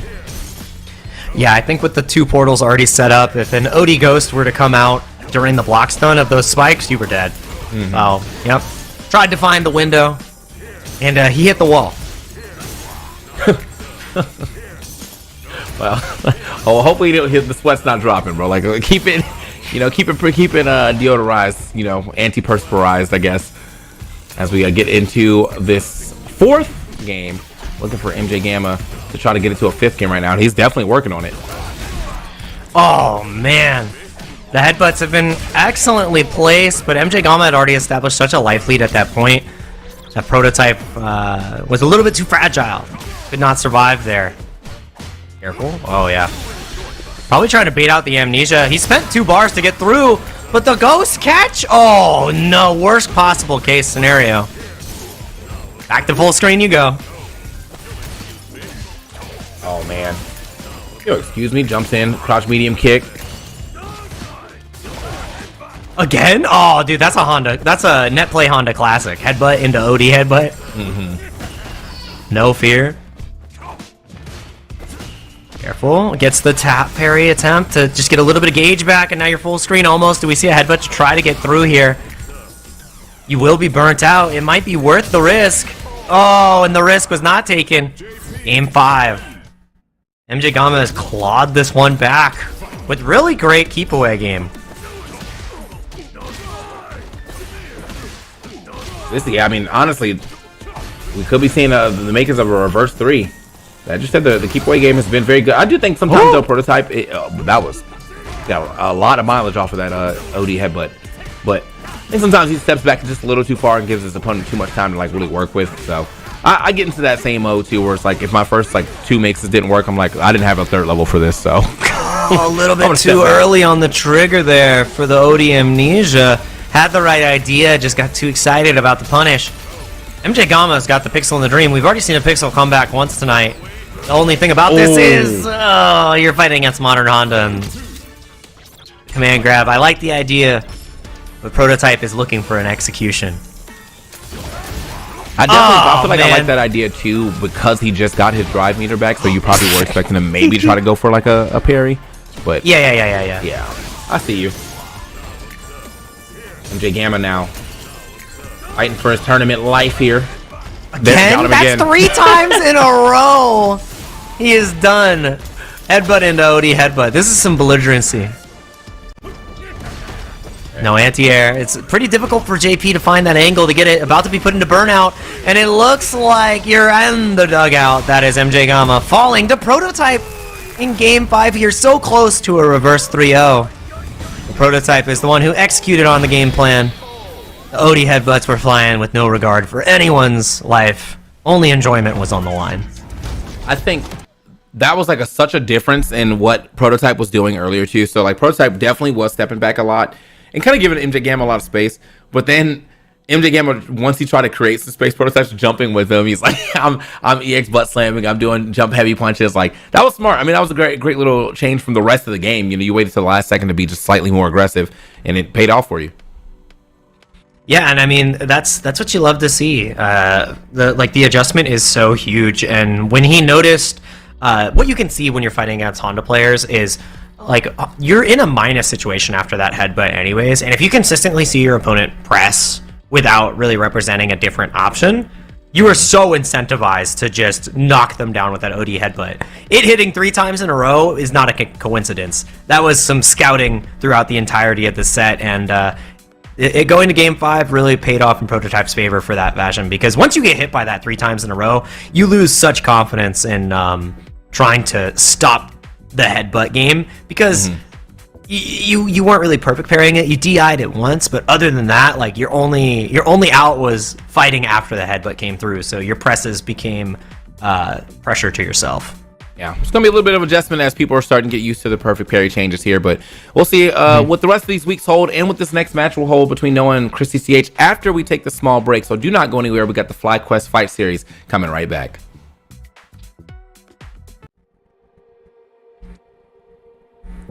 Being a fly fighter, all right. it just means the world to me. You know, we're killing it. Perfectly dialed in. This is good matches. I'm glad. Yeah, these are good. These are good. Yeah, we're grooving too. I feel like very. It's almost like it means a lot.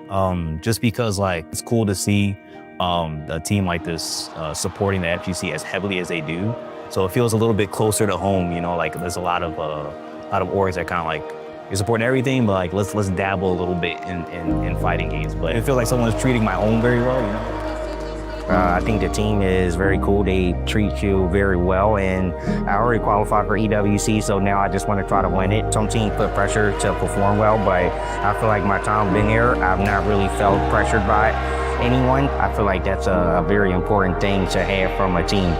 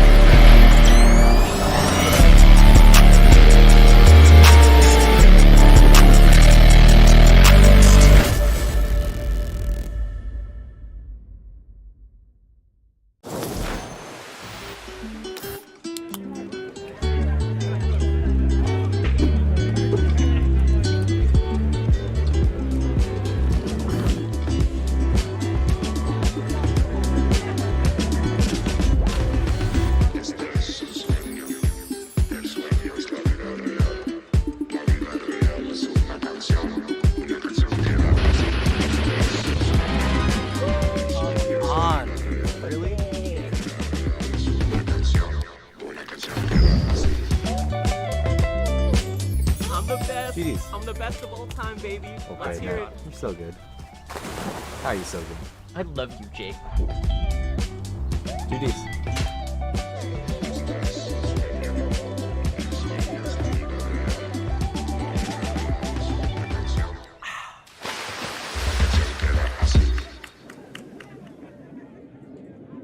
I see you going up against a Minna R&D in the clutch. Explain what's going on with that. You guys got a big rivalry or something going on. It's no real rivalry. My rivalry is with the Dominican community, and I want all of them to know that they're very quiet right now, and now they know who's the best in the world, and they ain't gonna say nothing to me no more. Y'all mans is dead. I slayed him. He's done. I'm the GOAT. I don't want to hear nothing from the Dominican community no more, bro. Y'all come in my chat, y'all better worship me on Twitch. That's all I want to know. I don't hear none of y'all in this arena talking, none of that. Okay. My goodness, Punk the God. Wow. For new players, I would probably recommend Braum for how easy it is to just swing and attack. If you like just being like a big, reliable like support or like tank type of player, I think Braum does that for you. I also think that his moves are pretty big, pretty swingy, can hit from pretty far away. So you don't have to worry too much about movement. That's like the big thing with Braum. You know, just get in there and just hit them and just protect your friend. Let's go.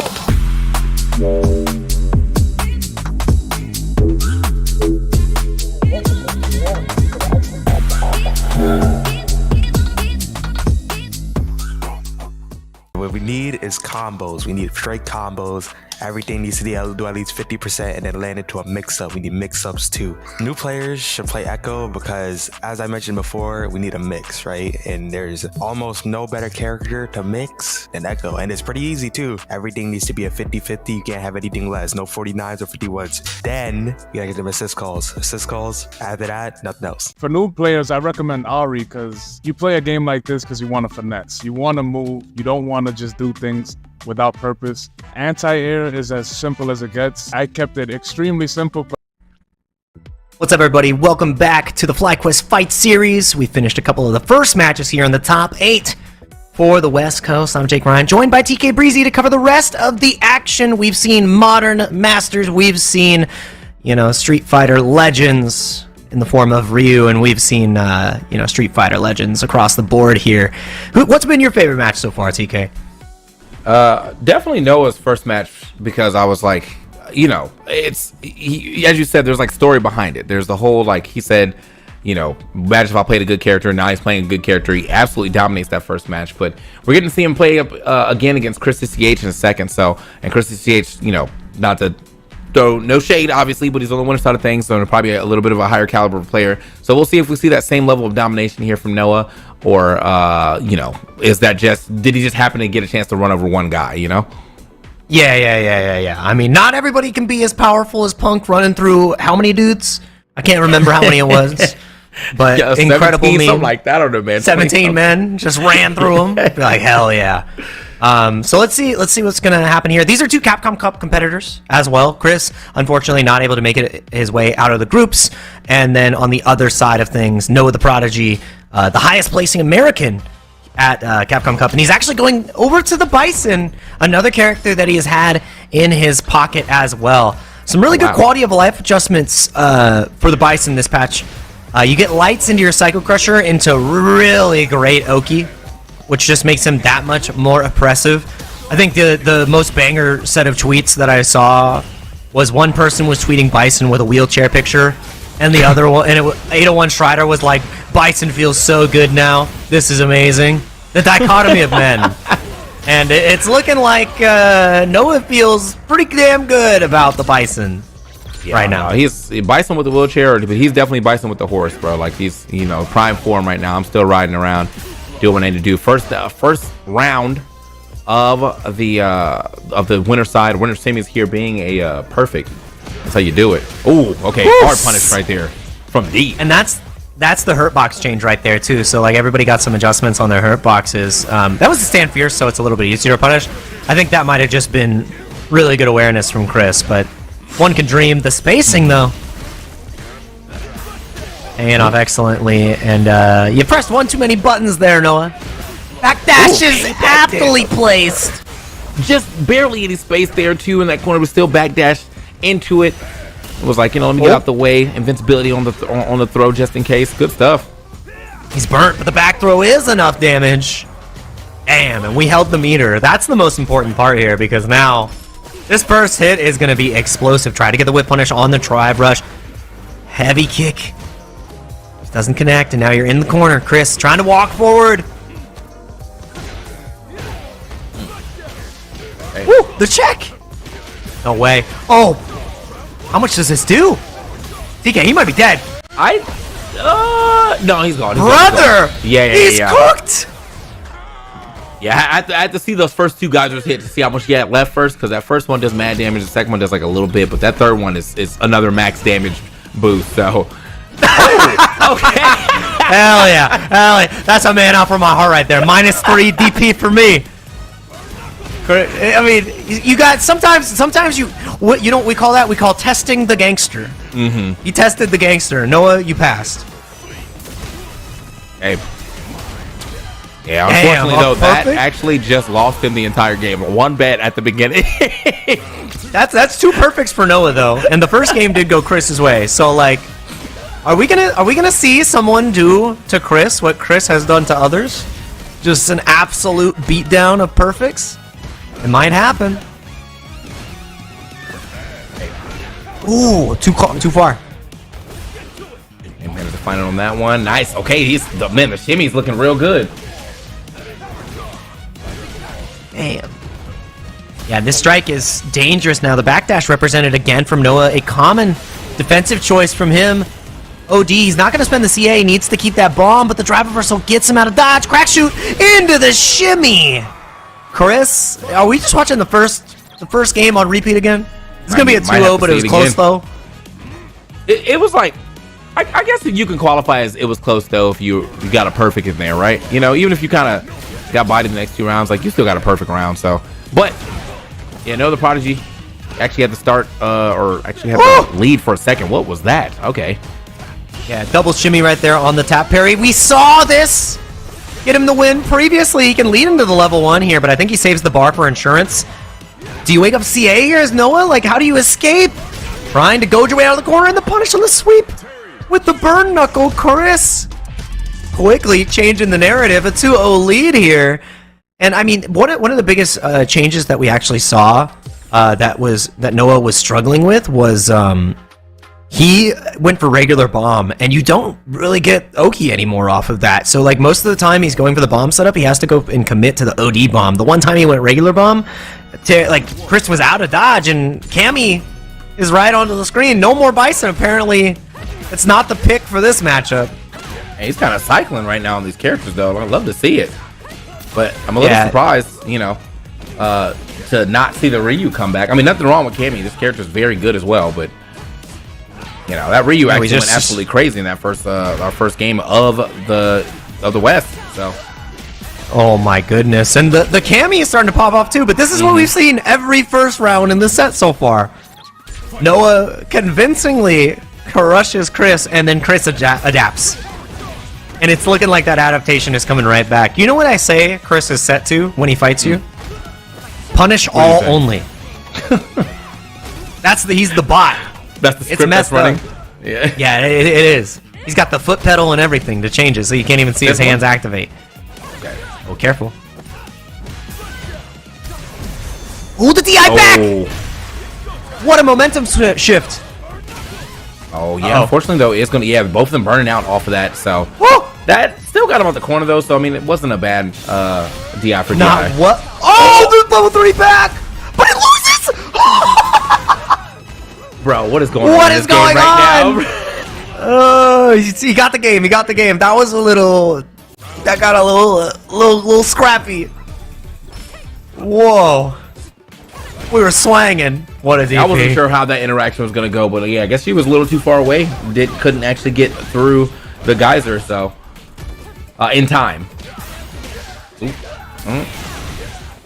Yeah, I can't believe the level 3 loss there. That was kind of nuts. I'm not gonna lie. Big punish counter as well. Chris is eating him alive right now. Check on the drive rush, but he doesn't get the tackle in time. Big opportunity for Noah to really cleave away at Chris here, but the anti-airs are just so, aptly pressed. He has not really missed one other than, getting caught during wave recovery. He's had to watch some of his matches though, because I mean that's one of the prime Chris bust outs right there is using that rising tackle as soon as he hits the corner. He says, "You really don't want to be here, do you?"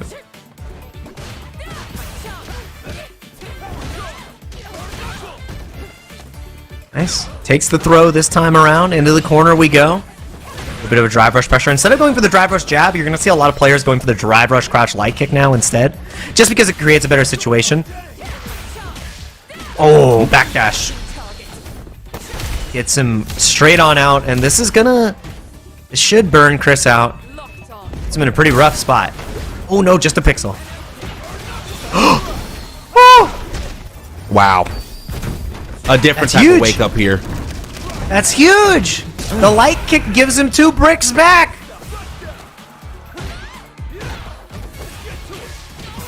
And those 2 bricks give him everything! 2 raw drive rushes! Sets him up for set point again!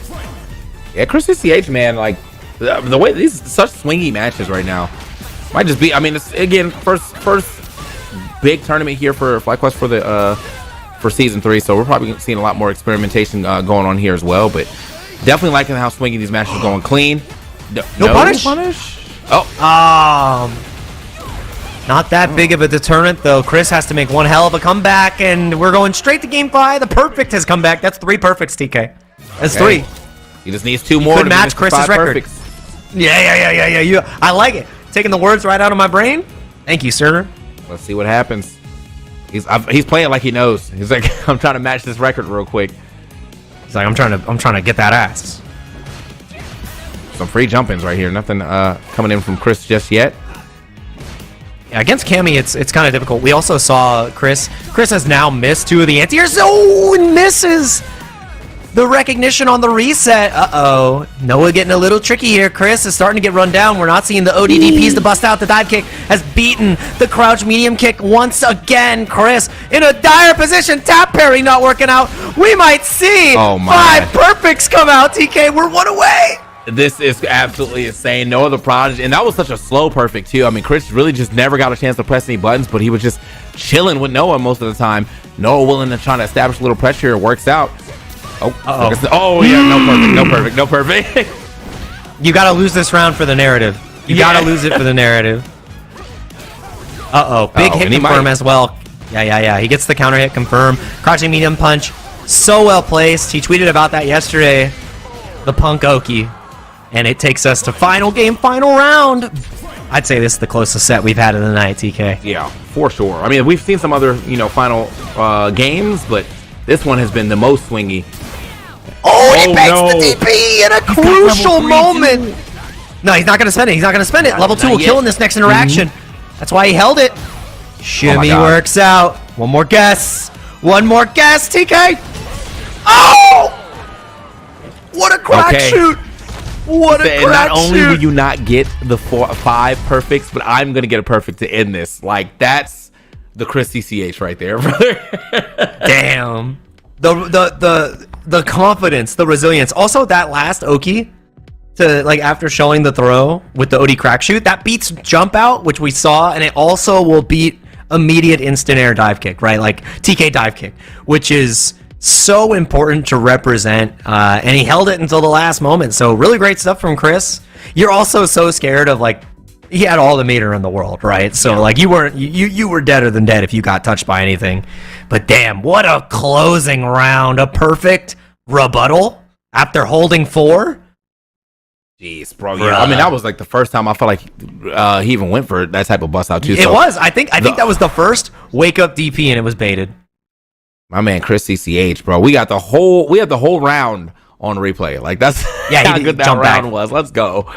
That was like 12 seconds of Street Fighter bus ass beat down. Damn. Yeah.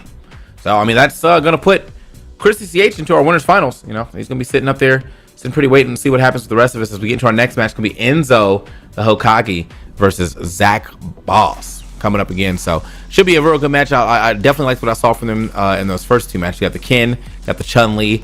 I definitely like Zach Boss's Chun-Li a lot. He is Mr. Hold Forward for sure.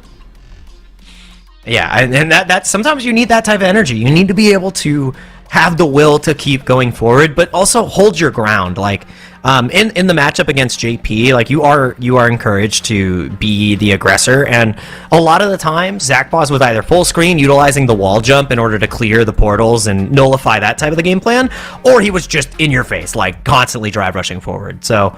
Love that from Zach. Understood the assignment. Let's see if he can, turn this one in, because it's a school night and hand-me-downs. Enzo the Hokage. He's got some homework to do right now, but this is the extra credit. Imagine he goes to the counselor and he's like, "Yeah, I just play in a tournament every week. I bring home $200. It's pretty nice." Certainly. Okay, fine. That's fine. Yeah, that's your college fund, man. You know what? Where you trying to go? Just turn in tomorrow. We'll be good. Yeah, the teacher's like, pull up with this fight stick. I'll fight you. But with someone as good as Enzo, I don't think any teacher is going to be able to take him out. Oh, roundhouse. Man, maybe I still play Ken. This guy, I love this dude. I don't think. Yeah, look at him go. Come on, bro. You're look at locked the in. spacing. You're locked in. Oh my God! Crouching only confirm as well, utilizing the medium Dragon Lash. Level 2 will be the finish here. And I like that. Spend it all. Level 1 wouldn't have killed. Great awareness from Enzo. All right.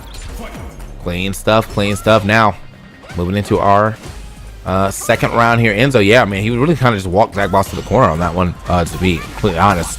It's a very good corner carry off the top 2, obviously. And then after that, kind of was able to play it in the corner for the rest of the game. Loving the spacing here, seeing from both of them. Both of them low-key, trying to get themselves back into range to make something happen. And Zach Ball's playing this so patiently, really just trying to play the straight-up neutral game. And yeah, and I think one of the very key deciders of this matchup is how Enzo can effectively perfect parry the Kikokins, which we've seen pretty consistently so far, because it gives you an in to catch Zach Ball's overextending. Ooh. Knocking at that door again. Jesus, you see how much how present the perfect parry is against these Kikokins right now? Ooh, the reach. Shake my hand. 35 seconds on the clock. This one is a grind. The stand light kick connects though, and now you are under duress, stuck in the corner. Crouch medium kick, snuffing him out. Has to find a way to walk forward. No whip punish. No whip punish. He's got to. I mean, you still have to swing in that position though. Yeah, luckily he has not been whip punished twice on 2 crouch medium kicks. He's burnt. He's safe though. It's only -1. A lot of chip damage. Oh, but the walk-up jab into the reset. He can chip himself. All he has to do is jail into CA. 9 seconds on the clock. He's bashing away. Oh, and he knew the only option he had was to walk forward, and what was a lethal tool for Zach Boss in his previous set becomes a a failing point in that crucial moment. Damn.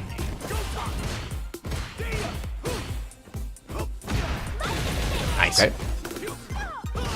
Yeah, you know what? Honestly, that's one of the things I feel like I haven't got a chance to see in this specific matchup is Zach Boss's usage of lightning legs for punish counter, but just hasn't got a chance to do it this time around. Oh, nice punish counter there, though. Okay. Yeah, and we're seeing a lot more of the walk speed really come on display here now. Went for the delay to try to bait out a DP, and that's waste of the back throw, but he survives, and the jump on the DI was genius. I'm not sure if it was a wake-up drive reversal, but it would have lost. Anyways, that neutral jump. Good stuff from Zach. Okay, stopped him in his tracks. And you're seeing a big adjustment from Enzo as well with his spacing with the buttons. He's getting into range to press this stand light kick, and then also just teetering outside that spacing where he wants to crush his crouch medium kick, which is so hard to deal with.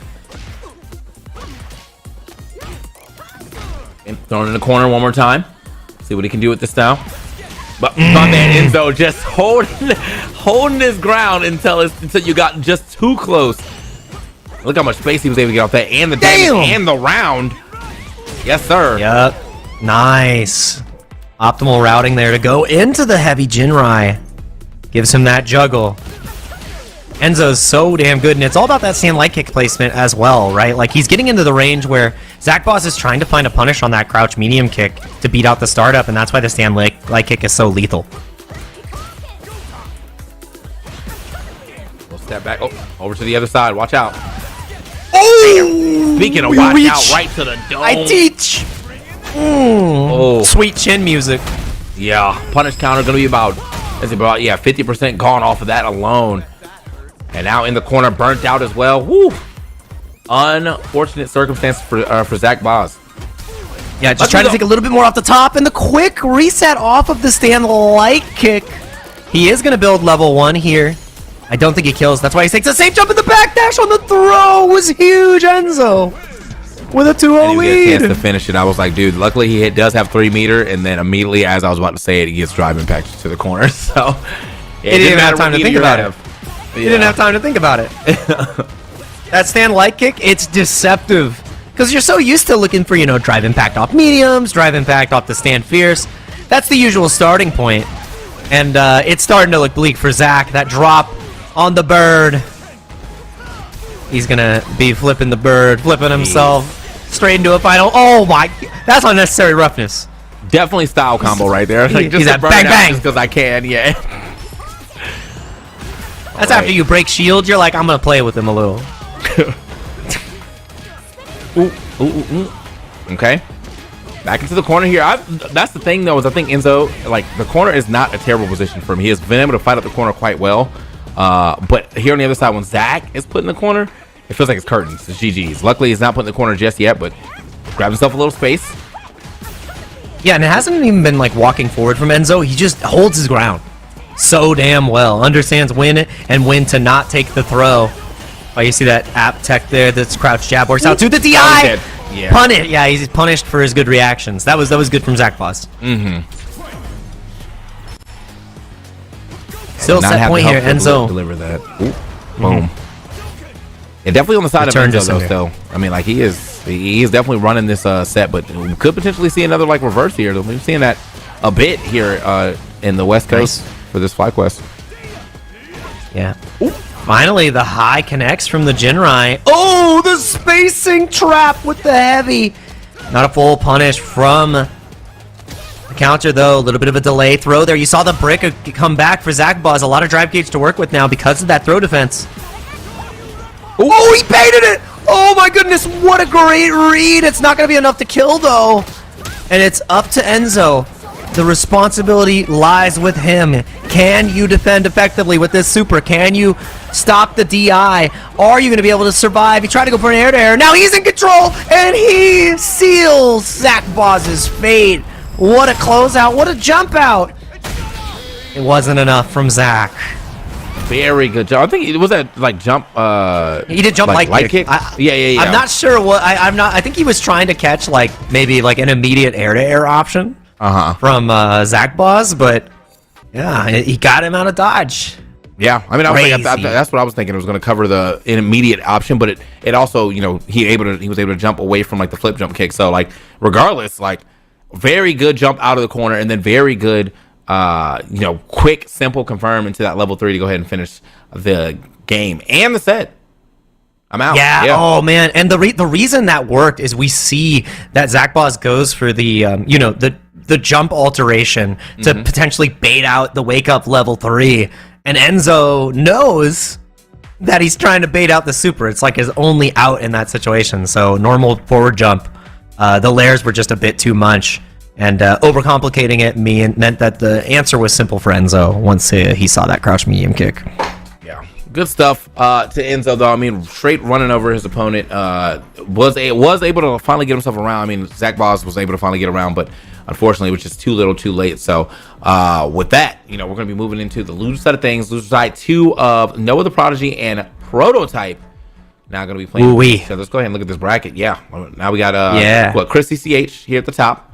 Enzo the Hokage, and then we're trying to figure out what happens here in the loser semis between Zach Boz, Triumph, Noah the Prodigy, and Prototype. Yes, sir.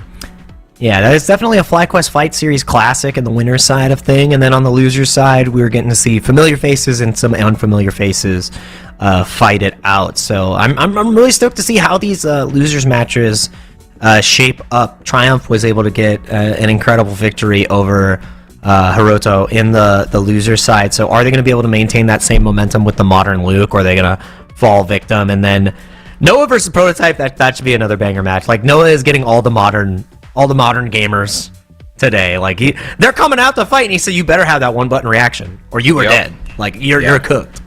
Yeah, well, you saw what he did to the first one, man. So now it's really up to what Noah can do to the second one, and what character he's going to bring, you know, to the table. As he's been swapping around a bit. Have not seen his Luke yet, but we have seen now his Chun-Li, his Bison, and his Ryu.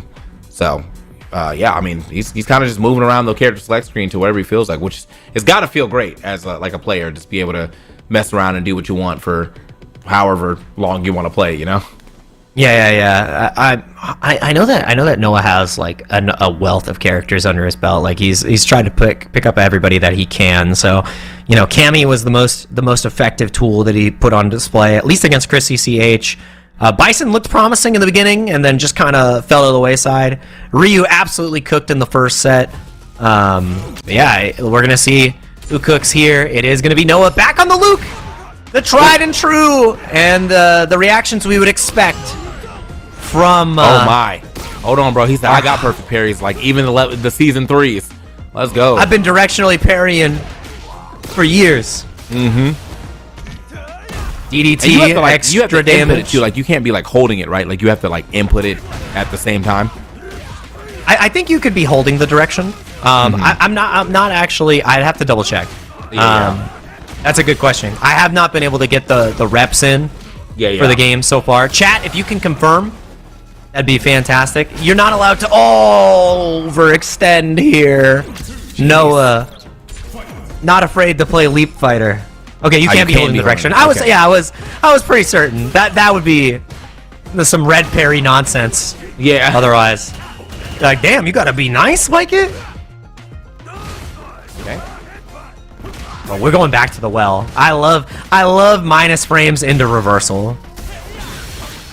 Ooh. Not this time though. Yeah, get up off me. Great reactions. I know it's modern, but I'm still gonna give it up for the great reactions. But right back to it. My man's gonna go ahead and find his way into a level 3. Boom. A lot of damage. We'll probably see another DI here in a second from Noah after he layers in a couple of these sand blasts, but he might not even need it. DDT does mad damage. Jeez.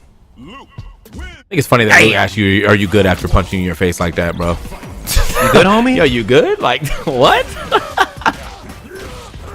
Yeah. It's like one of the ride operators where they're like, oh, I don't know if you're buckled in, and they absolutely just send you. You're like, oh. Yeah. You'll be all right. All right. Only 3 people died on this, huh? Boom, and you're done. Yeah, Noah has been doing a great job of straight up establishing the pressure here, though. This time around, though, going to be receiving in on some. Oh, nice. Okay, anti-aired. Slap down. Jeez. Here we go. These jumping heavies. Working out for him. Uh-oh. Can't really afford the trades here. Yeah. And I mean, any gap, will be punished swiftly by the Glutral. Butt slam connects. Okay. EX or OD headbutt. Try to get things started, but it's perfect. The level 1 gets him out. Yeah. Oh, nice conversion there from Noah. I like that. Just a little bit extra off the top. Every little bit of damage is going to count. Headbutt answered with the sandblast. Tap parry not working out. You got one more guess in the corner, and the OD headbutt is punished by the DI. What a read! He's in your head, brother. He's quick with it. I mean, again, I feel like that's what Honda's going to want to do when they're a little pressured, specifically Prototype, though. He has been dropping a lot of OD headbutt in the later part of this bracket, but... All right, trying to reel that one back. Not going to get it this time. Boom. Ooh. Yeah.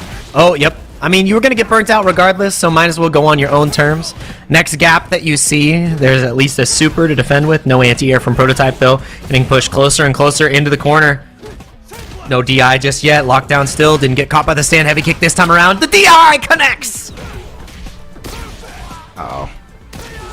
Okay. Air combo. Just kept it simple there, but he still has another chance. Oh, man. In the corner, DP. Oh, man. Brain buster. Boom. Into the level 2, gets to keep the meter. Doesn't matter, though, because the round of the game is over. 2-0 now here on the way of Noah the Prodigy. Yeah, beast mode, baby. That was brutal at the end. And the patience in the corner, too, just to watch Prototype and, like, see the wheels turn. He's like, wow, what are you going to do here? Neutral jump? Okay, super delay DP. What a cross cut as well. And the anvil, even in a nerf state, punishes that anti-air. The brain buster again. Uh-oh. Honda, you might need a new hat. His dome, that hat is getting beat up, bro. A jump heavy punch, a brain buster, like he is just hitting you on the noggin, right on the top every time. Same him. Oh man, the reactions. Sit down. That's GG's. Yes, sir. Yeah, I think that hat no longer has a sticker on it. It's not approved by the homies anymore. Hey, anti-air headbutt this time. Yep. But low on the drive gauge, and Noah has just been winning out in this war so consistently. Gonna force the burnout once again. Familiar with this gray state all too well. Ooh. Oh god. I was thinking maybe maybe spend it just to burn a little more time, a little more of that meter, but no, he preserves it. Woo! And honestly, good preservation right there. Gets the command throw for the round.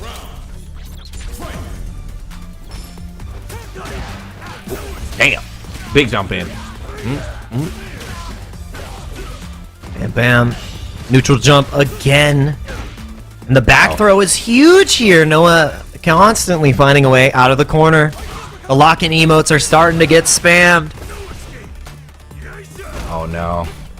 Alright, throws him right back in the corner himself now, though. Noah said, no, let me just create a little space. He does have level 3, though. He's got to watch out for that, you know, those mono reactions. Hey, I'm hammering away. Hammering away. Oh, man. Oh, yeah. He's alive. He's got another chance to fight. We saw him hold the meter the last time this happened. What's your option now, Prototype? Can you survive the walk-up throw? He was too focused on the drive gauge. He wasn't locked in on the Luke. And that is Noah's Luke pick coming back and showing us that he made his name and his presence known for a reason with that character. He is still the definitive Luke player. You know, they said, you know, they called him, that was a lock-in emote for Noah, and then he was like, you're right, let me just lock in real quick. And he locked in. Easy game. Easy does it for him right there as he makes his way into loser semis now. But we have to see who he gets to play against, as Zach Boss and Triumph now are going to be playing against each other. Now, Triumph, the other Luke, on Modern though, and then Zach Boss is going to be bringing in the Chun-Li. We'll see how this one plays out. And if he'll end up getting I guess that means he gets a run back with Yeah, if he wins this. Okay. Yeah, so the extra stakes on the line here for Triumph after what we would consider a blowout 3-0 in the winner's side of things. We'll call it as it is. It was such a beatdown that we realized that the 3 games were over faster than we thought. So yeah. I need to see Triumph bring that like the knowledge from that beatdown to clean it up. As Yipes once said, the only way to get clean is to get washed. So let's see how clean the play is here. That's a bar. That's a bar, bro, for sure. That's my goat. Thank you, Mr. Mendoza. Hope you're doing well. Hey, see what we get now though. Going from the other side real quick. Oh wow! Coming out the corner though. Wow. Yeah. That was good. I like that. Zach has his offense is layered in such a way that it will punish a couple different options and catch you for trying to, I would say, get a little weaselly in the corner. Oh, what a whiff! Definitely has to watch out for those. How he's using Hazanchu's. That was very good OD DP to like get out of there, but didn't get him out far enough. Zach Boss taking that first round pretty handily. Oh, yeah, and he got the double whip punish on the Stand Fierce, and I mean the whip punishes have been the story of this game. Even though you have great, you've got great reaction capability with the Modern. Wait, no way. What awareness? The Kikoken clashed with the Sandblast and he recovered in time in order to go for the level 2, and he baits him out. Yeah, you're cooked. Perfect from Zach Boss. Legs on display. Yeah, a lot of butts out getting straight baited right here. But I mean, when you have the option, I don't have a character that has DP, so like this is not something I get a chance to do. But like I feel like when you have it, you always have to show it at least once. It is a big 50-50. Unfortunately, you bet wrong that time. So I mean, there's a lot of different schools and thoughts. I mean, there's a very high risk reward. You have to balance the variance. I'm in the school of thought of early and often. You gotta show that it's in your hand. Remind them. But then if someone knows that you're willing to let it rip, you gotta adjust your gauges. And Triumph needs to adjust his spacing a little bit here because Zach Boss has been surgical on these whip punishes. But we're gonna need surgery after this one. You can't afford to take another hit. Drive reversal's massive. You can't really throw another Kikoken here though because of the level 2 from Luke. And because the grab after that, that should be enough. Yeah. He's got level 1. Damn, and it's the whip punish again. Zach Boss's confidence to walk forward and just control the space that Triumph wants to exist in has been the narrative here. Yeah. We tried again. In his face, nothing done about it though. I will say, man, I really also like Zach Boss's usage of his Hazanchu. Like his Hazanchu have gone crazy throughout this here bracket. So. Yeah. Oh my God! Micro walk forward to get that throwback. You gotta be kidding me! Zach Boss is playing on another level right now. It doesn't matter. We're going to Memphis. Not burnt. That walk forward was nuts. Production, you know what replay I want to see. I gotta see that shit. I gotta see that shit again. I don't care if he loses. Oh, OD up kicks. Let's go. Oh. Okay, sent out the corner. Yeah, okay, blocks high. Unfortunately, though, didn't protect the legs after. He does have level 3. He burned himself out, though. He's burnt out. Oh, this is bad.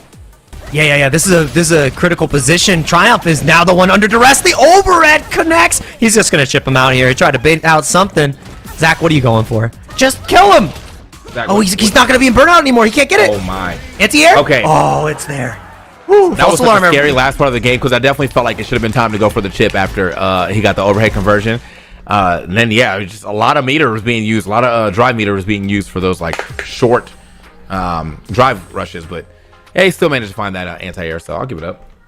No, FlyQuest, get in there. Hit that fight next challenge. I want to see what's up. Production. Who's got the hands? It's like talking to find out. Jarvis, B plus 38. Make it happen. Ooh. The Mai, you're a bad person. I mean, I like the costume. I've got two reasons. It is a very good costume. The color's great, and I like her cape. Now, I mean, what are because of the buffs here for Chun-Li and because of some of the nerfs for Mai, I do feel like Chun-Li does have fare a little better now in this matchup, right? But I just don't. I don't know how much Triumph has been able to play, this year. I don't know if this is like a staple for him or this is just like a Hail Mary pick, but it's looking kind of Hail Mary right now. If I'm being honest. Yeah, it's looking like we're drawing for straws. We're hoping that something sticks, and the Mai is not working out right now. And this is Mai Shirahui after these after these nerfs, dude. She's not Shiranui. Andy, come. I wish you Shira knew her. Oh my goodness, Mr. Bogard, Mr. Bogard, you gotta get your girl. She's having a hard time out here. She showed up in the streets with her corset. She wasn't ready for the full set, and she's gonna be sent straight on out of here. Level 1 to close it up. It's not enough. Never mind. Zach Boss, you cheeky little guy. All right, that was a good slide. That was good. Yeah, chat, you like that one, Shira Nui? That was Shirahui. Yeah, I don't know. Yeah, I gotta know what Triumph was trying to get done there. So that was definitely not it. I mean, again, patches changed, so even if he was able to kind of like force whatever the matchup was, it might be a little different now. So don't at least a little more easy for Chun-Li to work with. But yeah, that was not it, bro. Yeah, I don't think we saw a single OD fan. I don't think we got a single reversal. No drive gauge spent in a active fashion. So yeah, really great set between those two. The Hail Mary with Mai just did not work out. So we're gonna hopefully get to see more of Triumph the next time around here at the FlyQuest Fight Series. But that rounds out our top 4. Enzo, Chris CCH, Noah the Prodigy, and Zach Boz are our remaining competitors. Those players are in the money. I'm curious, production, did we get that replay of that walk forward throw on the charge knuckle? Because that was kind of hard.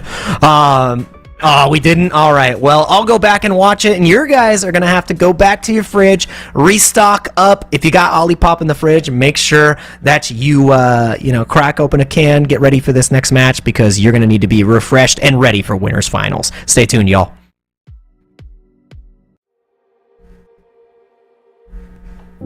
Being a fly fighter, it just means the world to me, because they perfectly dialed in who they signed. I'm just happy to be able to represent a game within like a group just so high level. I mean, it means a lot, just because it's cool to see a team like this supporting the FGC as heavily as they do. So it feels a little bit closer to home, there's a lot of orgs that kind of you're supporting everything, but let's dabble a little bit in fighting games. But it feels like someone's treating my own very well, I think the team is very cool. They treat you very well, and I already qualified for EWC, so now I just want to try to win it. Some teams put pressure to perform well, but I feel like my time being here, I've not really felt pressured by anyone. I feel like that's a very important thing to have from a team.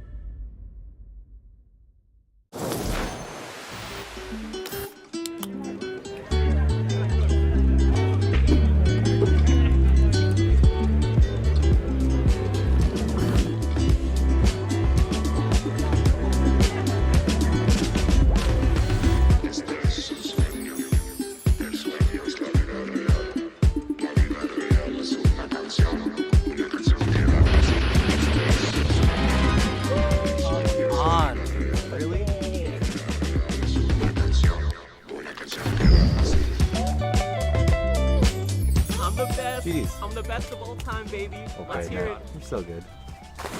How are you so good? I love you, Jake. GDs.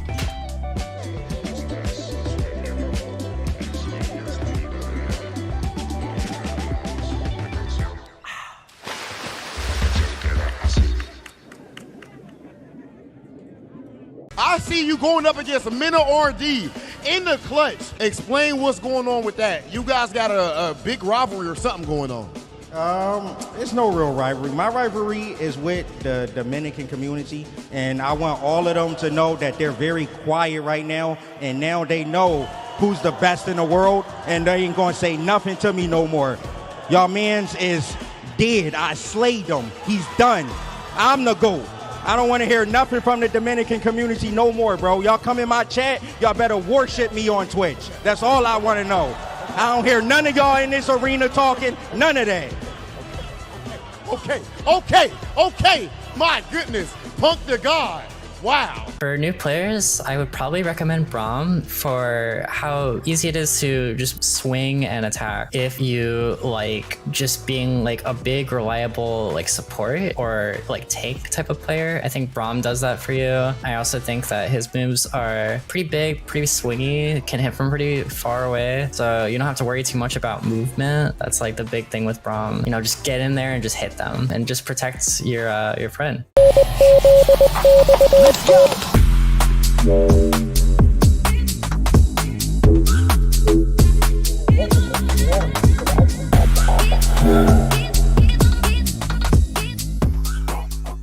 What we need is combos. We need straight combos. Everything needs to do at least 50% and then land into a mix-up. We need mix-ups too. New players should play Echo because, as I mentioned before, we need a mix, right? And there's almost no better character to mix than Echo. And it's pretty easy too. Everything needs to be a 50-50. You can't have anything less. No 49s or 51s. Then you gotta get them assist calls. Assist calls. After that, nothing else. For new players, I recommend Ari because you play a game like this because you want to finesse. You want to move. You don't want to just do things without purpose. Anti-air is as simple as it gets. I kept it extremely simple, but I mean, you can get a... Welcome back to the FlyQuest Fight Series. We are in the top 4. This is number 56, by the way, man. They've been holding it down for a long time. So big shout out to FlyQuest for having us out here to commentate some of these great matches as we get it started. Our first match will be winners finals. Chris CCH versus Enzo the Hokage. We've been having some great matches from both of them. Chris CCH having to get a game 5 W here over Noah, and then Enzo kind of just ran through Zach Boss. But Zach Boss still made his fight back into the loser semis finals as well, as he'll be going up against Noah the Prodigy for the first time this tournament here on the loser semis. So yeah, I think this will be the true test for Zach Boss. He got the warm up against Triumph right before this on the modern Luke, and then switching over to the modern Mai. So let's see exactly who Noah brings to the plate. We've seen the Cammy, we've seen the Bison, we've seen the Luke, we've seen the Ryu. Does he have character number 5 in his pocket, or are we going to see one of his rogues gallery at this point? That's how I like to do. I mean, where's the Sinister 6? Like, he's got 2 more in his pocket. I wonder what his other character would be. Who are some other really big winners here this patch if we were to try to go for another... Oh, it's the Ed coming in. Duh. We're not even on the loser side of things yet. We're in the winner side of things. This is going to be winners finals. We're using our future side a little bit too much. Yeah, we've got to use. Yeah, we've got to look at the present here, and this is one present of a match. There's the change on Jinrai. First counter hit that we actually see from it. You just get a knockdown, and Chris is pretty happy about that. Ken players are very upset about that change. It's me. I'm Ken players. Okay. Still got him in the corner, though. Nice. Standing heavy kick right there. Gonna get him some damage, put him right back into that corner. I like the space he's holding right on that jump out space, but that's definitely not giving him too much space to get too far away from the corner, just in case he has to threaten with a DI or anything like that. But okay, Chris fighting his way out, though. Love it. Yeah, and it's right outside of the medium flicker, right? So like the medium kick, which is going to be at that range, and he only really gets the forward movement when you see forward movement come out of Chris, which is where he then places that crouch medium punch. So I like that from Enzo. He's really deliberate about where he's standing. And he's just holding that, look at that, he's just toeing the line. Try to get in there quickly. There's only 31 seconds left on the clock, though, and Chris is the one who has to, turn on the afterburners. He has to close this gap, and the jump out of the corner is everything. All Enzo has to do is play this patient. He just has to stay right outside of that medium kick range. And he might not have enough time to do this. 15 seconds on the clock. We might see our first timeout of the night in the DP. Enzo's got other ideas. The throw whiff. Oh, my God. He just has to stay away. He doesn't have to engage. Jump back, heavy kick. Bro, closes it out. Damn. He really was. The defense was on like stellar right there from Enzo. He was not willing to throw out any buttons that he didn't need to. Big chilling. I think he saw that timer down in like 20 seconds. It's like, wait a minute, like I'm good. Enzo getting himself a OD DP to kind of really seal the deal on that too. Nice step kick off that run. Yeah, light kick confirmed there is still in your hands, and I mean gets the throw right there into the corner. There's the knockdown once again. It's a big change that Ken players are going to have to get used to. Normally you would get a follow up there, but now you get your strike throw, and you're going to like it. Oh, parry, a little bit of a drop from Chris, but to the corner we go. He said, I missed. Yep. All right. Yeah, I think this might just be a slow developing game between them, and I think it's probably just how the matchup has to be played, to be completely honest. You don't want to end up running into any of Ed's bringing you in and taking a huge damage. However, Ed doesn't want to take eat big damage either. It's right back in the corner. Oh, the whip punish is massive again, just staying outside of that range. Time and time again, this time getting the drive rush punish instead of the crouch medium punch. Enzo playing slow, calm, cool, and collected, and pulls the trigger when needed. That was some neutral discipline. Absolutely, man. That little back dash to get just out of range, and then immediately drive rush back in. Punish counter right there. Big combo when he got a chance. Oh wow. Okay, sweep punish right here. Yeah, it was costly though. So Chris, he's gonna be under duress here. That's why the Jin Riser still coming out, but the perfect parry is there from Chris, aware that Enzo's goal was to attack the drive gauge.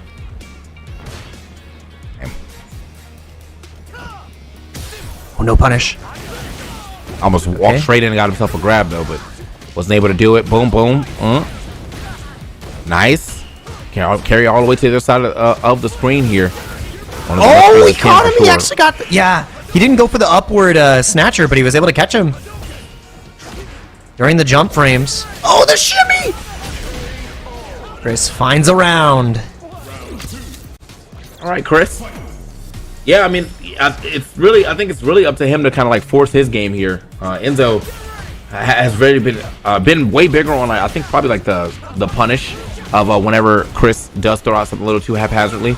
Now he's stuck in this corner though. Oh, getting right back in there, keeping him locked down with the jab string, staying right at that same range, just slightly outside of stand heavy kick range. Okay, dragged in. Yeah. Chris is walking out. Oh, the jump! Confidence out the covered. corner. Oh no! What a bait! The shimmy. It's not enough to kill. It might just be actually. It's so close. It's either Pixel in a dream or your dream is dead. I think he's alive, TK. Yeah, I think he's alive right here. Yeah. Just He's got a little drive gauge. And yeah, as you said, a little drive gauge. Gonna try to get some of that back. Oh, yeah. Wanted to get out the corner as quick as possible. Understandable, but very good usage of the EX Fireball there from Chris CCH.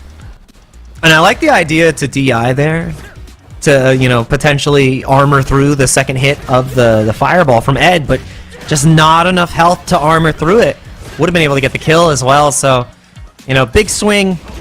With every big swing, you are at risk of a big miss. Oh, and a big shimmy. Gets us closer and closer to the corner here. Another spacing nightmare for Chris, and a wake-up nightmare. Oh, God. Okay, there we go. You know what? Let's just go ahead and send it all, bro. He said, you're extra foolish. Called you foolish 3 times. Here we go.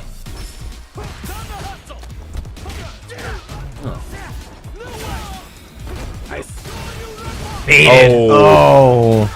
Yeah, we haven't seen that from Enzo yet either. So Chris, you know, he got baited into a wake up earlier, but now it's Enzo taking mad damage here.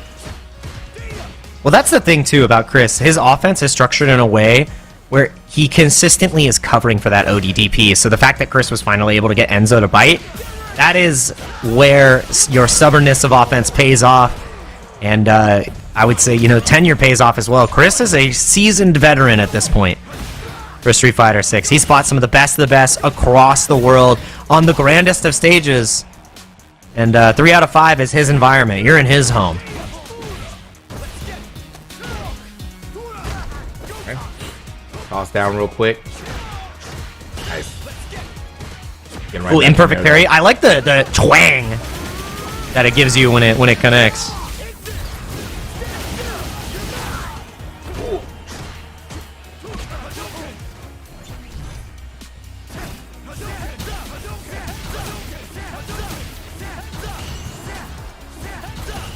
All right, little fireball war developing right there, but the jump in, oh, that's definitely going to be enough right here. Level 3, already in the yellow GGs. Yeah, tried to catch the movement forward after that fireball game from Enzo, and Chris overextended with the flicker attempt there. So now a 2-1 lead for Enzo the Hokage. The thing is, the last time these guys ran into each other here at the FlyQuest Fight Series, Chris was able to dismantle Enzo. But it's a new patch. Both characters have been nerfed. Let's see who got nerfed harder in this situation. Oh no.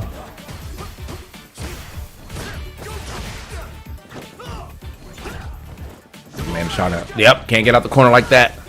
He's been holding down that area quite well.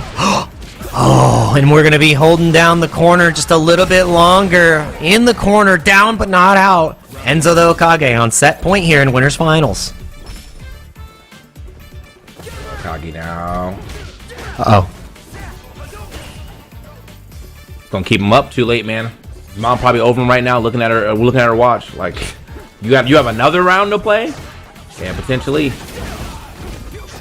These games better be done by 10 p.m. And you might have to do it from the loser side if Chris has his way with things.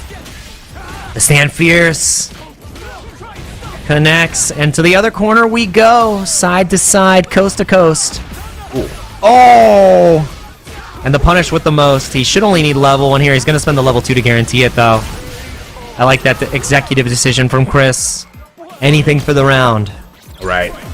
And you still got meter available too, so in case the beginning of this round gets a little crazy, you get burnt out early, still try to make something happen here. But Enzo, 1 round away going to this grand finals. Ooh.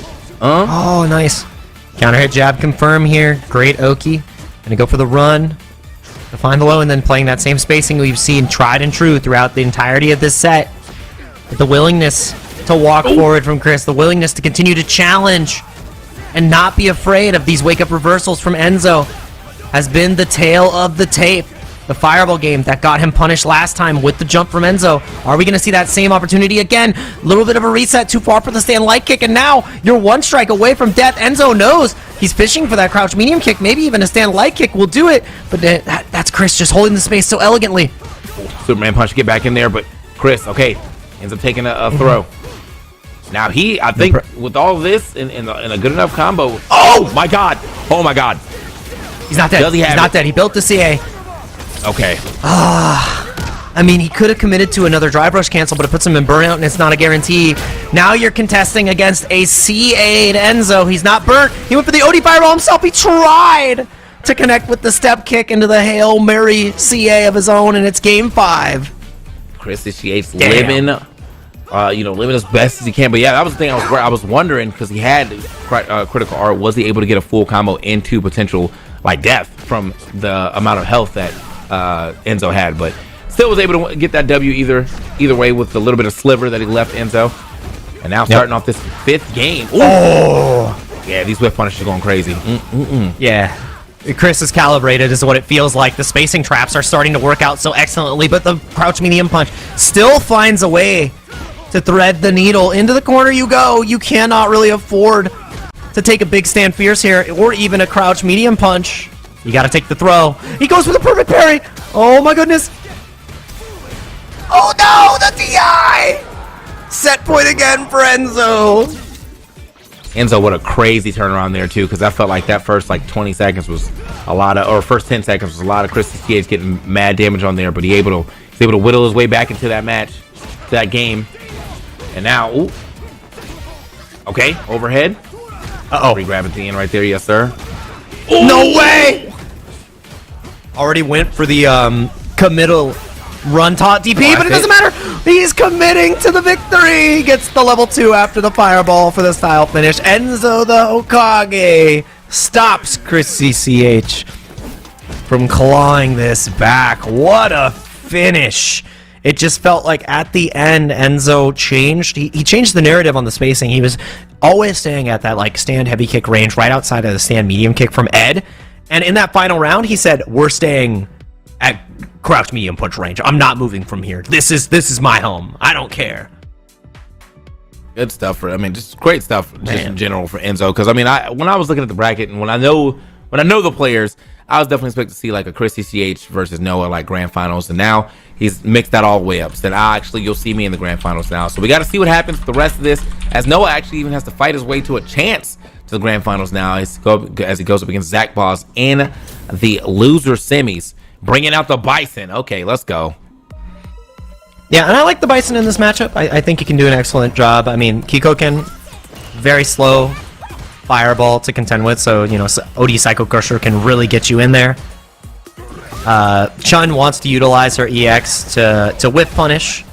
And, for her reversal. And when you don't have that at your disposal, it becomes real hard to contend with Bison, who is a plus frames dispenser. Okay, making it out quickly though. Got to get out the corner as fast as possible. You are in burnout. Does manage to do such. Nice. Thanks, Psycho Crusher to get back in. Yeah, a little slow game, kind of a little whittled down game really from Zach Boss to get back into this, but he's not too far behind on health. Oh no. The jump in. He just pressed the anti-air a little bit too late. The knee press nightmare gets that round 1. Great victory from Noah the Prodigy. And Zach Boss, there were signs of life the entire time. Ooh, I got them bombs, got some lore in the chat too. Noah banned Zach Boss in the chat for talking shit about the Bison. So this is a juicy match. This one's personal.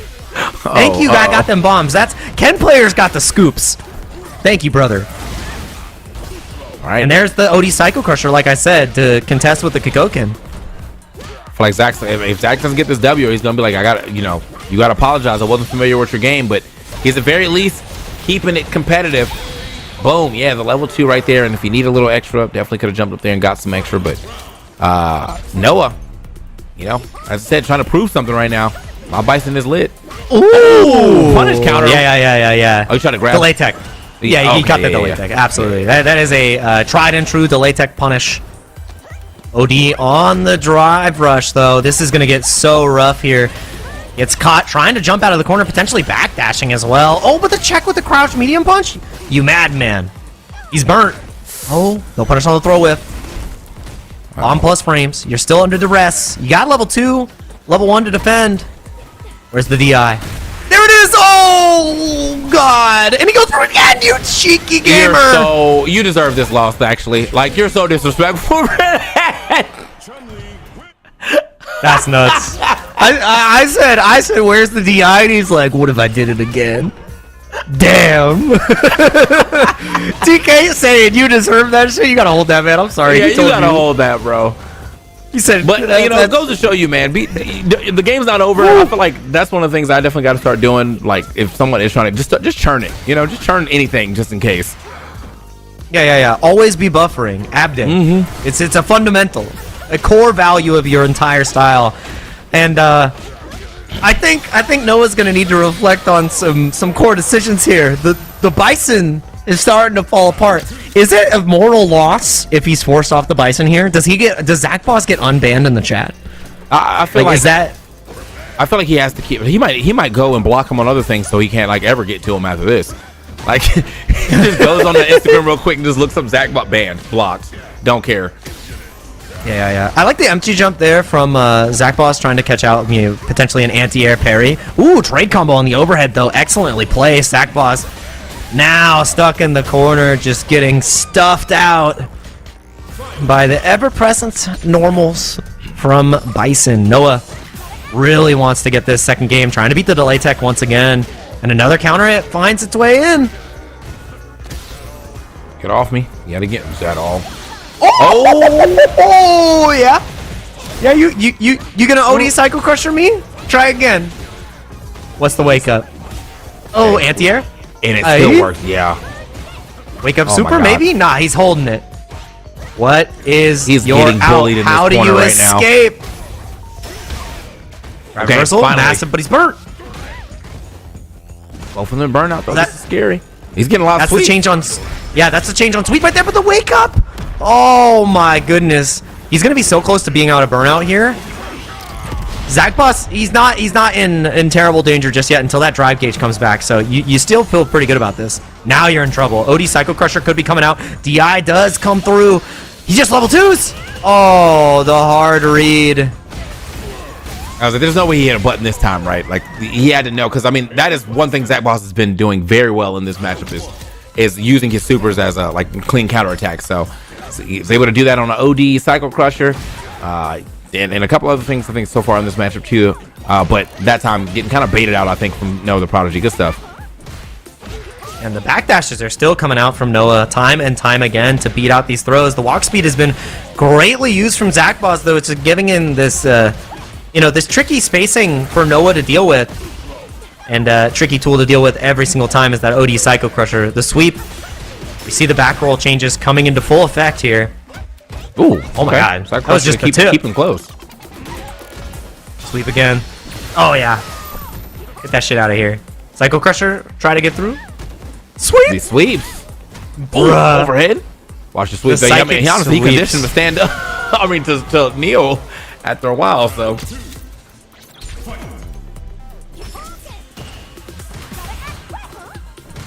The backdash is so consistently on the throw, too.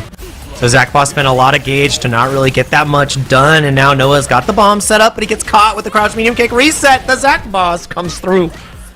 And he caught the backdash this time. That's why these button timings have been so key from Zach Boss, and he gets the counter hit this time with the delay. He's got level 2 here on this next strike, so you got to be so careful. Where is the OD Cycle Crusher? Does it even come out? Imperfect parry.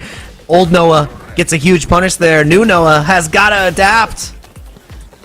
Like Zach Boss stepped a little too far back when it might have been trying to bait out one of those OD moves. Oh my God! He stopped the man. momentum with the DI, and he's got to spend. I think it's only going to cost 2 bars here. Yeah, huge pickup. Economic decisions have been made. Zach Boss, you gotta make some decisions here real quick. If you want to snuff out this Bison. Oh, big. Small hit there at the end, but I couldn't get a transition out of stance. So, hey, stuck in this corner though. Zach Boss definitely got to be a little more aware of when being in this corner too. Noah Prodigy has been very good on his drive impacts. The thing is, you have enough drive gauge here if you're able to get this clean strike, maybe a stand fierce or the crouch medium kick to just kill Noah. So Noah, he can't afford it. And again, the imperfect parries. While you get a little bit more drive gauge, it's not enough to stop the momentum, and it's that stand fierce that does come out to close out game 3. We've seen multiple times now where Noah, last patch just yesterday or the day before, it's been a couple days, he gets out with the perfect parry, but because the direction was not correct, all he receives is an L. Oh, man, a punish counter right here to start off this. Oh, okay. Drive reversal to get out. Big sweep punish. He's been getting a little too friendly with that sweep, so I like that Zach is now starting to look a little lower. Yeah, how lower can we go than sweep? More sweep. Oh! Damn. Bing bong. Lockdown. Oh, no. Wake up, OD up kicks. Should mean time's up on this round. Every single one of these overheads fit.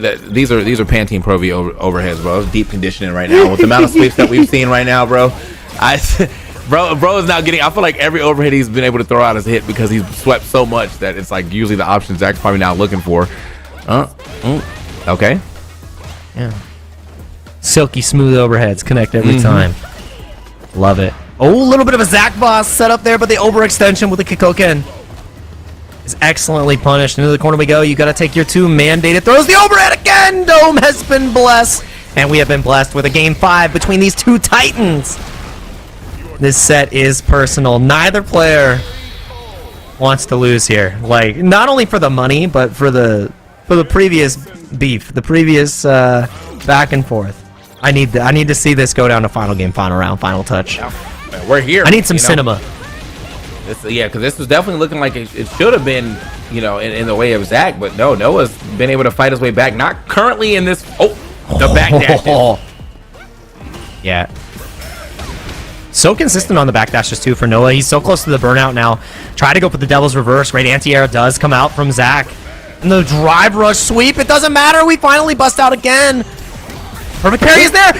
He was trying to go for the drive rush cancel into the DI, but he burned himself out. He has a level 1 to try to stop here. But when do you spend it? When do you try to escape? The bomb dissipates. Anti-air is there. Does he OD Psycho Crusher? He's burnt. Drive. No punish on the drive reverse. He tried. He tried. This is bad. He can't block anything. He'll die to level 1. He goes for the level 2 to punch to the Kyogen. Oh my goodness. Raw. It is not enough.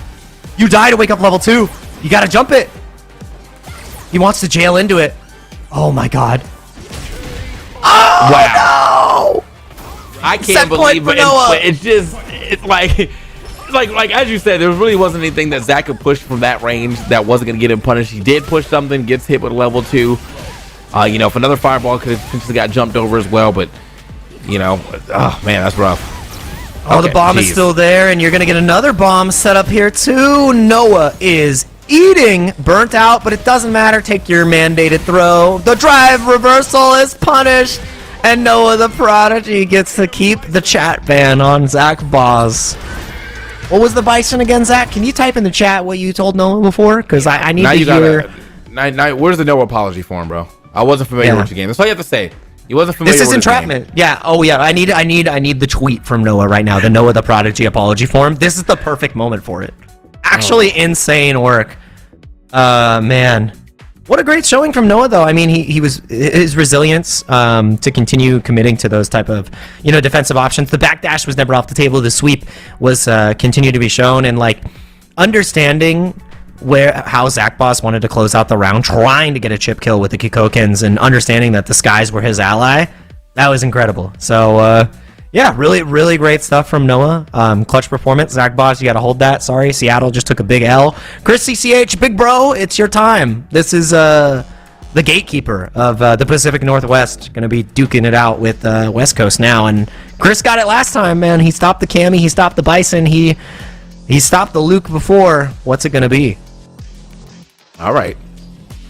I don't even know what he's going to bring back to the table, though, because obviously, he tried one. It didn't work out.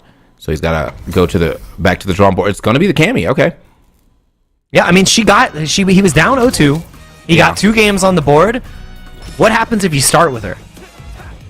It looks like you think about the start of the round a little bit longer than normal. But losers finals, and you're going to have to think about early and often as your choice for your cadence on defensive DPs, because the first one was baited excellently from Chris.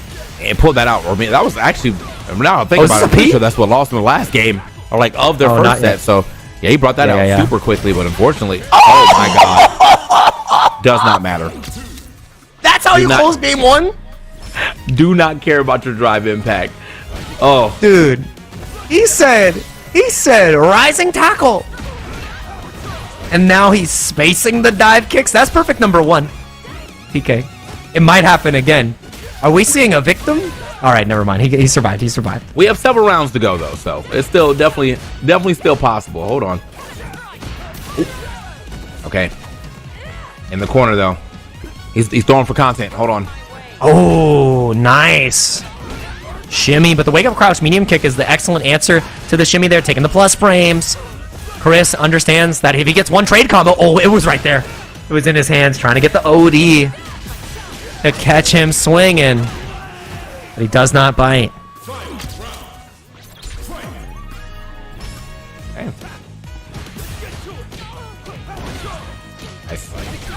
Okay, pieced him up a little bit right there. Puts him into the corner. Plus frames.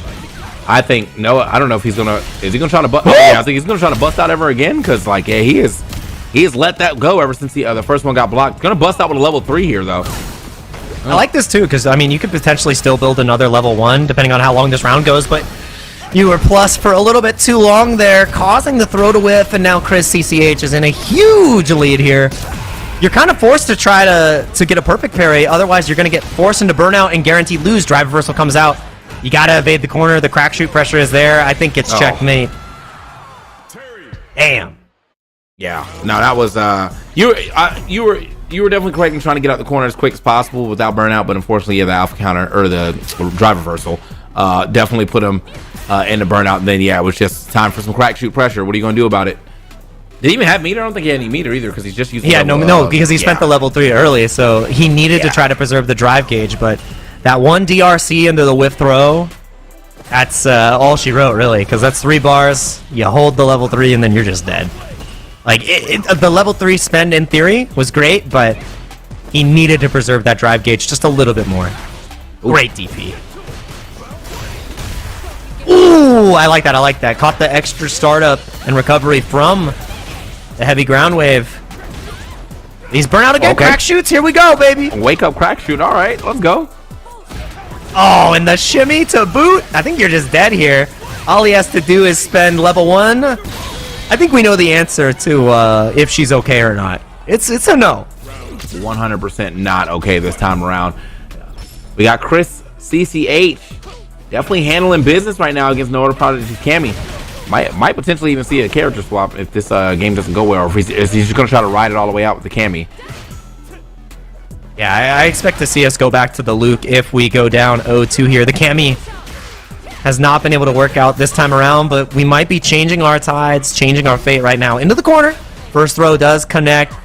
Chris can afford to take 2 more of these. I feel like of all the times I've seen Cammy on the screen, I've never seen this color. Like it feels almost custom. Like oh, this is the punk color. This is the pink. I thought he used like the pink. Oh no, like, actual fit. You're right. Yeah. He used the pink one. This is Noah's version. I like this pink version for Cammy. Yeah, it's not bad. It looks good. I feel like I've never seen it at all. So I was like, oh okay, word. Yeah. I'm about to go through her colors too, see what she got. Everybody's got some banger colors. We need more costumes. Capcom, please. Give me Cat Cammy. I'll give you all the money in the world and all the meter in the world spent by Chris to secure this burnout and place himself in a really strong position. The only threat here is if there's a gap, Chris might just die to the level 3. Oh, the neutral jump! You're alive. You live in. Yeah, he's alive. He's alive. For sure, right? Yeah, there we go. Yeah. Sliver, though. Nah! Wake up. Rising tackle. Goes for the overhead after crouching. Oh, no, he's dead. Yeah, he doesn't have enough health. Oh. Great reaction from Chris, but that's what Noah wanted. He says, stupid. Why you turn red? You don't got health for that.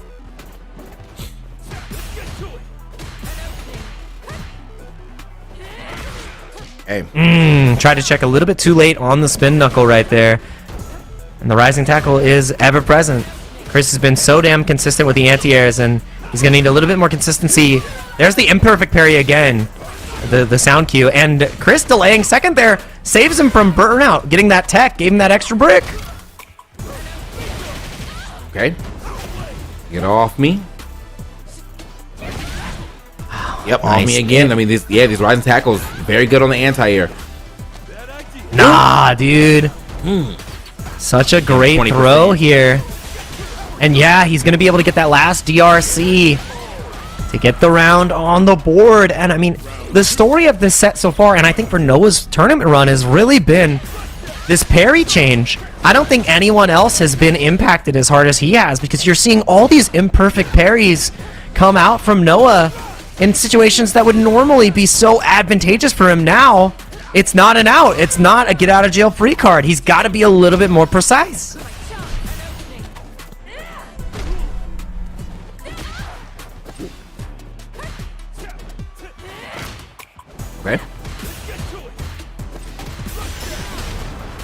Nope, be safe. Yep. But now you're under crack shoot pressure. You can't go for really too many of these. I think Chris would be happy if the level 3 gets spent here, though, from Noah, because then you just go into the next round. He can chip. Oh, that's why you see the level 3 come out the CA. It's just going to close the round out. Oh, my goodness. But as Chris, like I said, you're happy you spent the resource. It's crazy, too, because I feel like Chris, like, was trying to stall out. Like, he's staggering his pressure for that exact moment, and then he staggered just a little too long that time, and Noah was like, wait, I know it's coming now, so had the soul read on that one. But yeah, these players have run into each other plenty of times, so DP comes out again. Noah willing to represent it, going back to that well, showing Chris that he is, undisturbed, undeterred. Anti-air is there again. Chris has shown every layer of anti-air. We saw the crouch heavy punch the last time, but you've got one more gas in the tank. You can't really afford to take the strike. The tap parry is going to be massive. He's got level 1 to try to reverse, but the back throw. Chris, unafraid in his own right. He says, you're not going to send it because I'm sending us to game 4. All right, Chris says, I'm trying to make it here to this grand finals, and he is slowly but surely working toward that. Nice.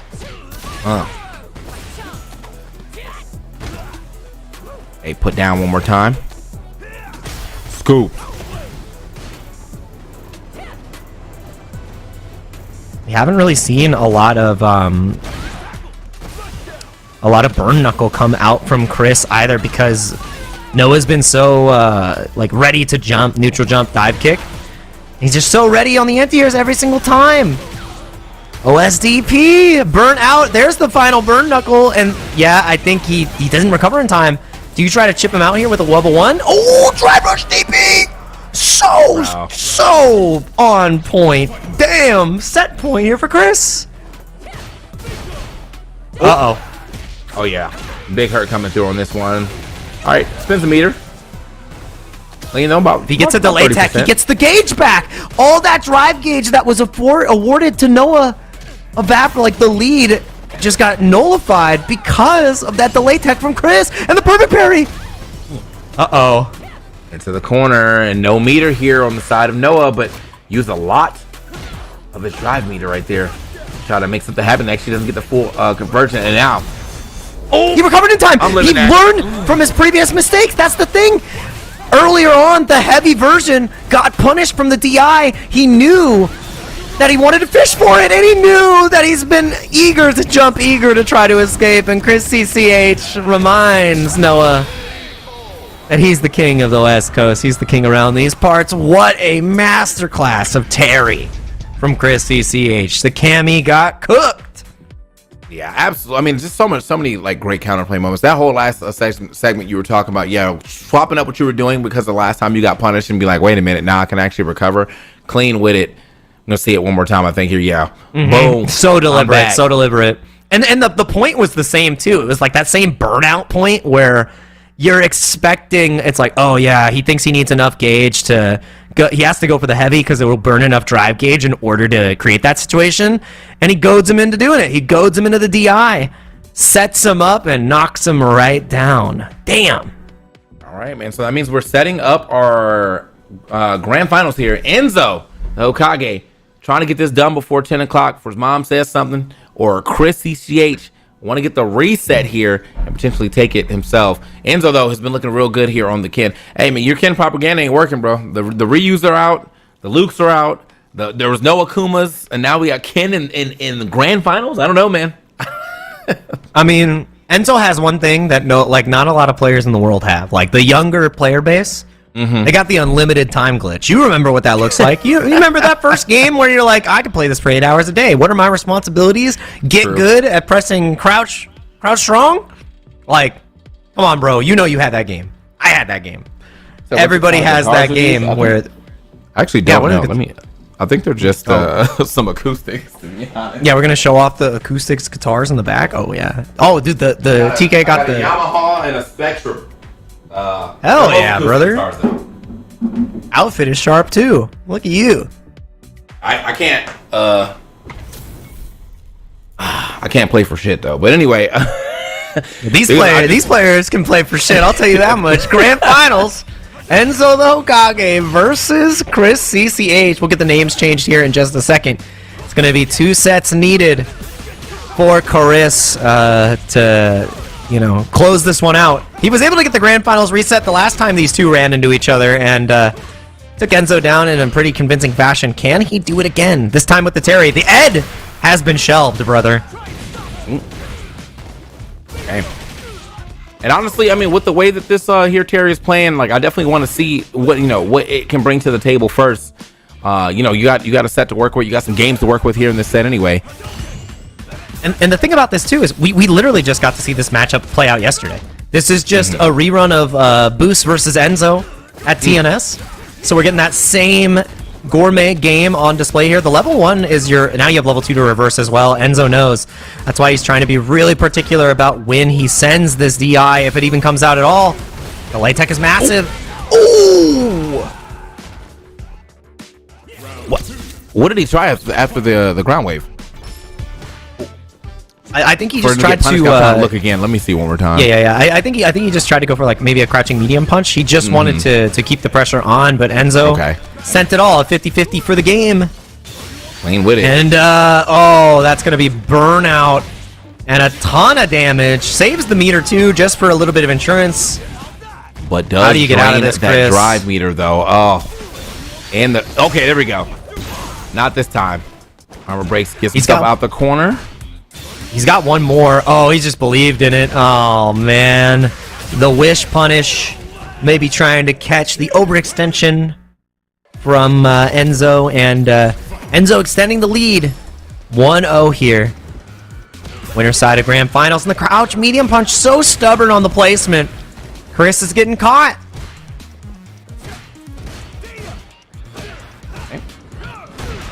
Nice whip punish, though. Yes, sir. You got a side switch on this, Chris? Negative. That's the second time he's got that misinput today. I'm curious what's happening there from the side of Chris. And we're going to be curious how Enzo gets out of here. Do we see another ODDP? Not this time. Take the throw. Do we take another? Nah. Ooh. Bro, I'm Mr. Bust Out for real right now. That's just multiple rising tackles. That has been the Chris CC. His timing on these has been absolutely insane. If it's used as a bust out or if it's used as an anti-air, he's been very accurate on his usage of the rising tackle, though. So,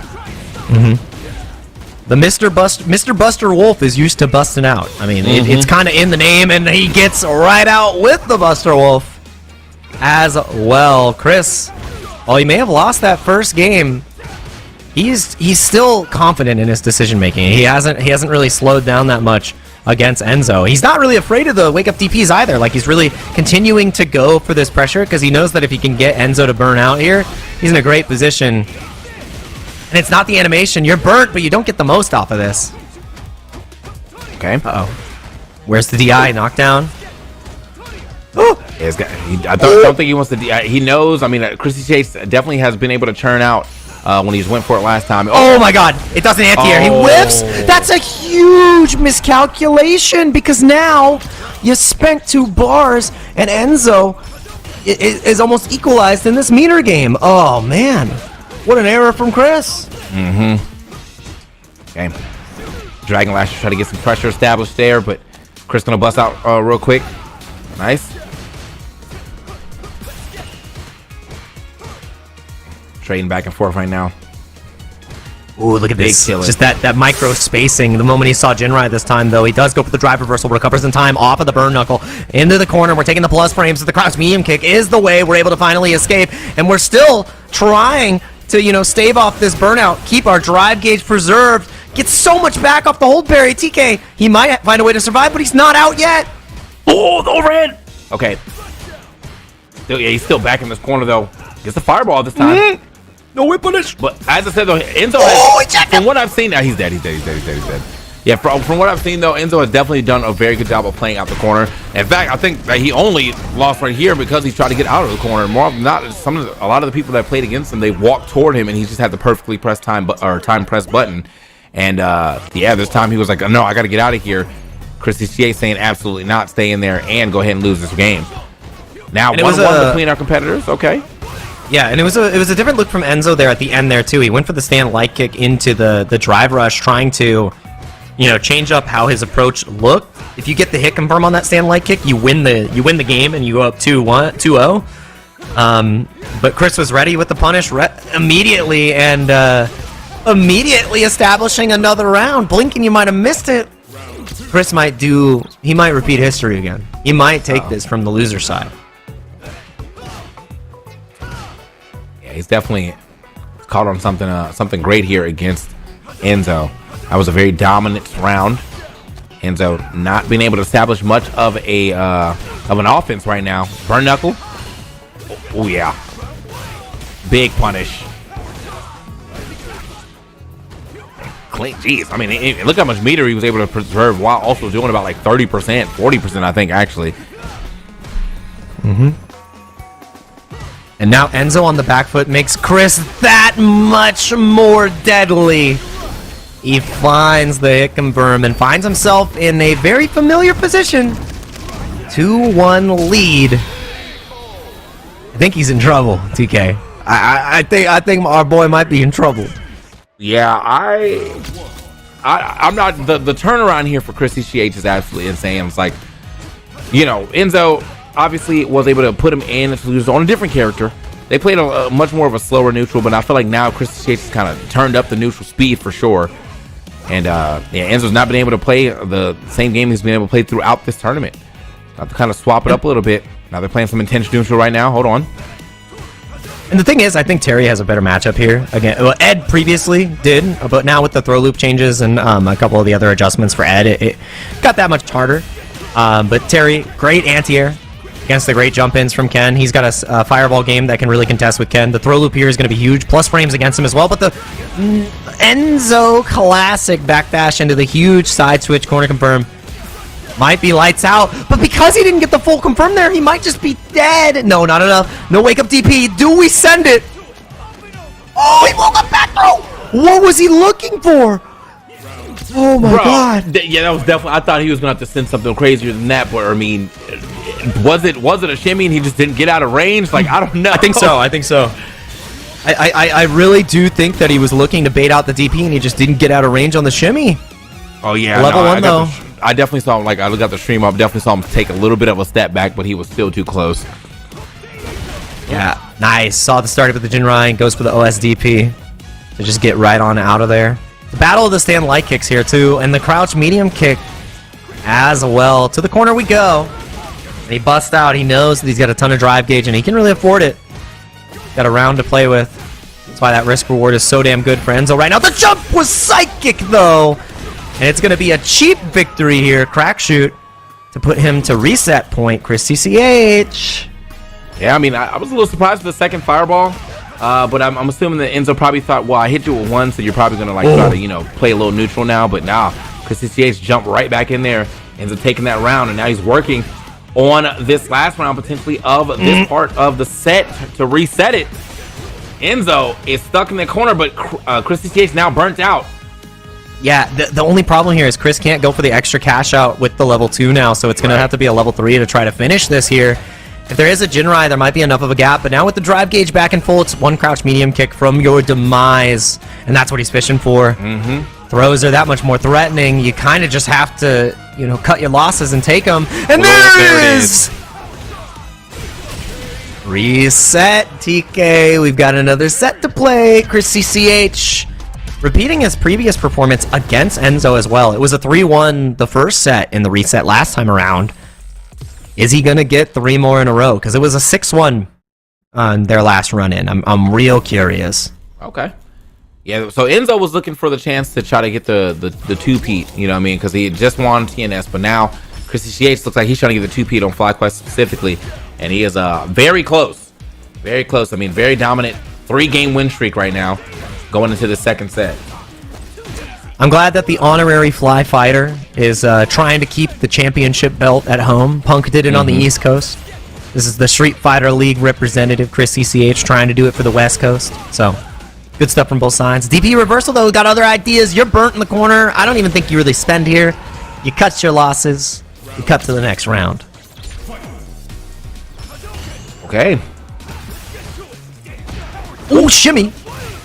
Finally, it's been so many throws taken by Enzo for him to not bite. So the fact that Chris was able to, you know, force a shimmy out of him, a whiff throw, it's a Herculean effort. Oh. Yeah, gives himself a nice little punish counter on that stand heavy kick. Oh, I got again. And he can, oh no, he doesn't opt to burn out here. Going for the frame kill with the crouch medium kick. Now you're stuck into the throw loops. Just going to take the jab off of the dash instead. Big counter it into the buffer. It's going to get Enzo another game on the board. 2 away again from taking Chris CCH out. It may have been reset, but he still finds another game. He's just got to string them together.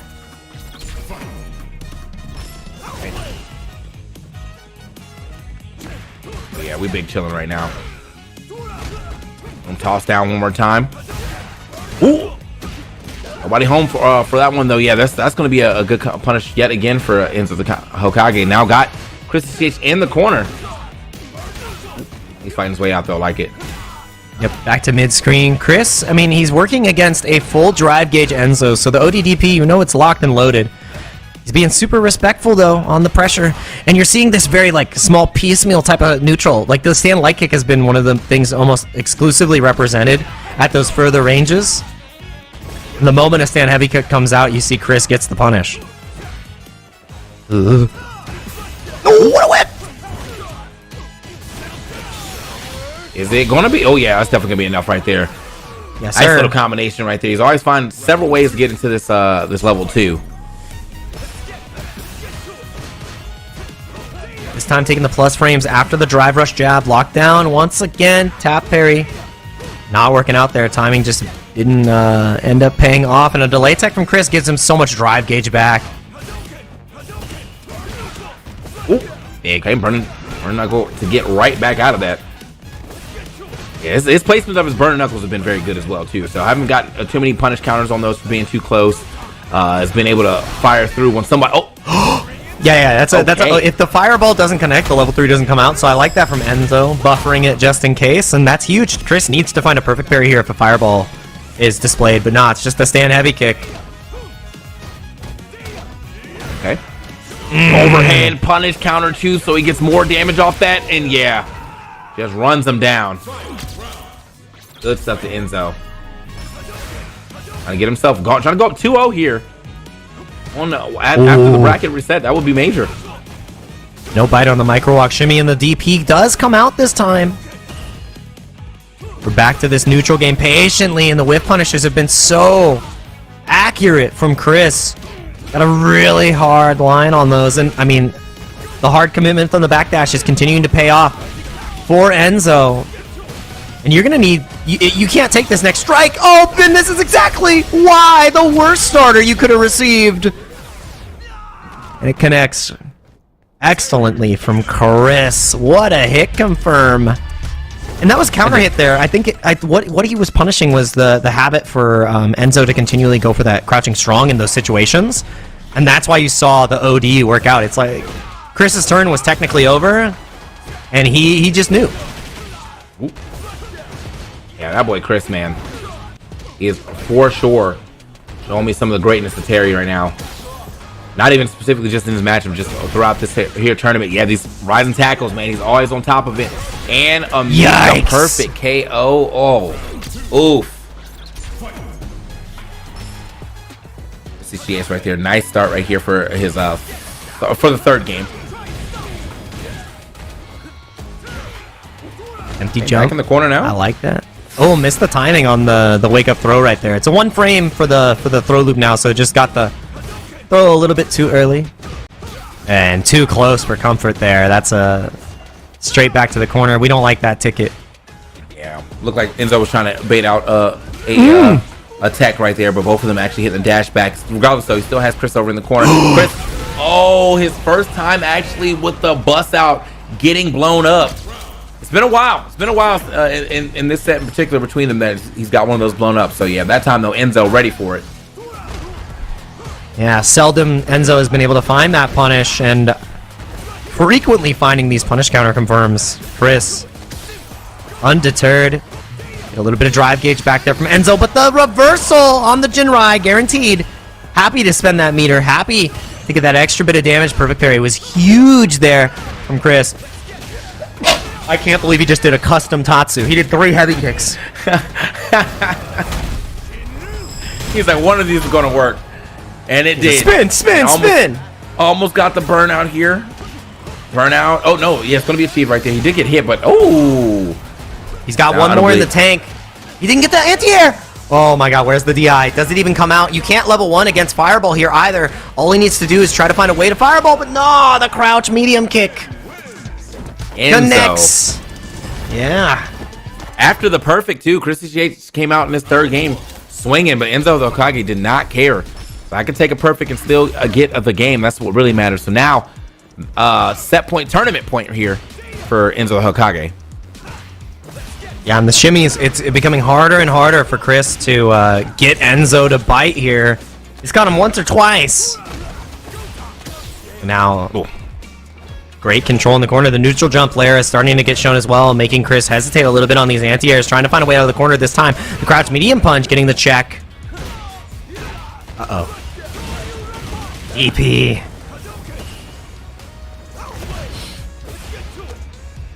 Ooh, just raw throw? I like that. Again? You do it again, a 3rd time. Okay. He's trying to get the shimmy. Send it over here. I'm throwing loose, man. The second one's all. I feel like to me that it's a 90% success rate on the second one. So on the third one, that's when you start mixing it up. He's safe. He's safe. He's got to do a reversal super here in order to stop him. If he finds a way to find a light DP, and he might just be able to kill Crack Shoot. Oh my god, are you going to find a way to chip here, Chris? He is! Oh my goodness! Enzo couldn't find the gap. Chris with the great corner. The burnout sequence mid-screen. I can't believe he sealed the deal. So because of the fact that he bet on that, level 1, I think? Level 2, chip killing, yeah. Yeah, and then, that was, okay. End up burning himself out, then after that, Chris Yates was just like, all right, time for a chip sequence, and it worked. And there you go. You see the blue stuff come out once again. The reason it's continually getting a counter hit here is you see Enzo continually trying to thread in that crouch medium punch, and we're going to game 5 after an incredible burnout sequence. My goodness. These boys are playing. Oh my. Yeah, I mean, but that's one of those situations where Enzo definitely had the right idea if there was like a sliver less of health. Unfortunately, because of that whole sequence, that led to the catalyst of him not being able to take the whole game. And now, Chris Yates, he's got the momentum going into this last game. Got him in the corner. My man is stuck. Oh no. He's got a level 1, but he's not going to use it right here. Just one more. Oh, okay. Nice jab out. He's so close to death. And the ODDP afterwards, that time he caught the crouch medium punch again. Every single time he's just frame trapping him with all these different options. Whether it be the OD quick burn, whether it be the ODDP, it's looking like Chris has cracked the code. It's looking like he's cracked Enzo right open. You got one more guess, young man. Watch out for the... Yep, I was like, watch out for the crouch medium kick. He's looking, and you know what he's going to get off of it. Hey, sends a power wave instead. He's like, check this out. Target combo. Gets a shimmy, but he doesn't get the punish. And the medium kick is going to seal the deal. Chris CCH is your repeat FlyQuest Fight Series West Coast champion. Against the ropes, and yeah, when you corner the beast, you better kill him quickly, because you don't want to mess with that guy. He lived with a sliver, and I felt like that was the turning point of the set right there. It was, he lived with a sliver, and then he crack shooted you to death, and then it's just GG's, man. Oh, that's rough. That's rough. And the thing is, Enzo, right? Like, you're in a situation there where, of course, you want to throw a fireball after that knockdown. You know it'll chip, but Chris, if he sees that fireball, he jumps at you and you're dead. Like, it's not a great situation after -1 because of that level 2. The last hit not being the chip kill is so tragic for Enzo. And yeah, Chris is a caliber player where you don't get second chances. You don't get that extra opportunity. He says, thanks for the chance. You're dead. Like, you're cooked. Punish all only is turned back on. Man. His mom was What like, is that? Enzo. Enzo. It's Enzo. 9:53, and he's like, damn, I lost. Yeah. Well, regardless, still got to give it a big shout out to Christy Shields. I mean, resilience. He had to do it from loser side of things. Had to do it in 2 sets as well, as you can see right here. We're gonna, we have the 3-2. That was the last set, but before that, it was a 3-1 to even get to this grand final. So, shout outs to Christy Shields. Shout outs to everybody who made it into this top 8 to get a chance to play here in the FlyQuest Fight Series 56. But that does not mean that is over by any means. This is our whole top 8 right here. Christy Yates, Enzo, Noah, Zach Boss, Prototype, Triumph, Haruto, and MJ Gamma right there. That was the West Coast side of things, though. So remember, if you are watching this, there is 2 coasts that we do for Street Fighter. We got the East Coast, you saw that earlier, and I think, was that Punko on that? Yeah. Punk was able to get it over Knuckle Dew. And, I mean, we don't do this for just Street Fighter. We do this for every single game that you could think of. So, shout-outs to the FGC. Shout-outs to everybody who's been enjoying the FlyQuest Fight Series. We're not going anywhere. So please support the channel. Follow both of us on Twitter. Make sure that you, keep playing all the fighting games that you love. And we're not, like I said, we're going to be back next week. But we're going to be sending you guys straight on over to Majin Obama, one of the GOATs across a multitude of games. So go enjoy some incredible vibes on his stream. Continue enjoying the FGC, and can't wait to see you guys next time. Yes, sir. You guys have a good night. Peace.